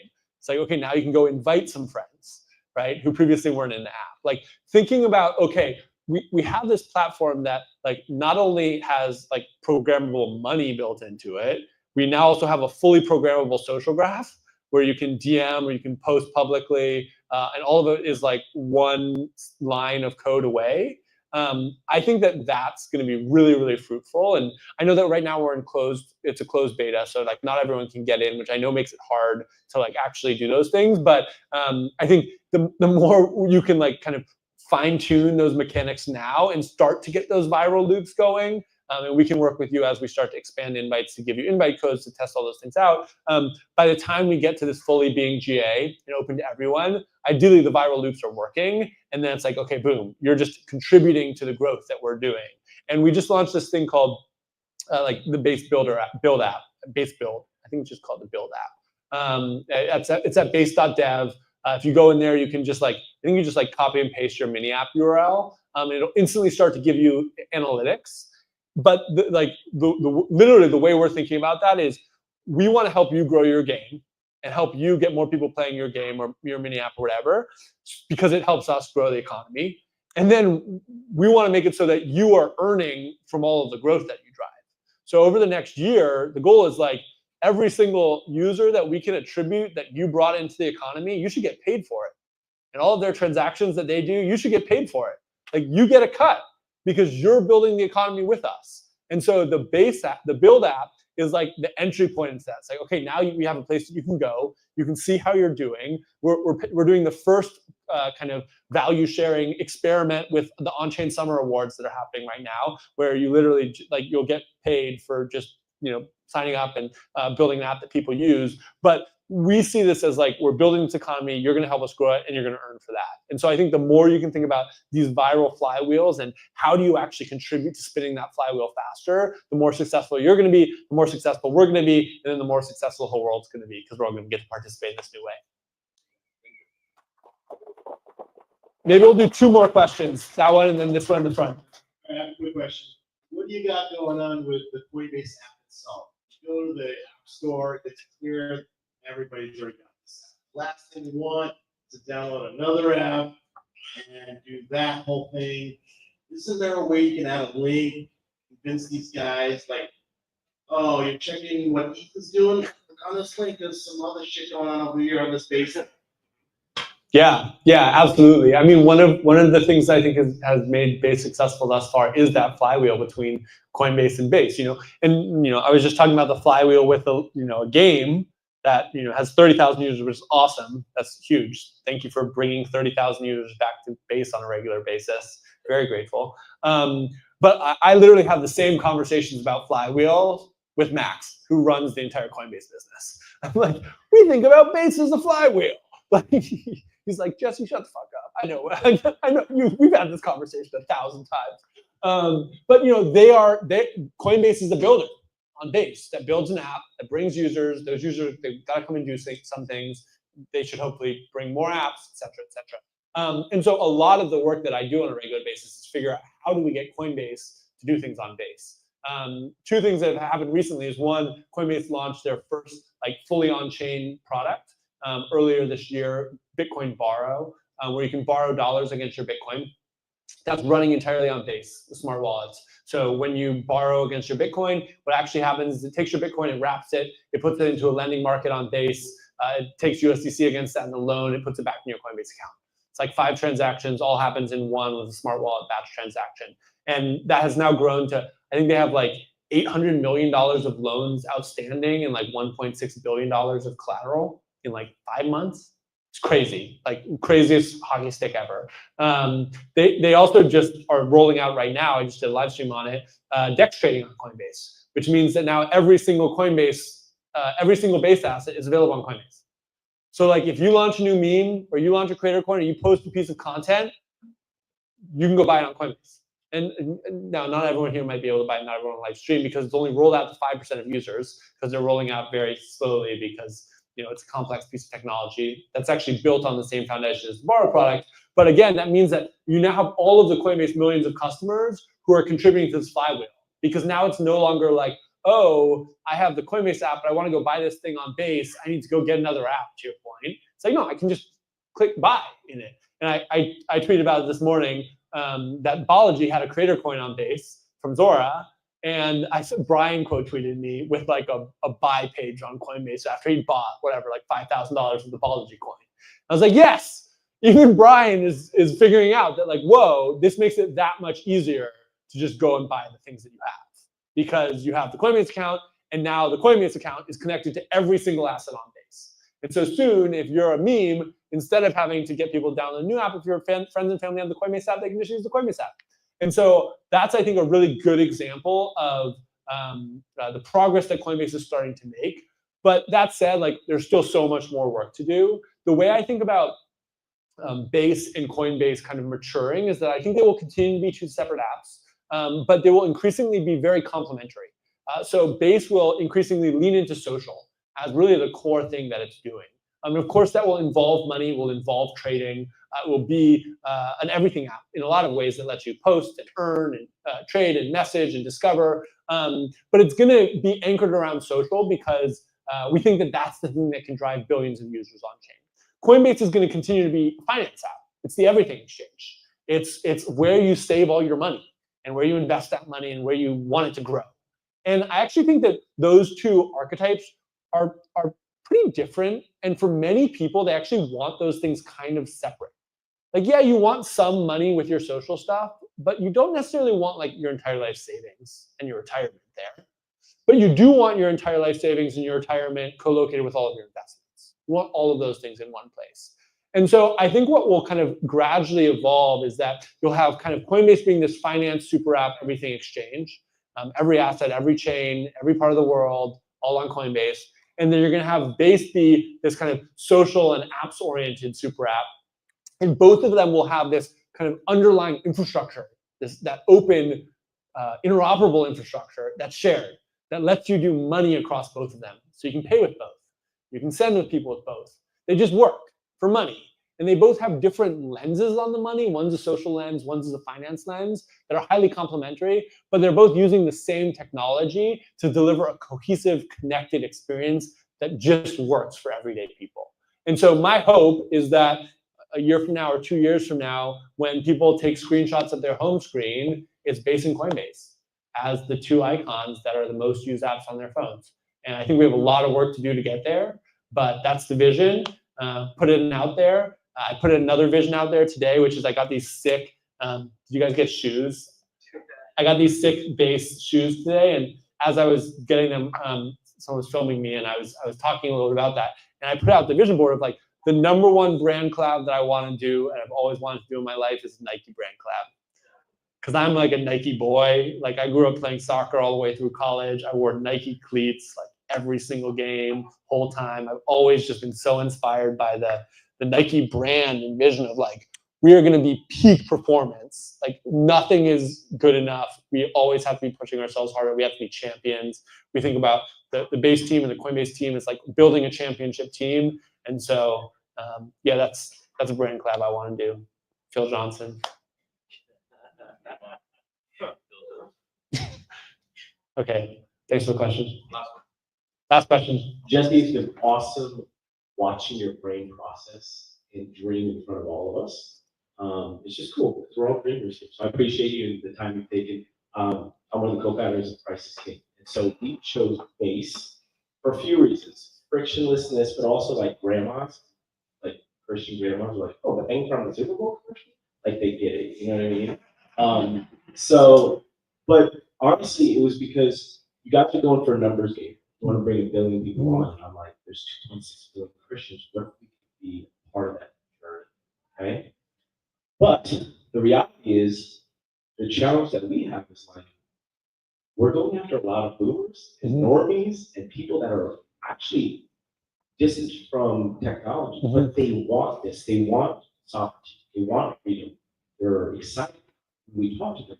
They want to grab onto it, and they want to be able to move money from one wallet to another for missions and get, these middlemen out of the way. There's so many things, right?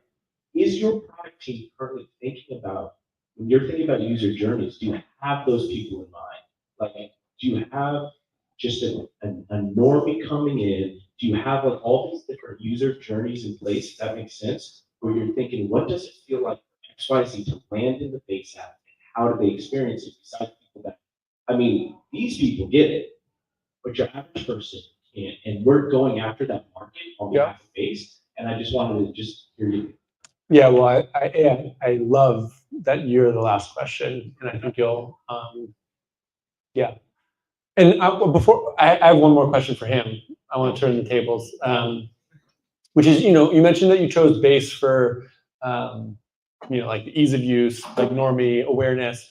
Was there anything about the culture or anything that like drew you here as well? And if so, like, what was that? 100%. So everybody says go for Solana.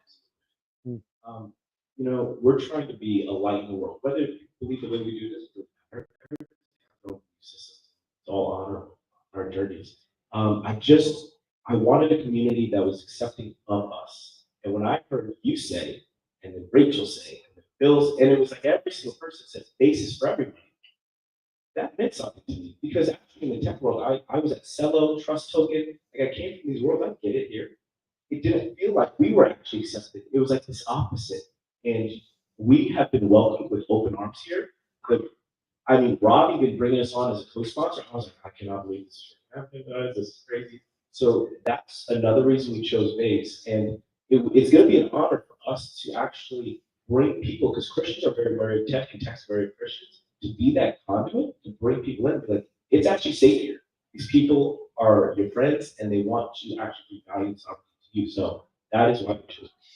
Thank you for sharing that. That means a lot to hear.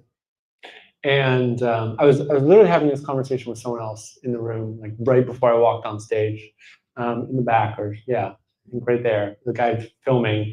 We were talking about it, and I don't actually think I've ever talked about this on like a recorded or live stream session, but I will right now, which is that from the beginning of Base, we've actually felt that there has always been a very deep tie to Christianity in Base, and not just Christianity, but I think like the idea of religion generally. Like when we think about what we are building here, we're building a movement, right? And a part of that is the technology, but they're equal part community and equal part belief. And I grew up not really religious. Like my dad's family was Jewish, so I celebrated Hanukkah, but I didn't do a bar mitzvah. My mom's family was Christian, but they never went to church. We never went to church. We celebrated Christmas. But from the time I was in pre-kindergarten, I went to Quaker school. So from pre-kindergarten all the way through graduating high school, I went to Quaker school. I did Quaker meeting every week. I was imbued with the idea that there's that of God in everyone. The values, the Quaker values, the acronym from is SPICES: simplicity, peace, integrity, community, equality, and stewardship. That was my childhood. My parents said, we're not religious, but we believe in the Quaker values. And that was the way I was steeped. And that was the way I was raised. And I've brought those values with me through every single part of my life. And when it came to building Base and how I wanted to build Base, that was the way I wanted to build Base. Those were the values that I wanted to breathe into Base. We talk about bases for everyone. Where does that come from? Quality. Right? We talk about the way we show up for communities. Where does it come from? Community, stewardship, showing up. And the thing that's been really interesting as I've been on this journey, and even at the beginning, is that I have found that it is not just me who, as a result of us being anchored to those things, shares this history and value set. You know, when I look at the core team of Base, so many of them are spiritual religious in some way. So a lot of them come from Protestant sects of Christianity too, which I think has some of the like, we're going to do it right, we're going to work hard, like, you know, that energy. And I do think that undercurrent, I don't know, it's brought us together in a big way, and it's something that has been a powerful theme. And so I didn't know that Christ is King is sponsoring it. I bought my first Christ is King like yesterday, I think, because I thought, let's go. Did my I buy basically everything, but I was like, fuck yeah, it's great, they're sponsoring. But it doesn't surprise me. Like, it doesn't surprise me that y'all felt home here, and my hope is that it's not just Christians who feel at home. Jews feel at home too, and people who are Islamic feel at home too, and like whatever your perspective is, whatever your background is, whether you're spiritual or not spiritual, if you vibe with this idea of we can build something better, and we can believe in each other, and we can build community, and we can create a better world that works better for all of us, that you find home on Base.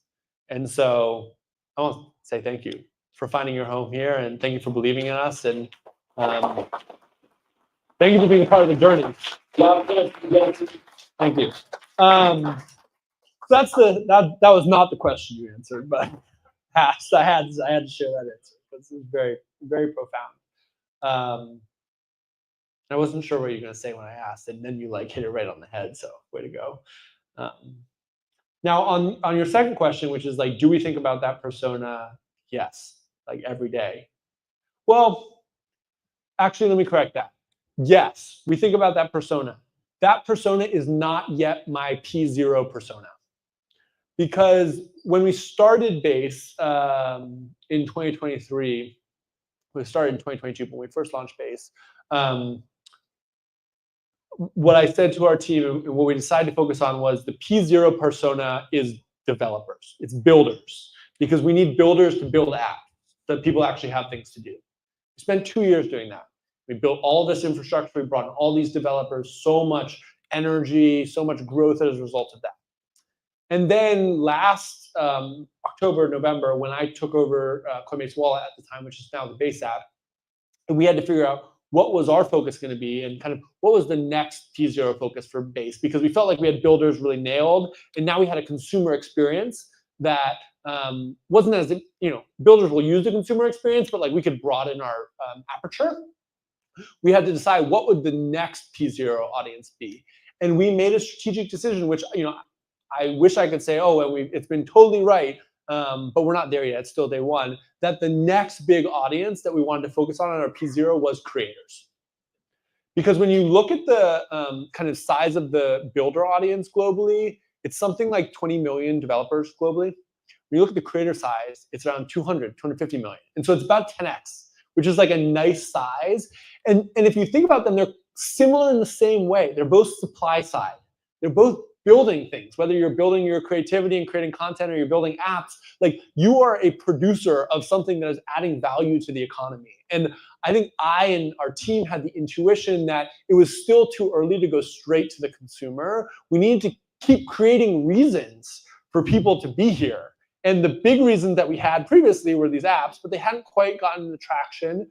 And it felt to us okay, what do people do with their time? Well, like the thing that most people do is they like are on their phone and they're like looking at content or they're participating in creating content.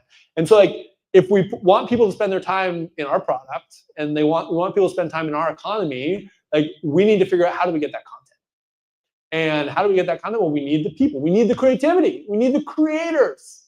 And how do we get the creators? Well, we go and fucking solve the hard problems, which like we don't have perfect answers for, but if we can do it, we can do it. And so I'd say since that moment, kind of like late last year, early this year, our focus has expanded where before it was like builders P0, consumers, like we're getting there. Now it's like builders and creators P0, consumers, we're working on it. Like the app is infinitely more approachable now than it was, but also we added way more complexity because now it's also a social product, and so it can also be confusing for first-time consumers. But our primary focus right now, as we're still in this closed beta, is like, how do we get that flywheel really, really working for creators? And I think we're gonna be able to nail that in the next couple of months. And then once we get that working, it's like, oh, now creator comes in and it's like they earn, they feel that moment, they have the experience, and they're starting to benefit from it. Then it's like, okay, now we can start to scale creators, and in parallel to starting to scale creators, we can shift our focus to be like, okay, now let's optimize it to just grow this audience as quickly as possible. And then it's like, okay, how do we streamline this for the everyday person? And so it is the focus. It is something that we're thinking about. We are absolutely 100% of the time trying to figure out how do we distill down the experience to be as simple as possible. I will admit that it has taken us longer than I expected to get it to as simple as it is today. And it will take longer to get it simple enough. And that is because we are building on new infrastructure. That is a new system that requires a lot of hard work to make it all work, but we are getting there. And my hope is that in the next year, I mean, if we don't do this next year, we're definitely gonna do it next year. In the next year, the base app should be so easy that you should be able to give it to literally any single person in the world, and they can open it and they can do whatever they want with money. And it just works. And I think that we're not there yet, but we're going to get there. And so thank you for being patient with us. Thank you for bearing with us. Thank you all for being the builders and the creators and the believers who have been here from day one. Thank you for showing up to make OnChain Summit another special year. And who's ready for the casino night?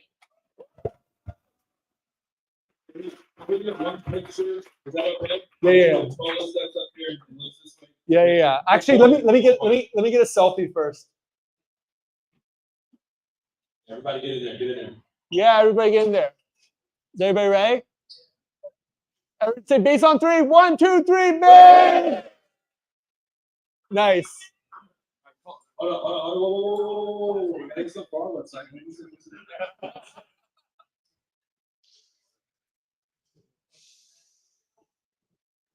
Everybody get in. You want to be in the this is what we'll use. Oh, I gotta get in there.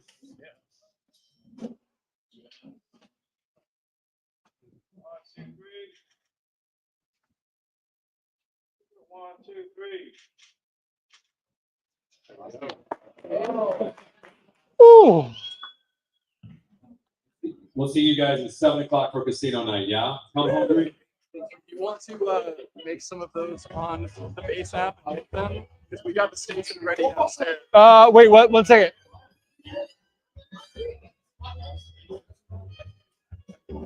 Do you need me? I'm doing good. I know. I'm gonna need to take like a 10-minute break outside just to reset, and then what's the plan? So like casino is gonna start at 7. Yeah. So we're gonna break. So they're gonna get that ready. Yeah. So probably open doors at like 6:30. Okay, so you can do whatever you want. I'm probably just gonna hang. Are you guys gonna have food for the? Is there gonna be food here for dinner? We'll have food all that. Okay, cool.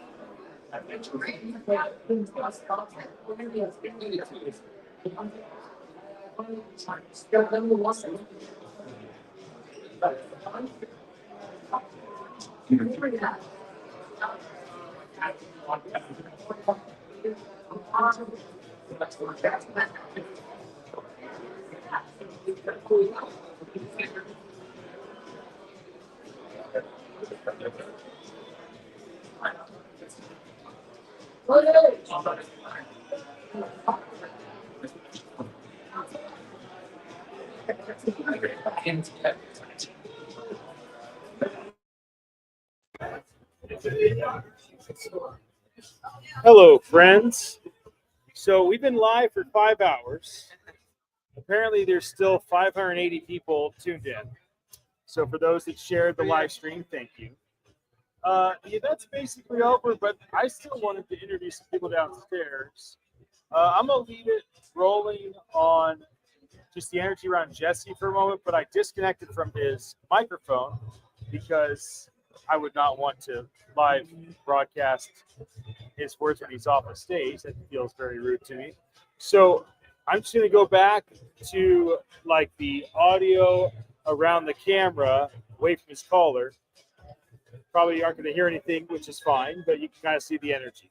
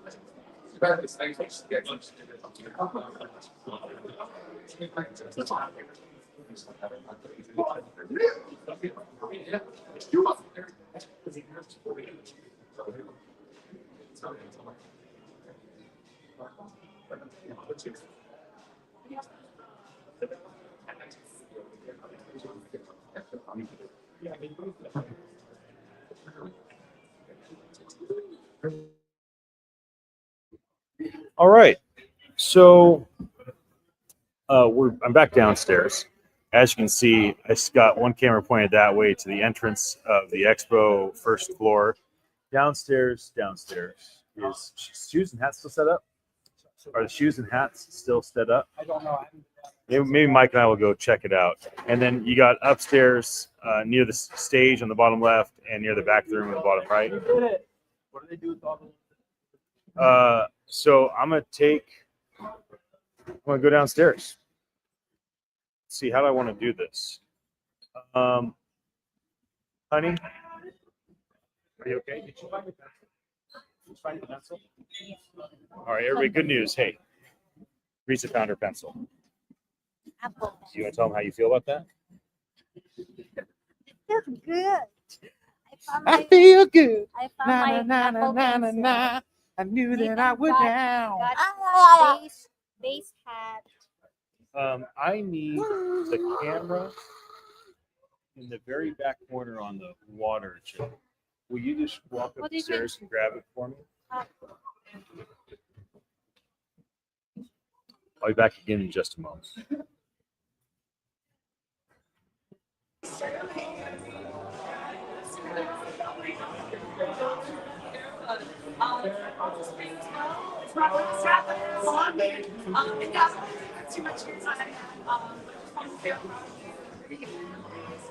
I plus the basic content and see you guys on that basic content. Yeah, I know you might be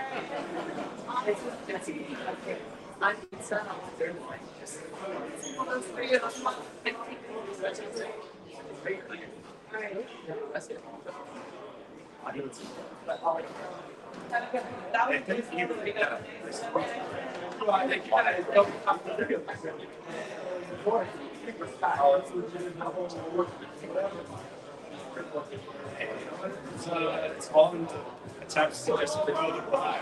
5 years is going to throw darts for quarter.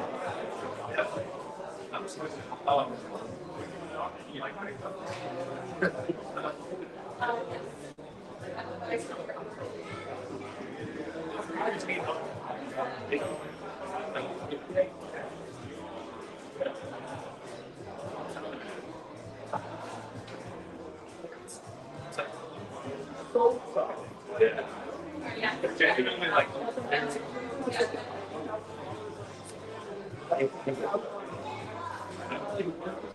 it's like paying for both of you for that whole huge nugget. What are you doing? Let's do it.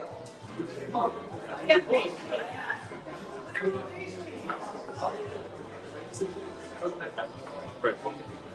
Or sometimes they need they come from one team, the crypto bastards, they come from crypto, they use it like I think like bastards. Right.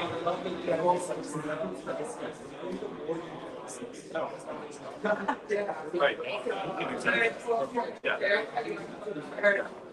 I come from like I make uses I drop out bigger great accents. So we get both sides. Yeah, thank you. I wanted to say, I found out about the basement. Find out how I couldn't find a link to a blog. Yeah, so guys, I appreciate it. Nice to meet you in person.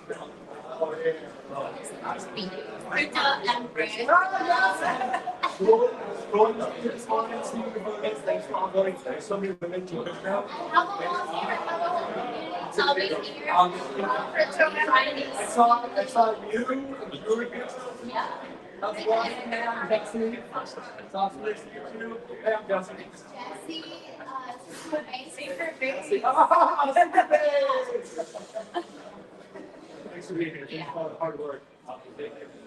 I would have recognized you. But thanks for all that. Seriously, this is my first time at the Yeah.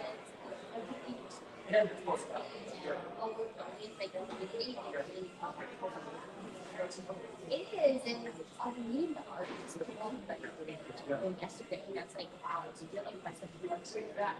How you yeah, really, team, and you're here to rock it, you want to see it succeed, and you want to see how You already doing the work, like by being here, by creating how that's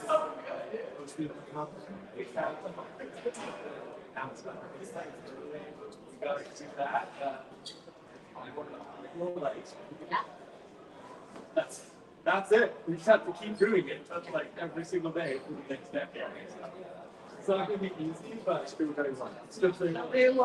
going to be easy, but I do think that every day I feel more like that what we are building is will be better. Okay. What's that mean? Do we get all the What? Because we did people sign back. I have my Gets in. Okay, there let's go to Priscilla. No, there's no more tubes. Interesting. Well, let's go down to yours. All right, Mike. You ready? It's yours. Steady. You gonna hold it? You want me to hold it? You can hold it. Cool.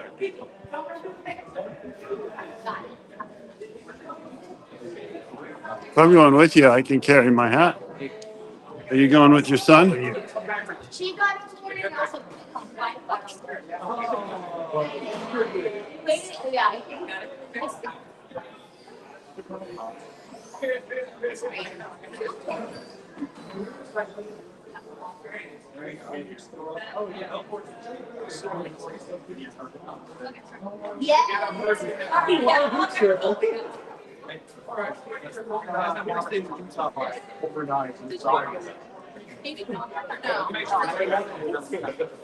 Thank you for everything you're doing. I appreciate that.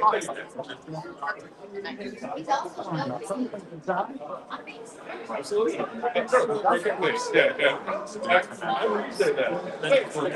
If you see like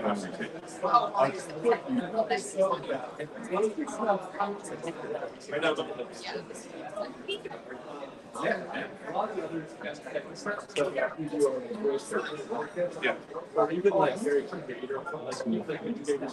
Very creative.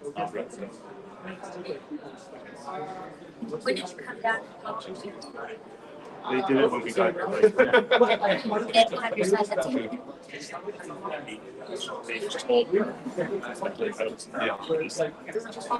Everybody involved.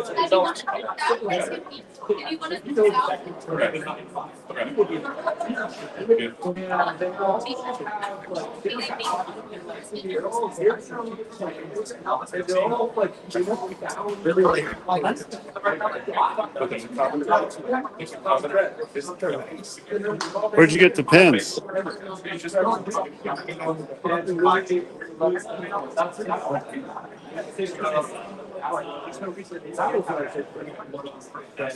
It's like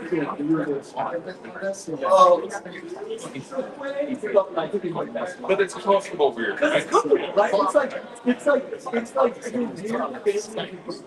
you're like, man, it's good. Well, my first one won't be my last, man. I appreciate that. Thank you, buddy.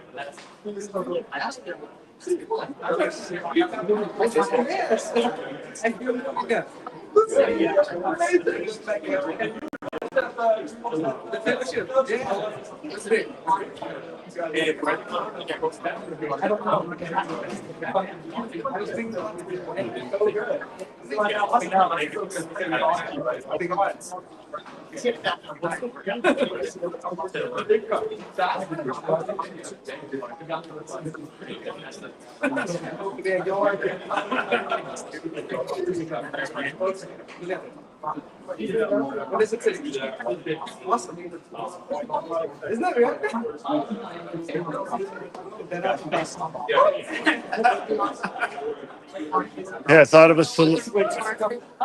I think somebody will use me for a signature, right? The blue one? Yes. There? Yes. I got a solution to my shoe problem. I thought they were all the same age. Put it on the hat. And if you The hat guy's gone. the hat guy's gone. But it's like a shoe. Let me see if it'll stick. Yeah. It should. It should stick. I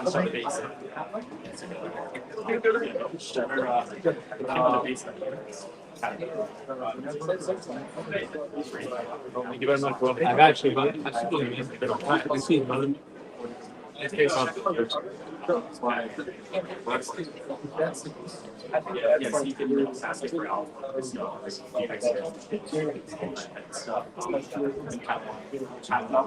Put it in the back, right? Right, dead in the center in the back, right on the band. Exactly.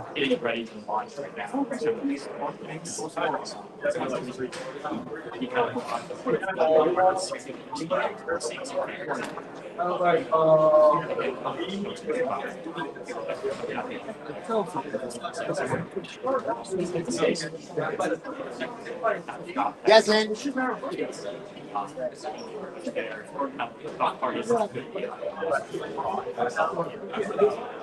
got all the goodies today.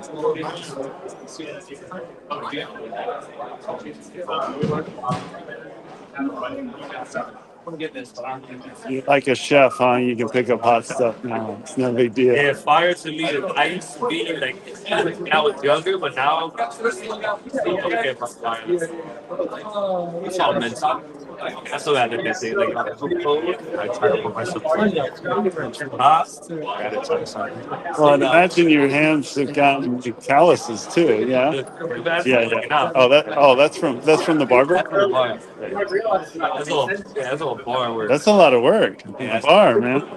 This is me from the bar. I split it open because I was putting down a dumbbell. Yeah, like I got. And there's another dumbbell there, and just. I hate it when you pinch it, or like it's too heavy. Like, oh, it broke. I needed stitches. I didn't get them, but I needed stitches. Yeah, I was gushing blood. But of course, I just put some gauze on there and kept working out. I have a friend of mine that lives across the street from mine. Oh, sweet. He has this dog. He has a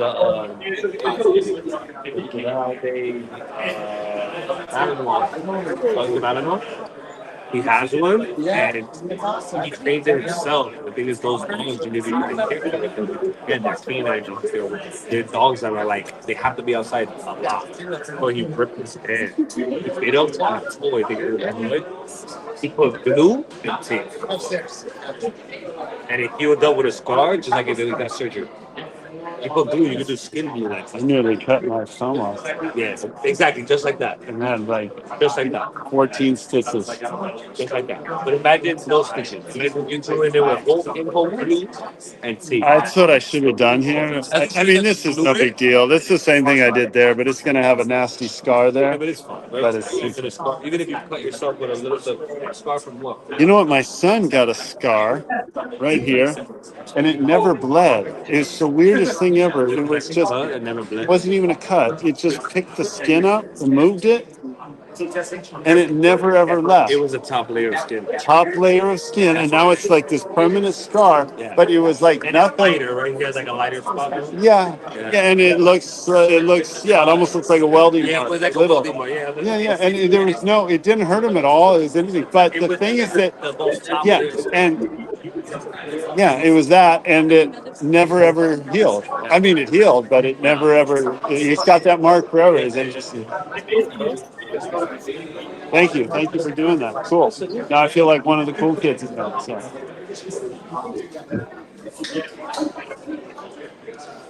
Interesting. You guys are partnering together rather than competing against each other. What? Yeah. But those are not mutually exclusive.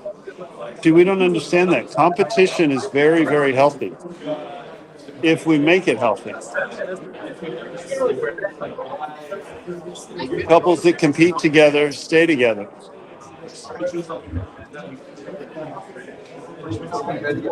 So that is Denver Nuggets, I guess.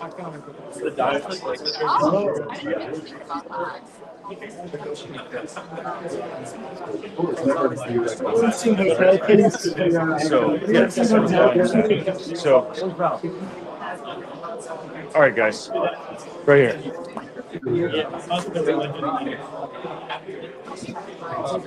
Ted, you and Mike start talking, and where's the mic? Where's the mic at?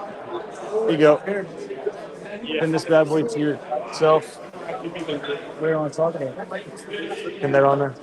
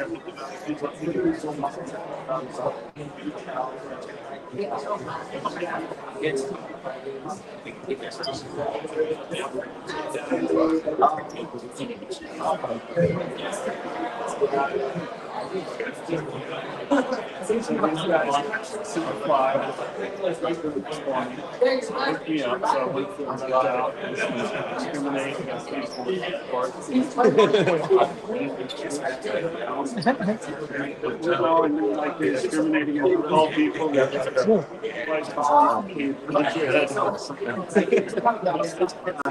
What's your name? Ray. And I want to do this like this. Oh yeah.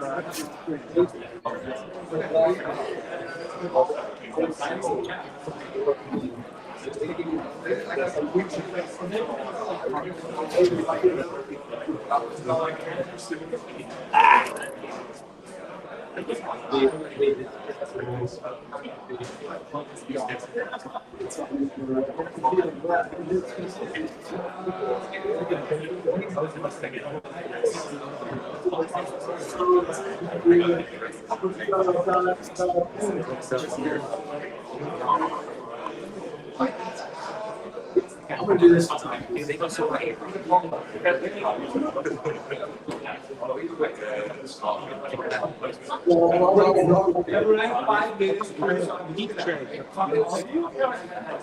Sounds good. Thank you for your time.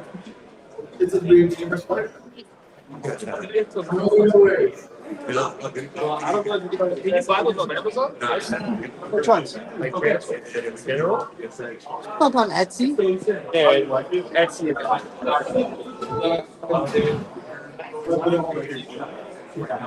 It's like Major Waves Print Shop on Etsy. A lot of people ask always, like, where can I go get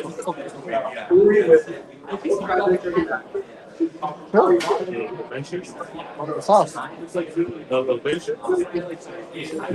Ruben must DJ Trump. Who the hell is DJ Trump? He sounds famous, isn't he? Who? He sounds famous, no? Well, who is Mother of that?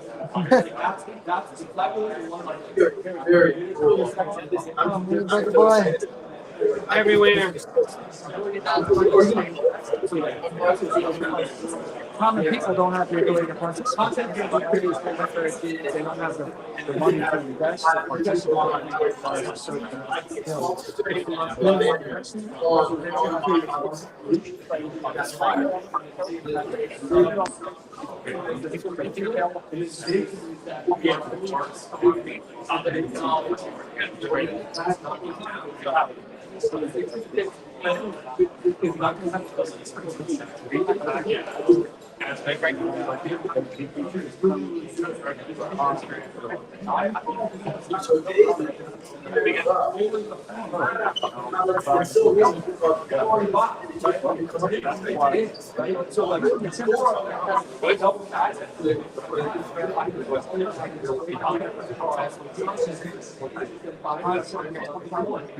You're just sick of space. You're like, this is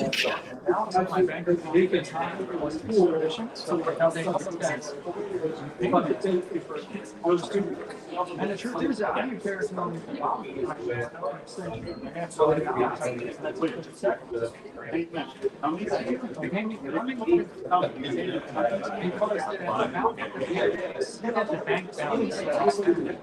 this is what this is traditional banking. So In the event that it was reversed. Thank you. Did it just get released? That was What's the big one? a business transaction. Hopefully to get better. You said send me $250,000. We get to answer. We get to look each other in our eyes.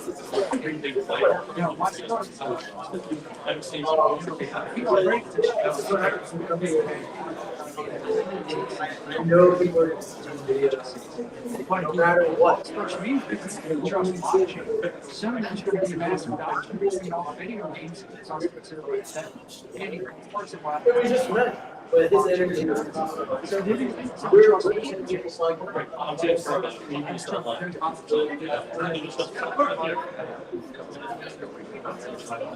They're going to be like the OnChain supply chain. all based on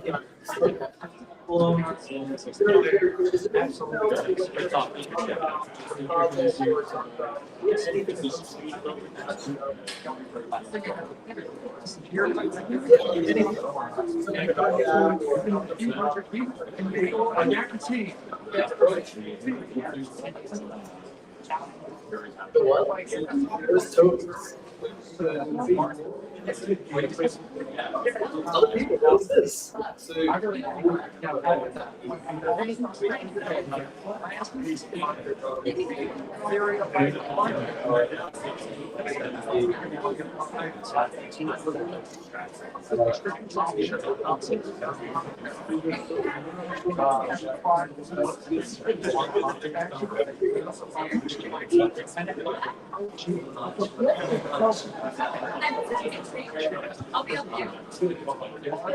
Yeah, it'd be cool to somehow connect the two, like maybe people could earn the chips on an NFT using the Fireside app. Maybe something creative.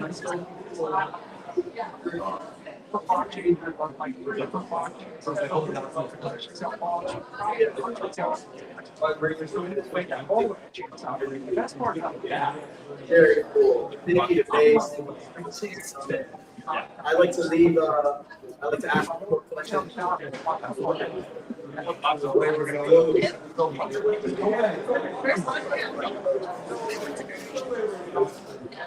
What is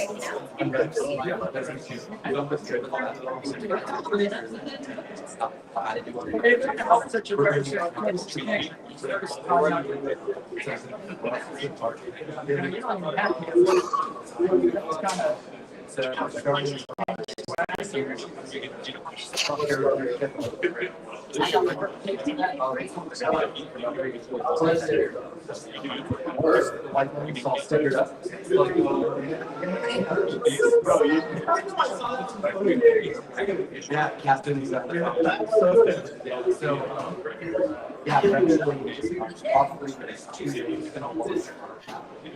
I really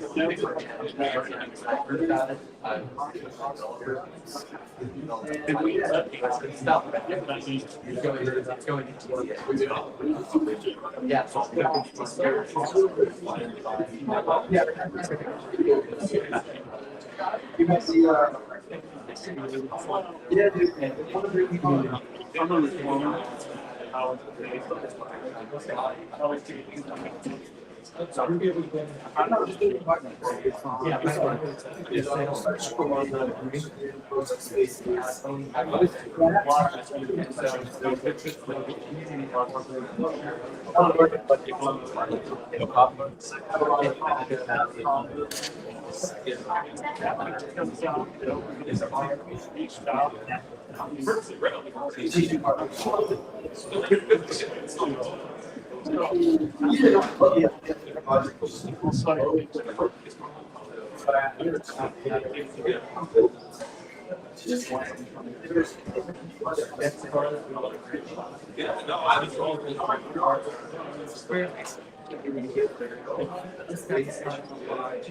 I really want to. I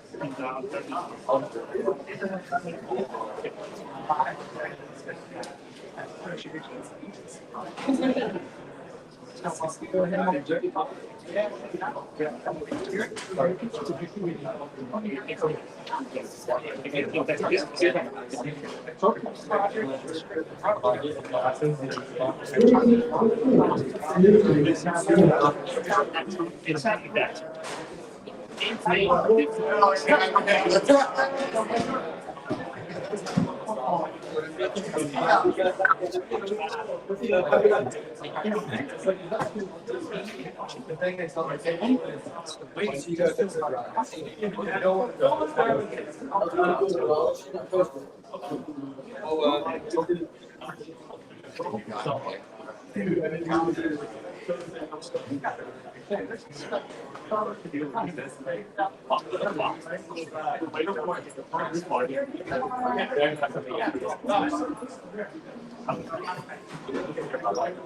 Yeah.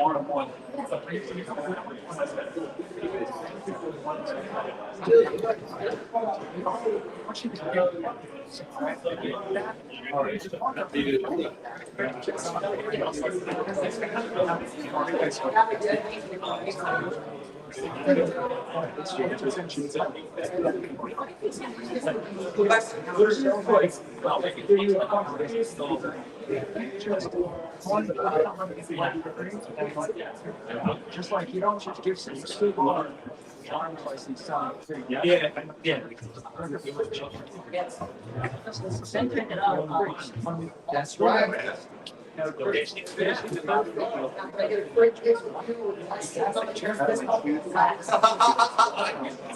He's taking a picture. He's taking a picture.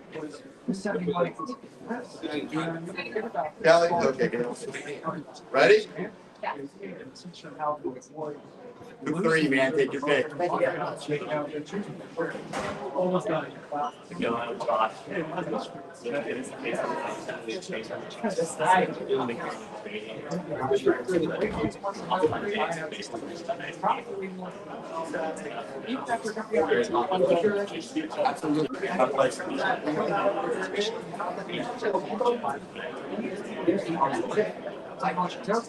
And yeah, anybody.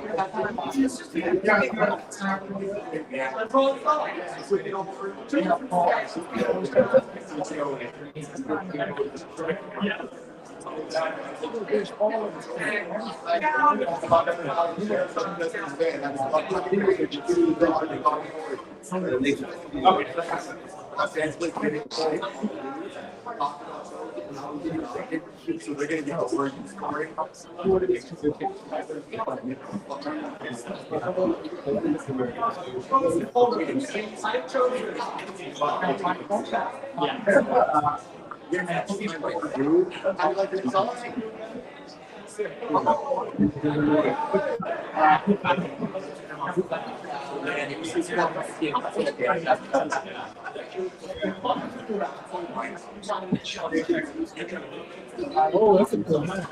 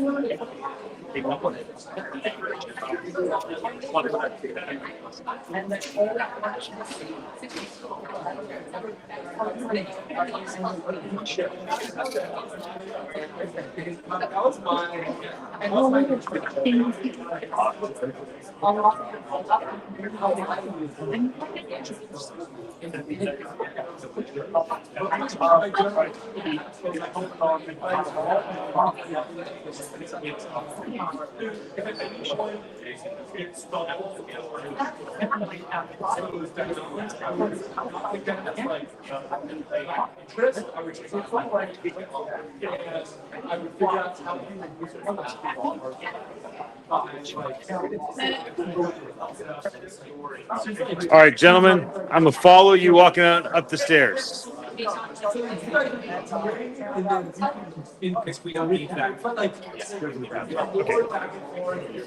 Malachi?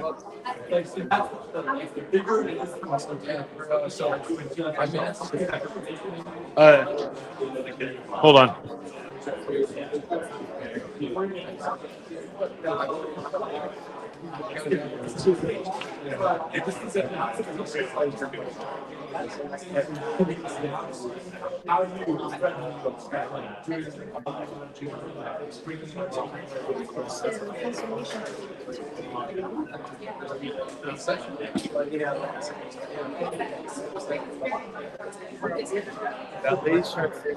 I was so inspired by it. I'm like, wow. Rob told us not to. I'll go talk. Oh, that's so weird. Somehow somebody unmuted. All right, internet. Someone apparently unmuted a bunch of channels. Right on, someone. But now you guys' mics should be the only ones, and you guys should maybe stand over here. Right over here, Teddy. It's upstairs. Yeah, right here. That's good. Right here. No, too far, Mike. Right there. All right. Continue the combo. When you guys are tired of each other, grab Wes. But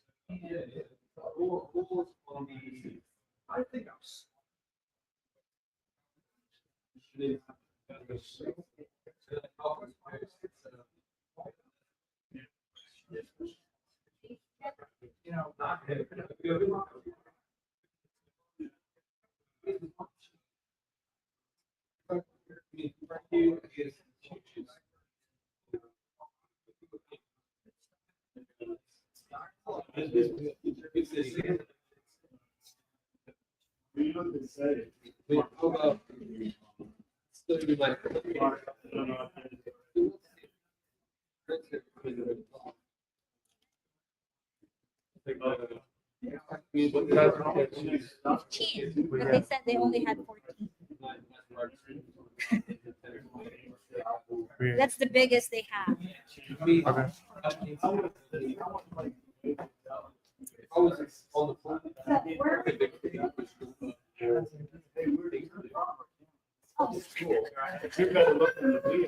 Rob said it's okay to leave it there until tomorrow. Rob did? Oh. So That that's lady why. was just telling me, like, we need to get out of here. Are you breaking all this down? Oh, I see. He said no, it's okay, or we can do it later after dinner. Okay, cool. So I'll do that. I'll do the rest. So what do you want us to do with this stuff? That's what I have to ask you. What are we gonna do with this? Maybe we'll just grab it after dinner. Yes. I'll do that.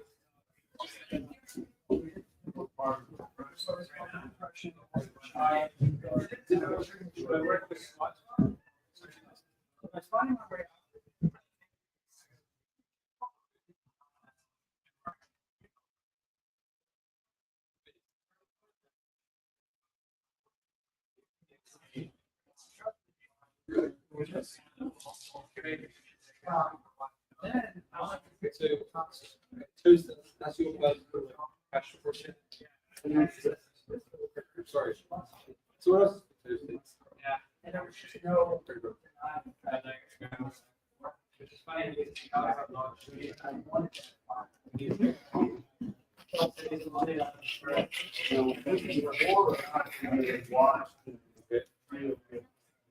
before. So you had told me about the scenario that you had been through with your false shoulders, which is very yeah. So it's what I got in the relationship. Exactly. So it's not like he also have all of the exactly. Okay. Yes, is not sweet busy with it. The word says this yeah.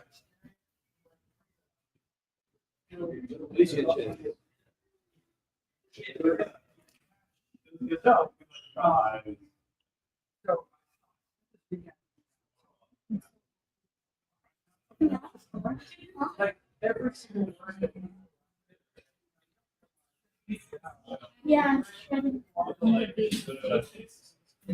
Yeah, they also need to.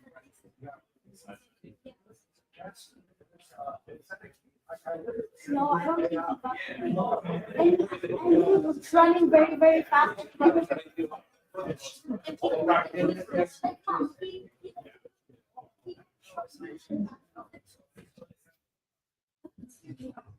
Actually, as far as the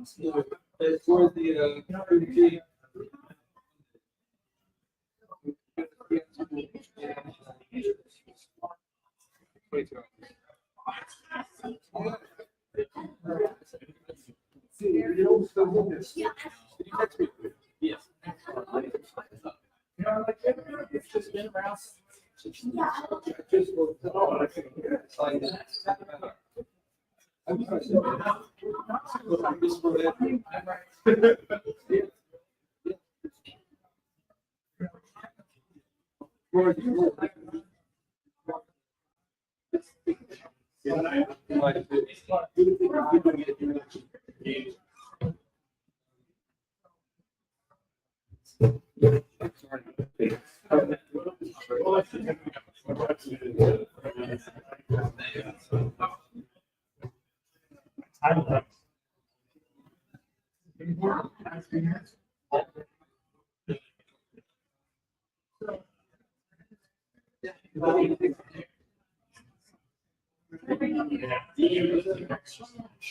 Where's everyone at?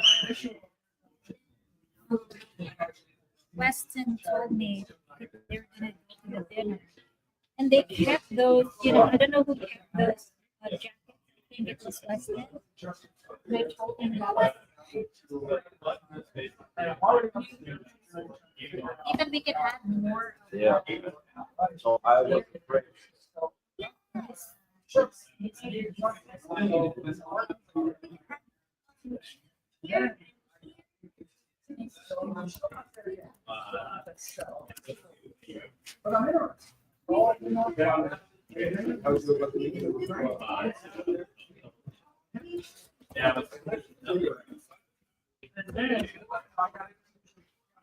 Okay, honey. My love.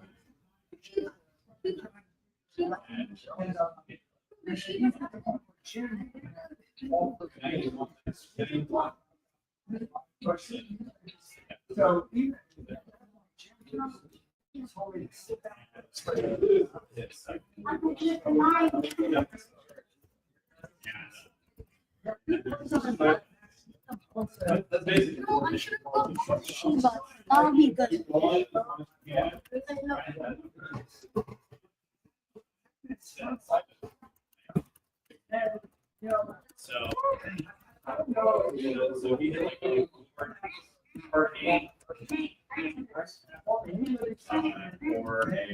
I'm gonna buy the OKX bag with tumbler and the You got it? Yeah. Yeah, nice. With a it's very, very beautiful computer bag. It's a computer bag.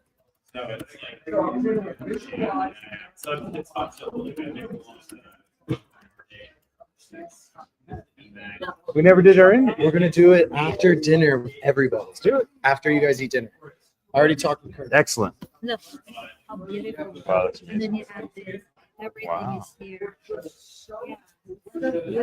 Wow, that's a very nice bag. Special infant, like it has two zippers. Very nice bag. And they have Don't stretch your shirt, son. Don't stretch your shirt. Oh, that's nice. Nathan's Awesome. and they have look at the shirt. It's big. Look at the shirt. It's faded. Good shirt. I like this. Yeah. Mama. Nice.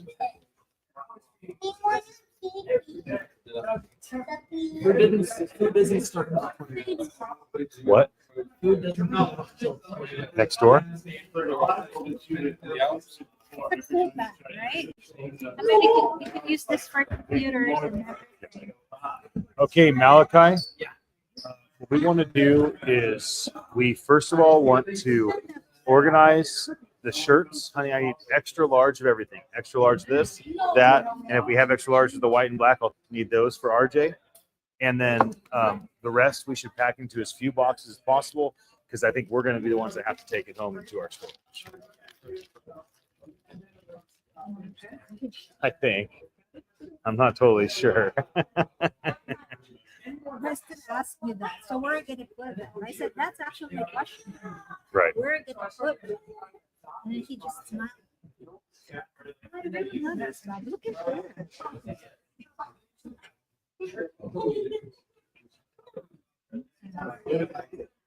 Funny.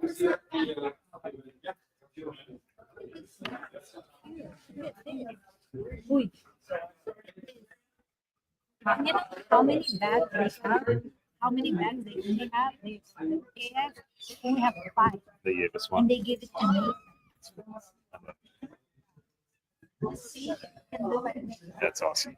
You can put it at the here. Yeah.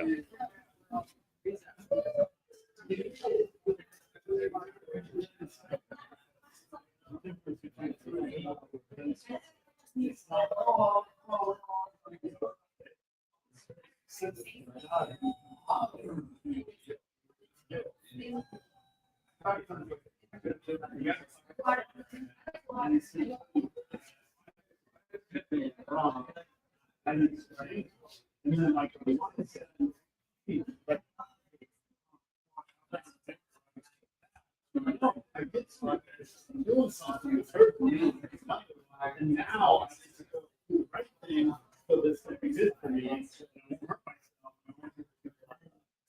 So it's cool that you have that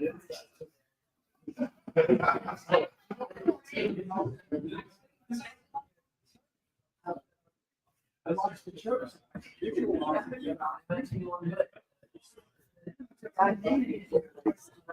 And they can get the boots hat, or you got the shreddy size hat.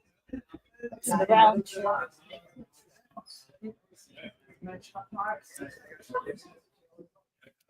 Okay. Oh yeah, it's awesome. I love it. It's awesome. And that's like this. What is this for? Is this the Hang a hat. So I have to decide.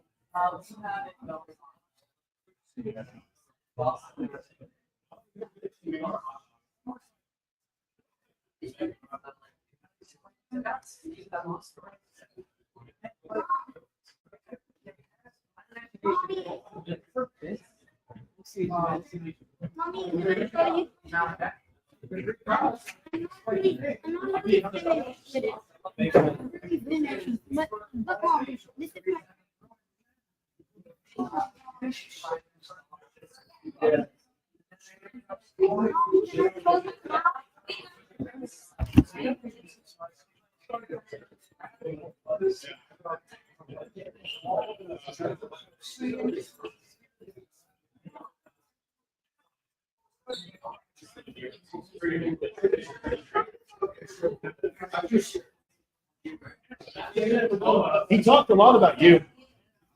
Stop it. Enough of that nonsense.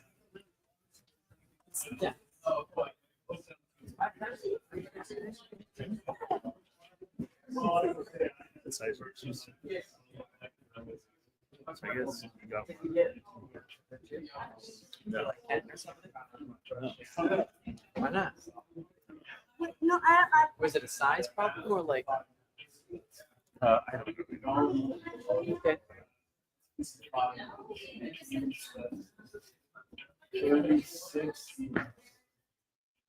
Okay.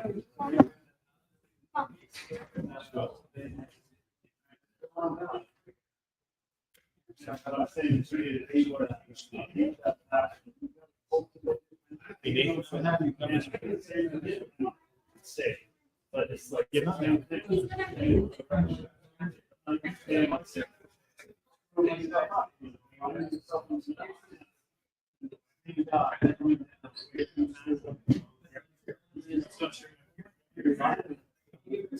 Yeah, with the extra.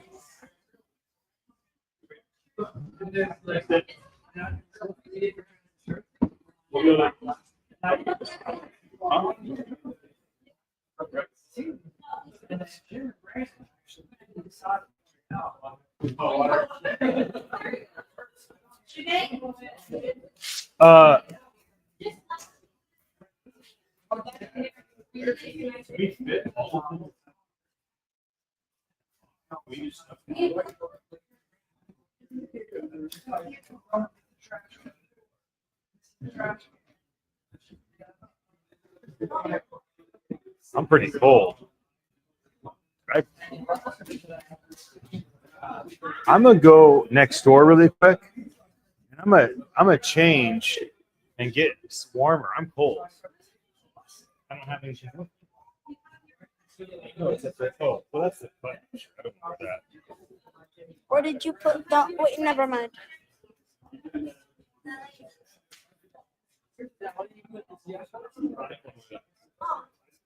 Okay, XL, great. And already XL, that's one of those shirts. It's like those shirts. I'm just gonna change my shirt. Obviously, the shorts in 1 second.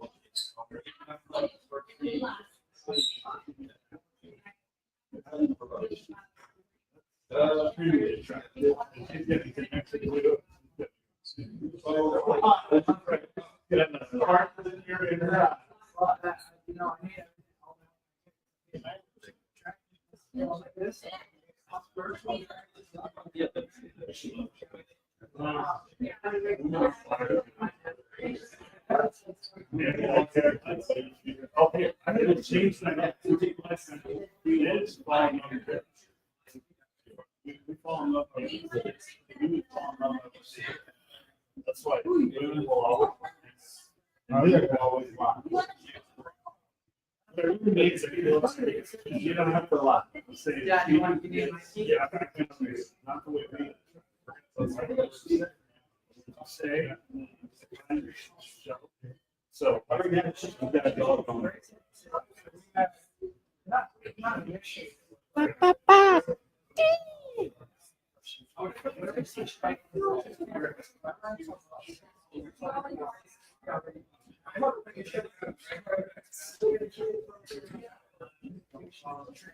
Malachi.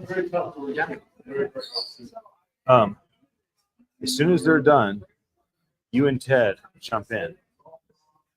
Okay, so you jump in with Ted.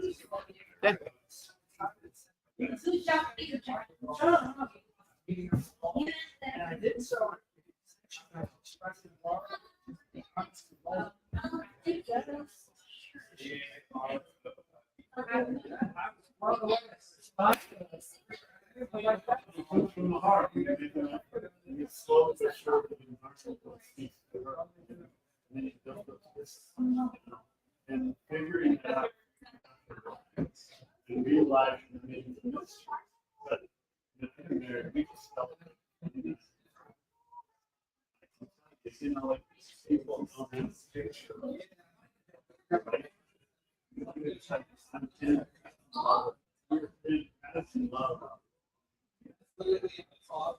Yeah. Because you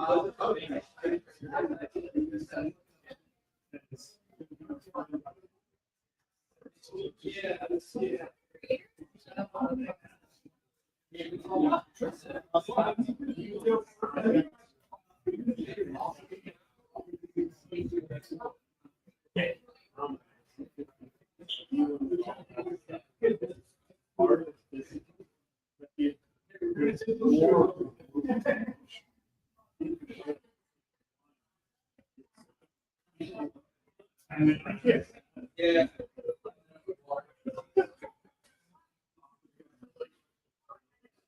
It's trying to hit the hotter site.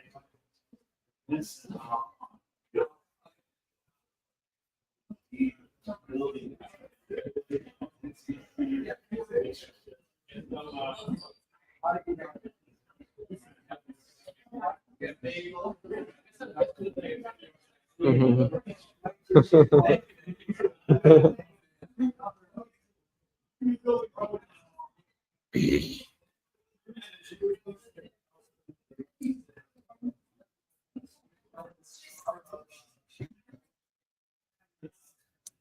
Charlotte, I saw your comment.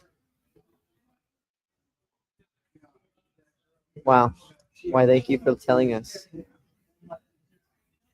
It was a struggle today, but it worked.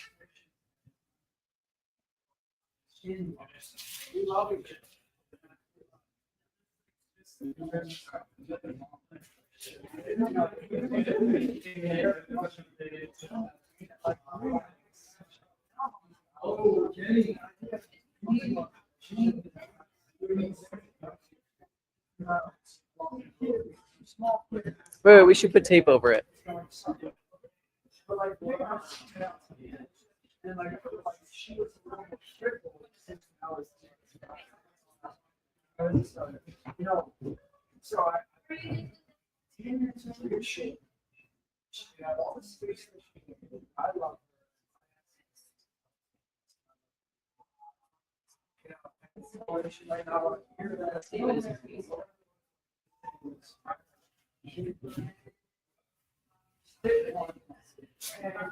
Just before we came out here,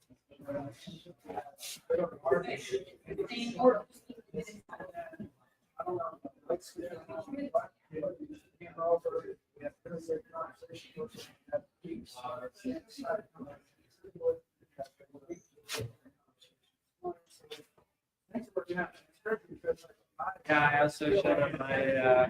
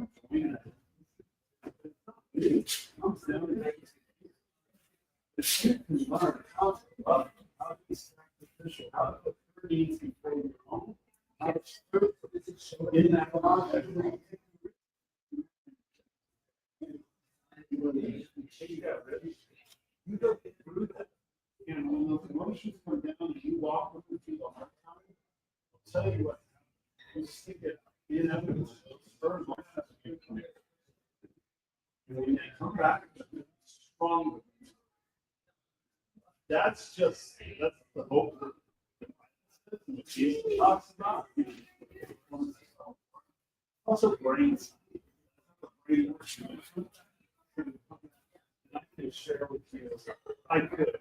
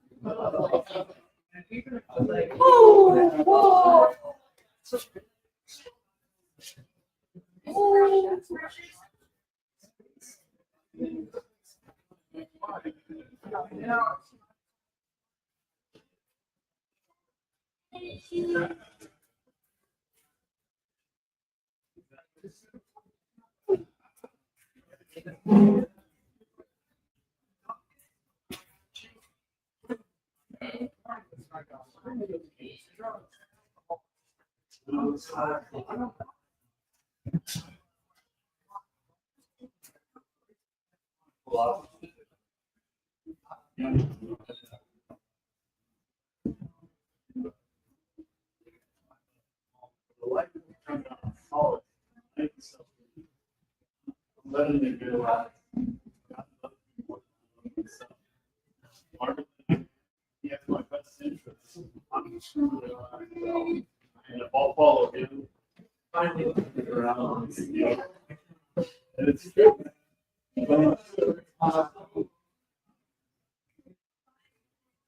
All this is ideas, so I'm bringing you here.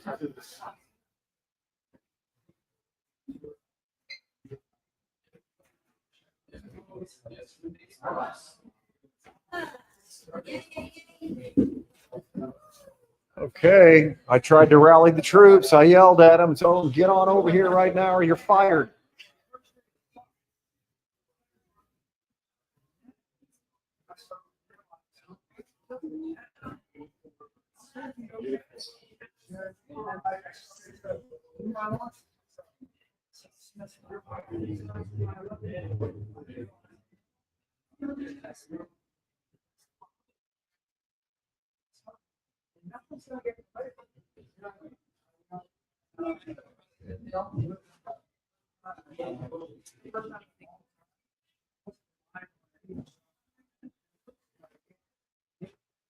This is where you need to be at this point.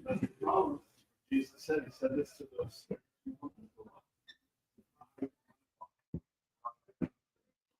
Never understand that strings would be wild.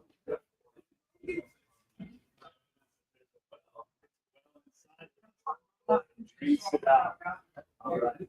Well.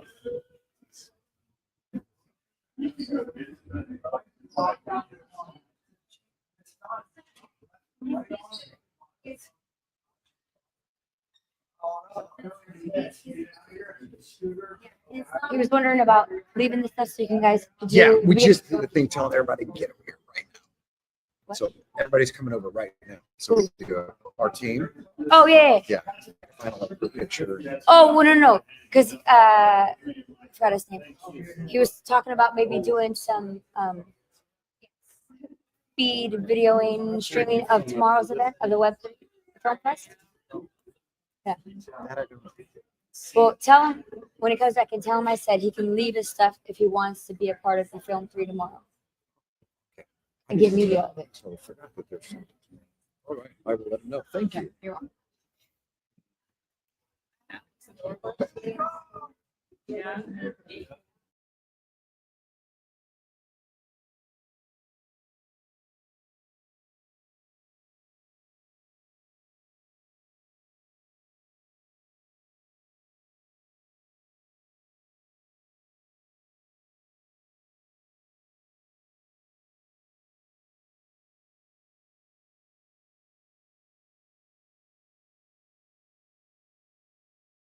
On it? Well, I think what Do he you was want saying to is just to end it with a big, with all the team. Yeah, that's perfect. He's up there getting, I think, close right now. So I'm kind of thinking. Okay, it's unmuted. It's just turned on. You want me to mute it? Go in front of the. Rusty King. 640. You want that one? Oh, you want to go in front of the podium? Yeah. Makes it kind of. Word up. Wait. Here, I'll. Can you move your back, Mike? All right, Curtis. There's 5,000 people ready for you. This is your camera. When is it going on? Is it ready? Is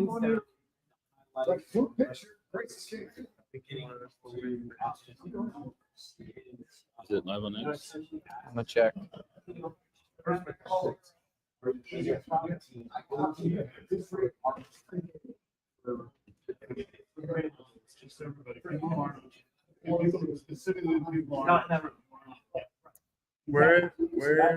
the majority of the streams coming from? X. Huh? Twitter. Twitter. Oh, well, pretty much all of them. Can you hear? 640 is coming. It's not sensitive. Oh, you can listen. I've got so many views. I think it's on your end. Or Ian's end. It's listening to us. It's streaming with Ian Utah. Change it to. Ian Utah. Yeah. There's a 640. So good. Let me capture that. 643 people live. We just got to speak with Jesse. It's all happening. Thank you, Jesus. The only problem is it's hearing.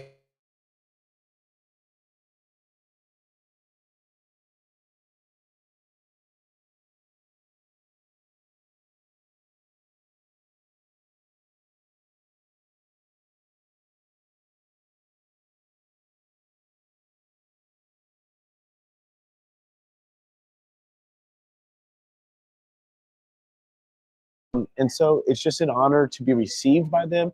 And I think this thing, at least inside of me, of like this nervousness of are we accepted here in Base, it's gone. And now it's just time to build along with Base community a solution that can bring the church on chain. Interaction was deeply moving to me.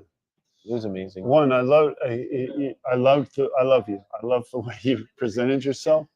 We're two different generations in the sense that I have felt a lot of my duty has been to own our part as followers of Christians for the animosity, okay? And so I have been trying to learn how to present who I am by what I do, be very sensitive to people who have a negative view of Christianity. And, you know, we've been able to accomplish some amazing things, but to see we're in the center of San Francisco. We've been career missionaries to San Francisco. Yeah, you spent your life here. Yeah, and I can tell you to be at the center, and not just the center in this beautiful location, but at one of the most exciting future technologies that people are going to look back and say, this was like Apple, this was like Microsoft, and to have one of the key leaders there. And then to have this interaction and to see, he wasn't saying, oh, I'm Christian, oh, I had a conversion experience at all. He said, these are my values and they align with me. But to see working together and in collaboration when that was not the case when I came up here. It was the exact opposite. It was two cultures clashing that hated each other, that were getting violent, literally violent.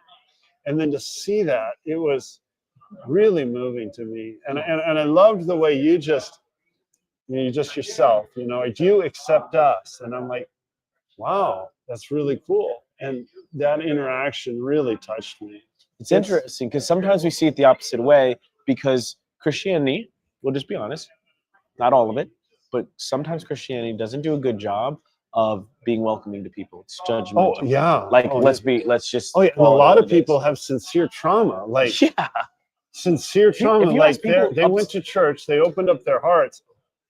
They opened up their hearts to reach out, and the judgment, the pain, the control, the religion was so hurtful. Yeah. Like, And so when we've been pushed out because we've pushed out others, and so it was like a reverse question of like, actually now as a Christian, we don't feel accepted in the tech space. Would you accept us? You know, that same question that they're always asking the church. Why don't you accept other people? It was reversed. And in that moment, I feel like the doorway was opened to where we could have a real true partnership. You know, and I keep thinking, what? Yeah. What? Just the holiness.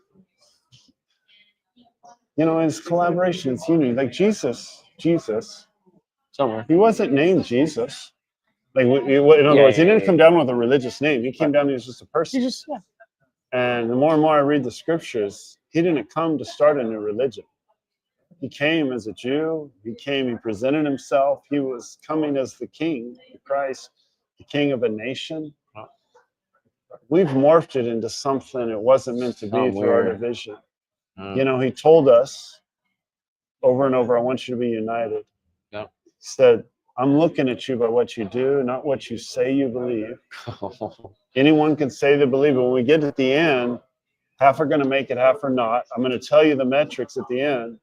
And the ones that make it are the ones, I'm watching you all the time. Are you showing love, my love, to those who can't repay, those who need it most? That's what I'm going to rate you on. And guys, you need to learn how to work together. Don't be divided. Be united. Be united. That's the key. That's the key. So much so that when he's praying, he's talking to them, they don't get it. They don't get it. So he talked to them again. They don't get it. So he prays, God, please. Make last prayer, one. John 17. He's like, make them one, as you and I are one, so the world may know. And he was praying so burdened for that.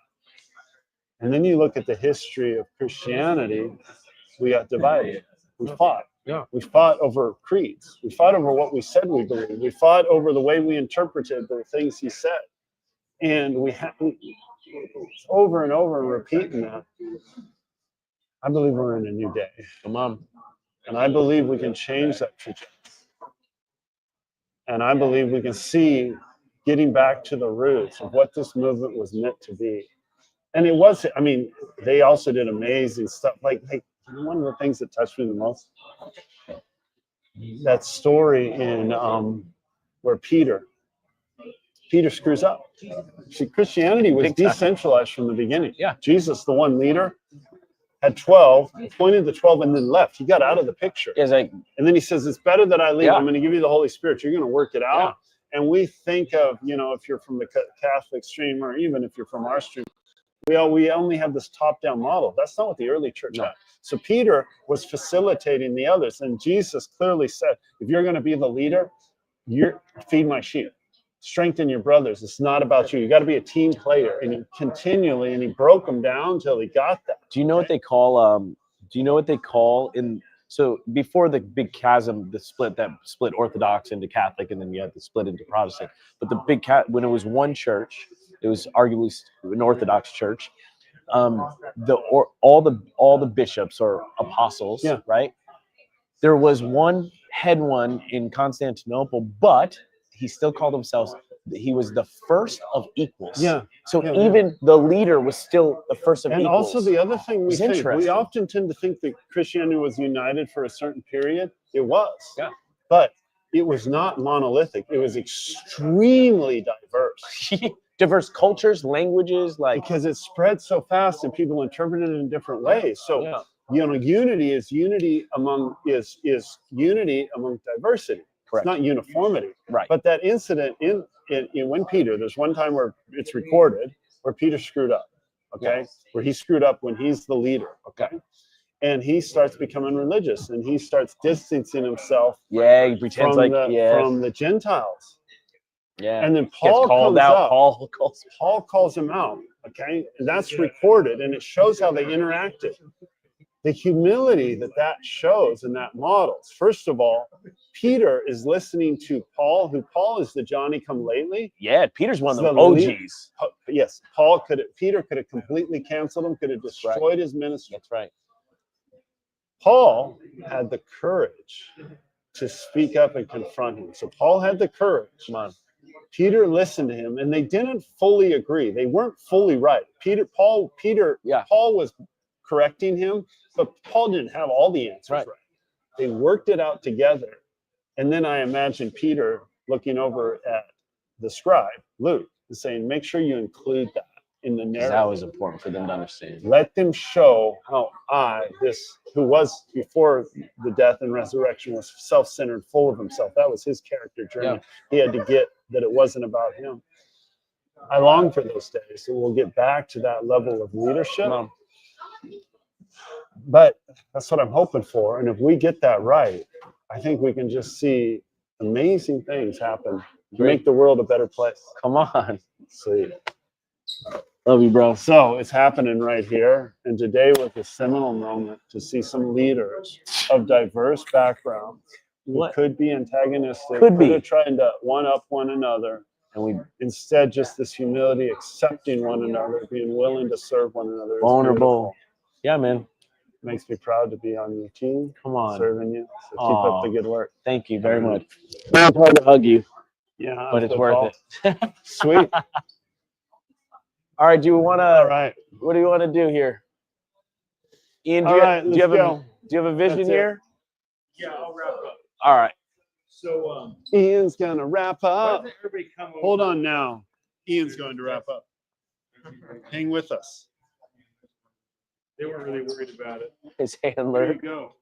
How about everybody come on over here? All right, everybody. He has a mic too. That's cool. Come on over. It's on 4 cameras. It doesn't really matter. Who just did an interview with Jesse? All right, everybody. Come on over this side. Let me wear it. So, Weston, Riza, Malachi, whoever wants to come over. We got a whole lot of people. All right. Like an army.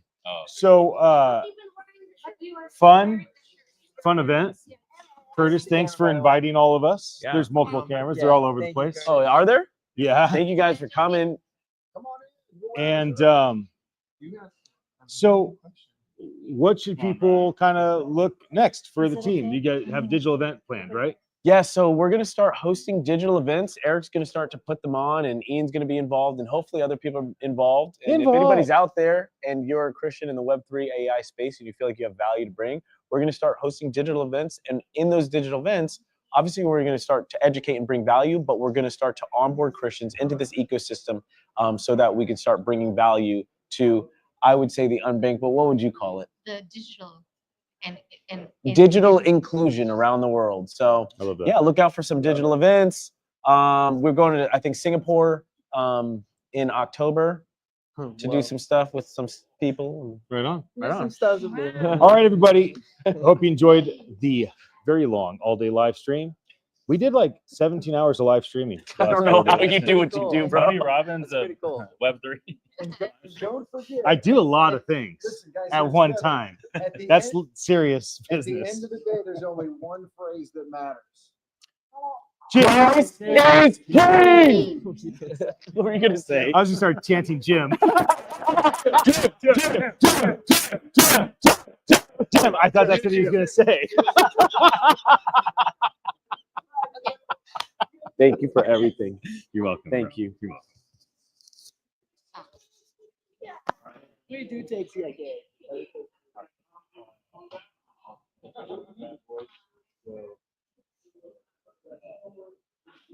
All right. I think the most important thing, bro, is like now that we're post end, this is like after we've ended. We ended over there. I figured This is after we ended. But wait, there's more. It's like the afterlife the afterlife. of the live stream. This isn't purgatory. We're going all the way up. Let's hold hands. Any final thing you want to say, bro? May the Lord bless you and keep you and make his face shine upon you and give you peace. And to you as well. And to you as well.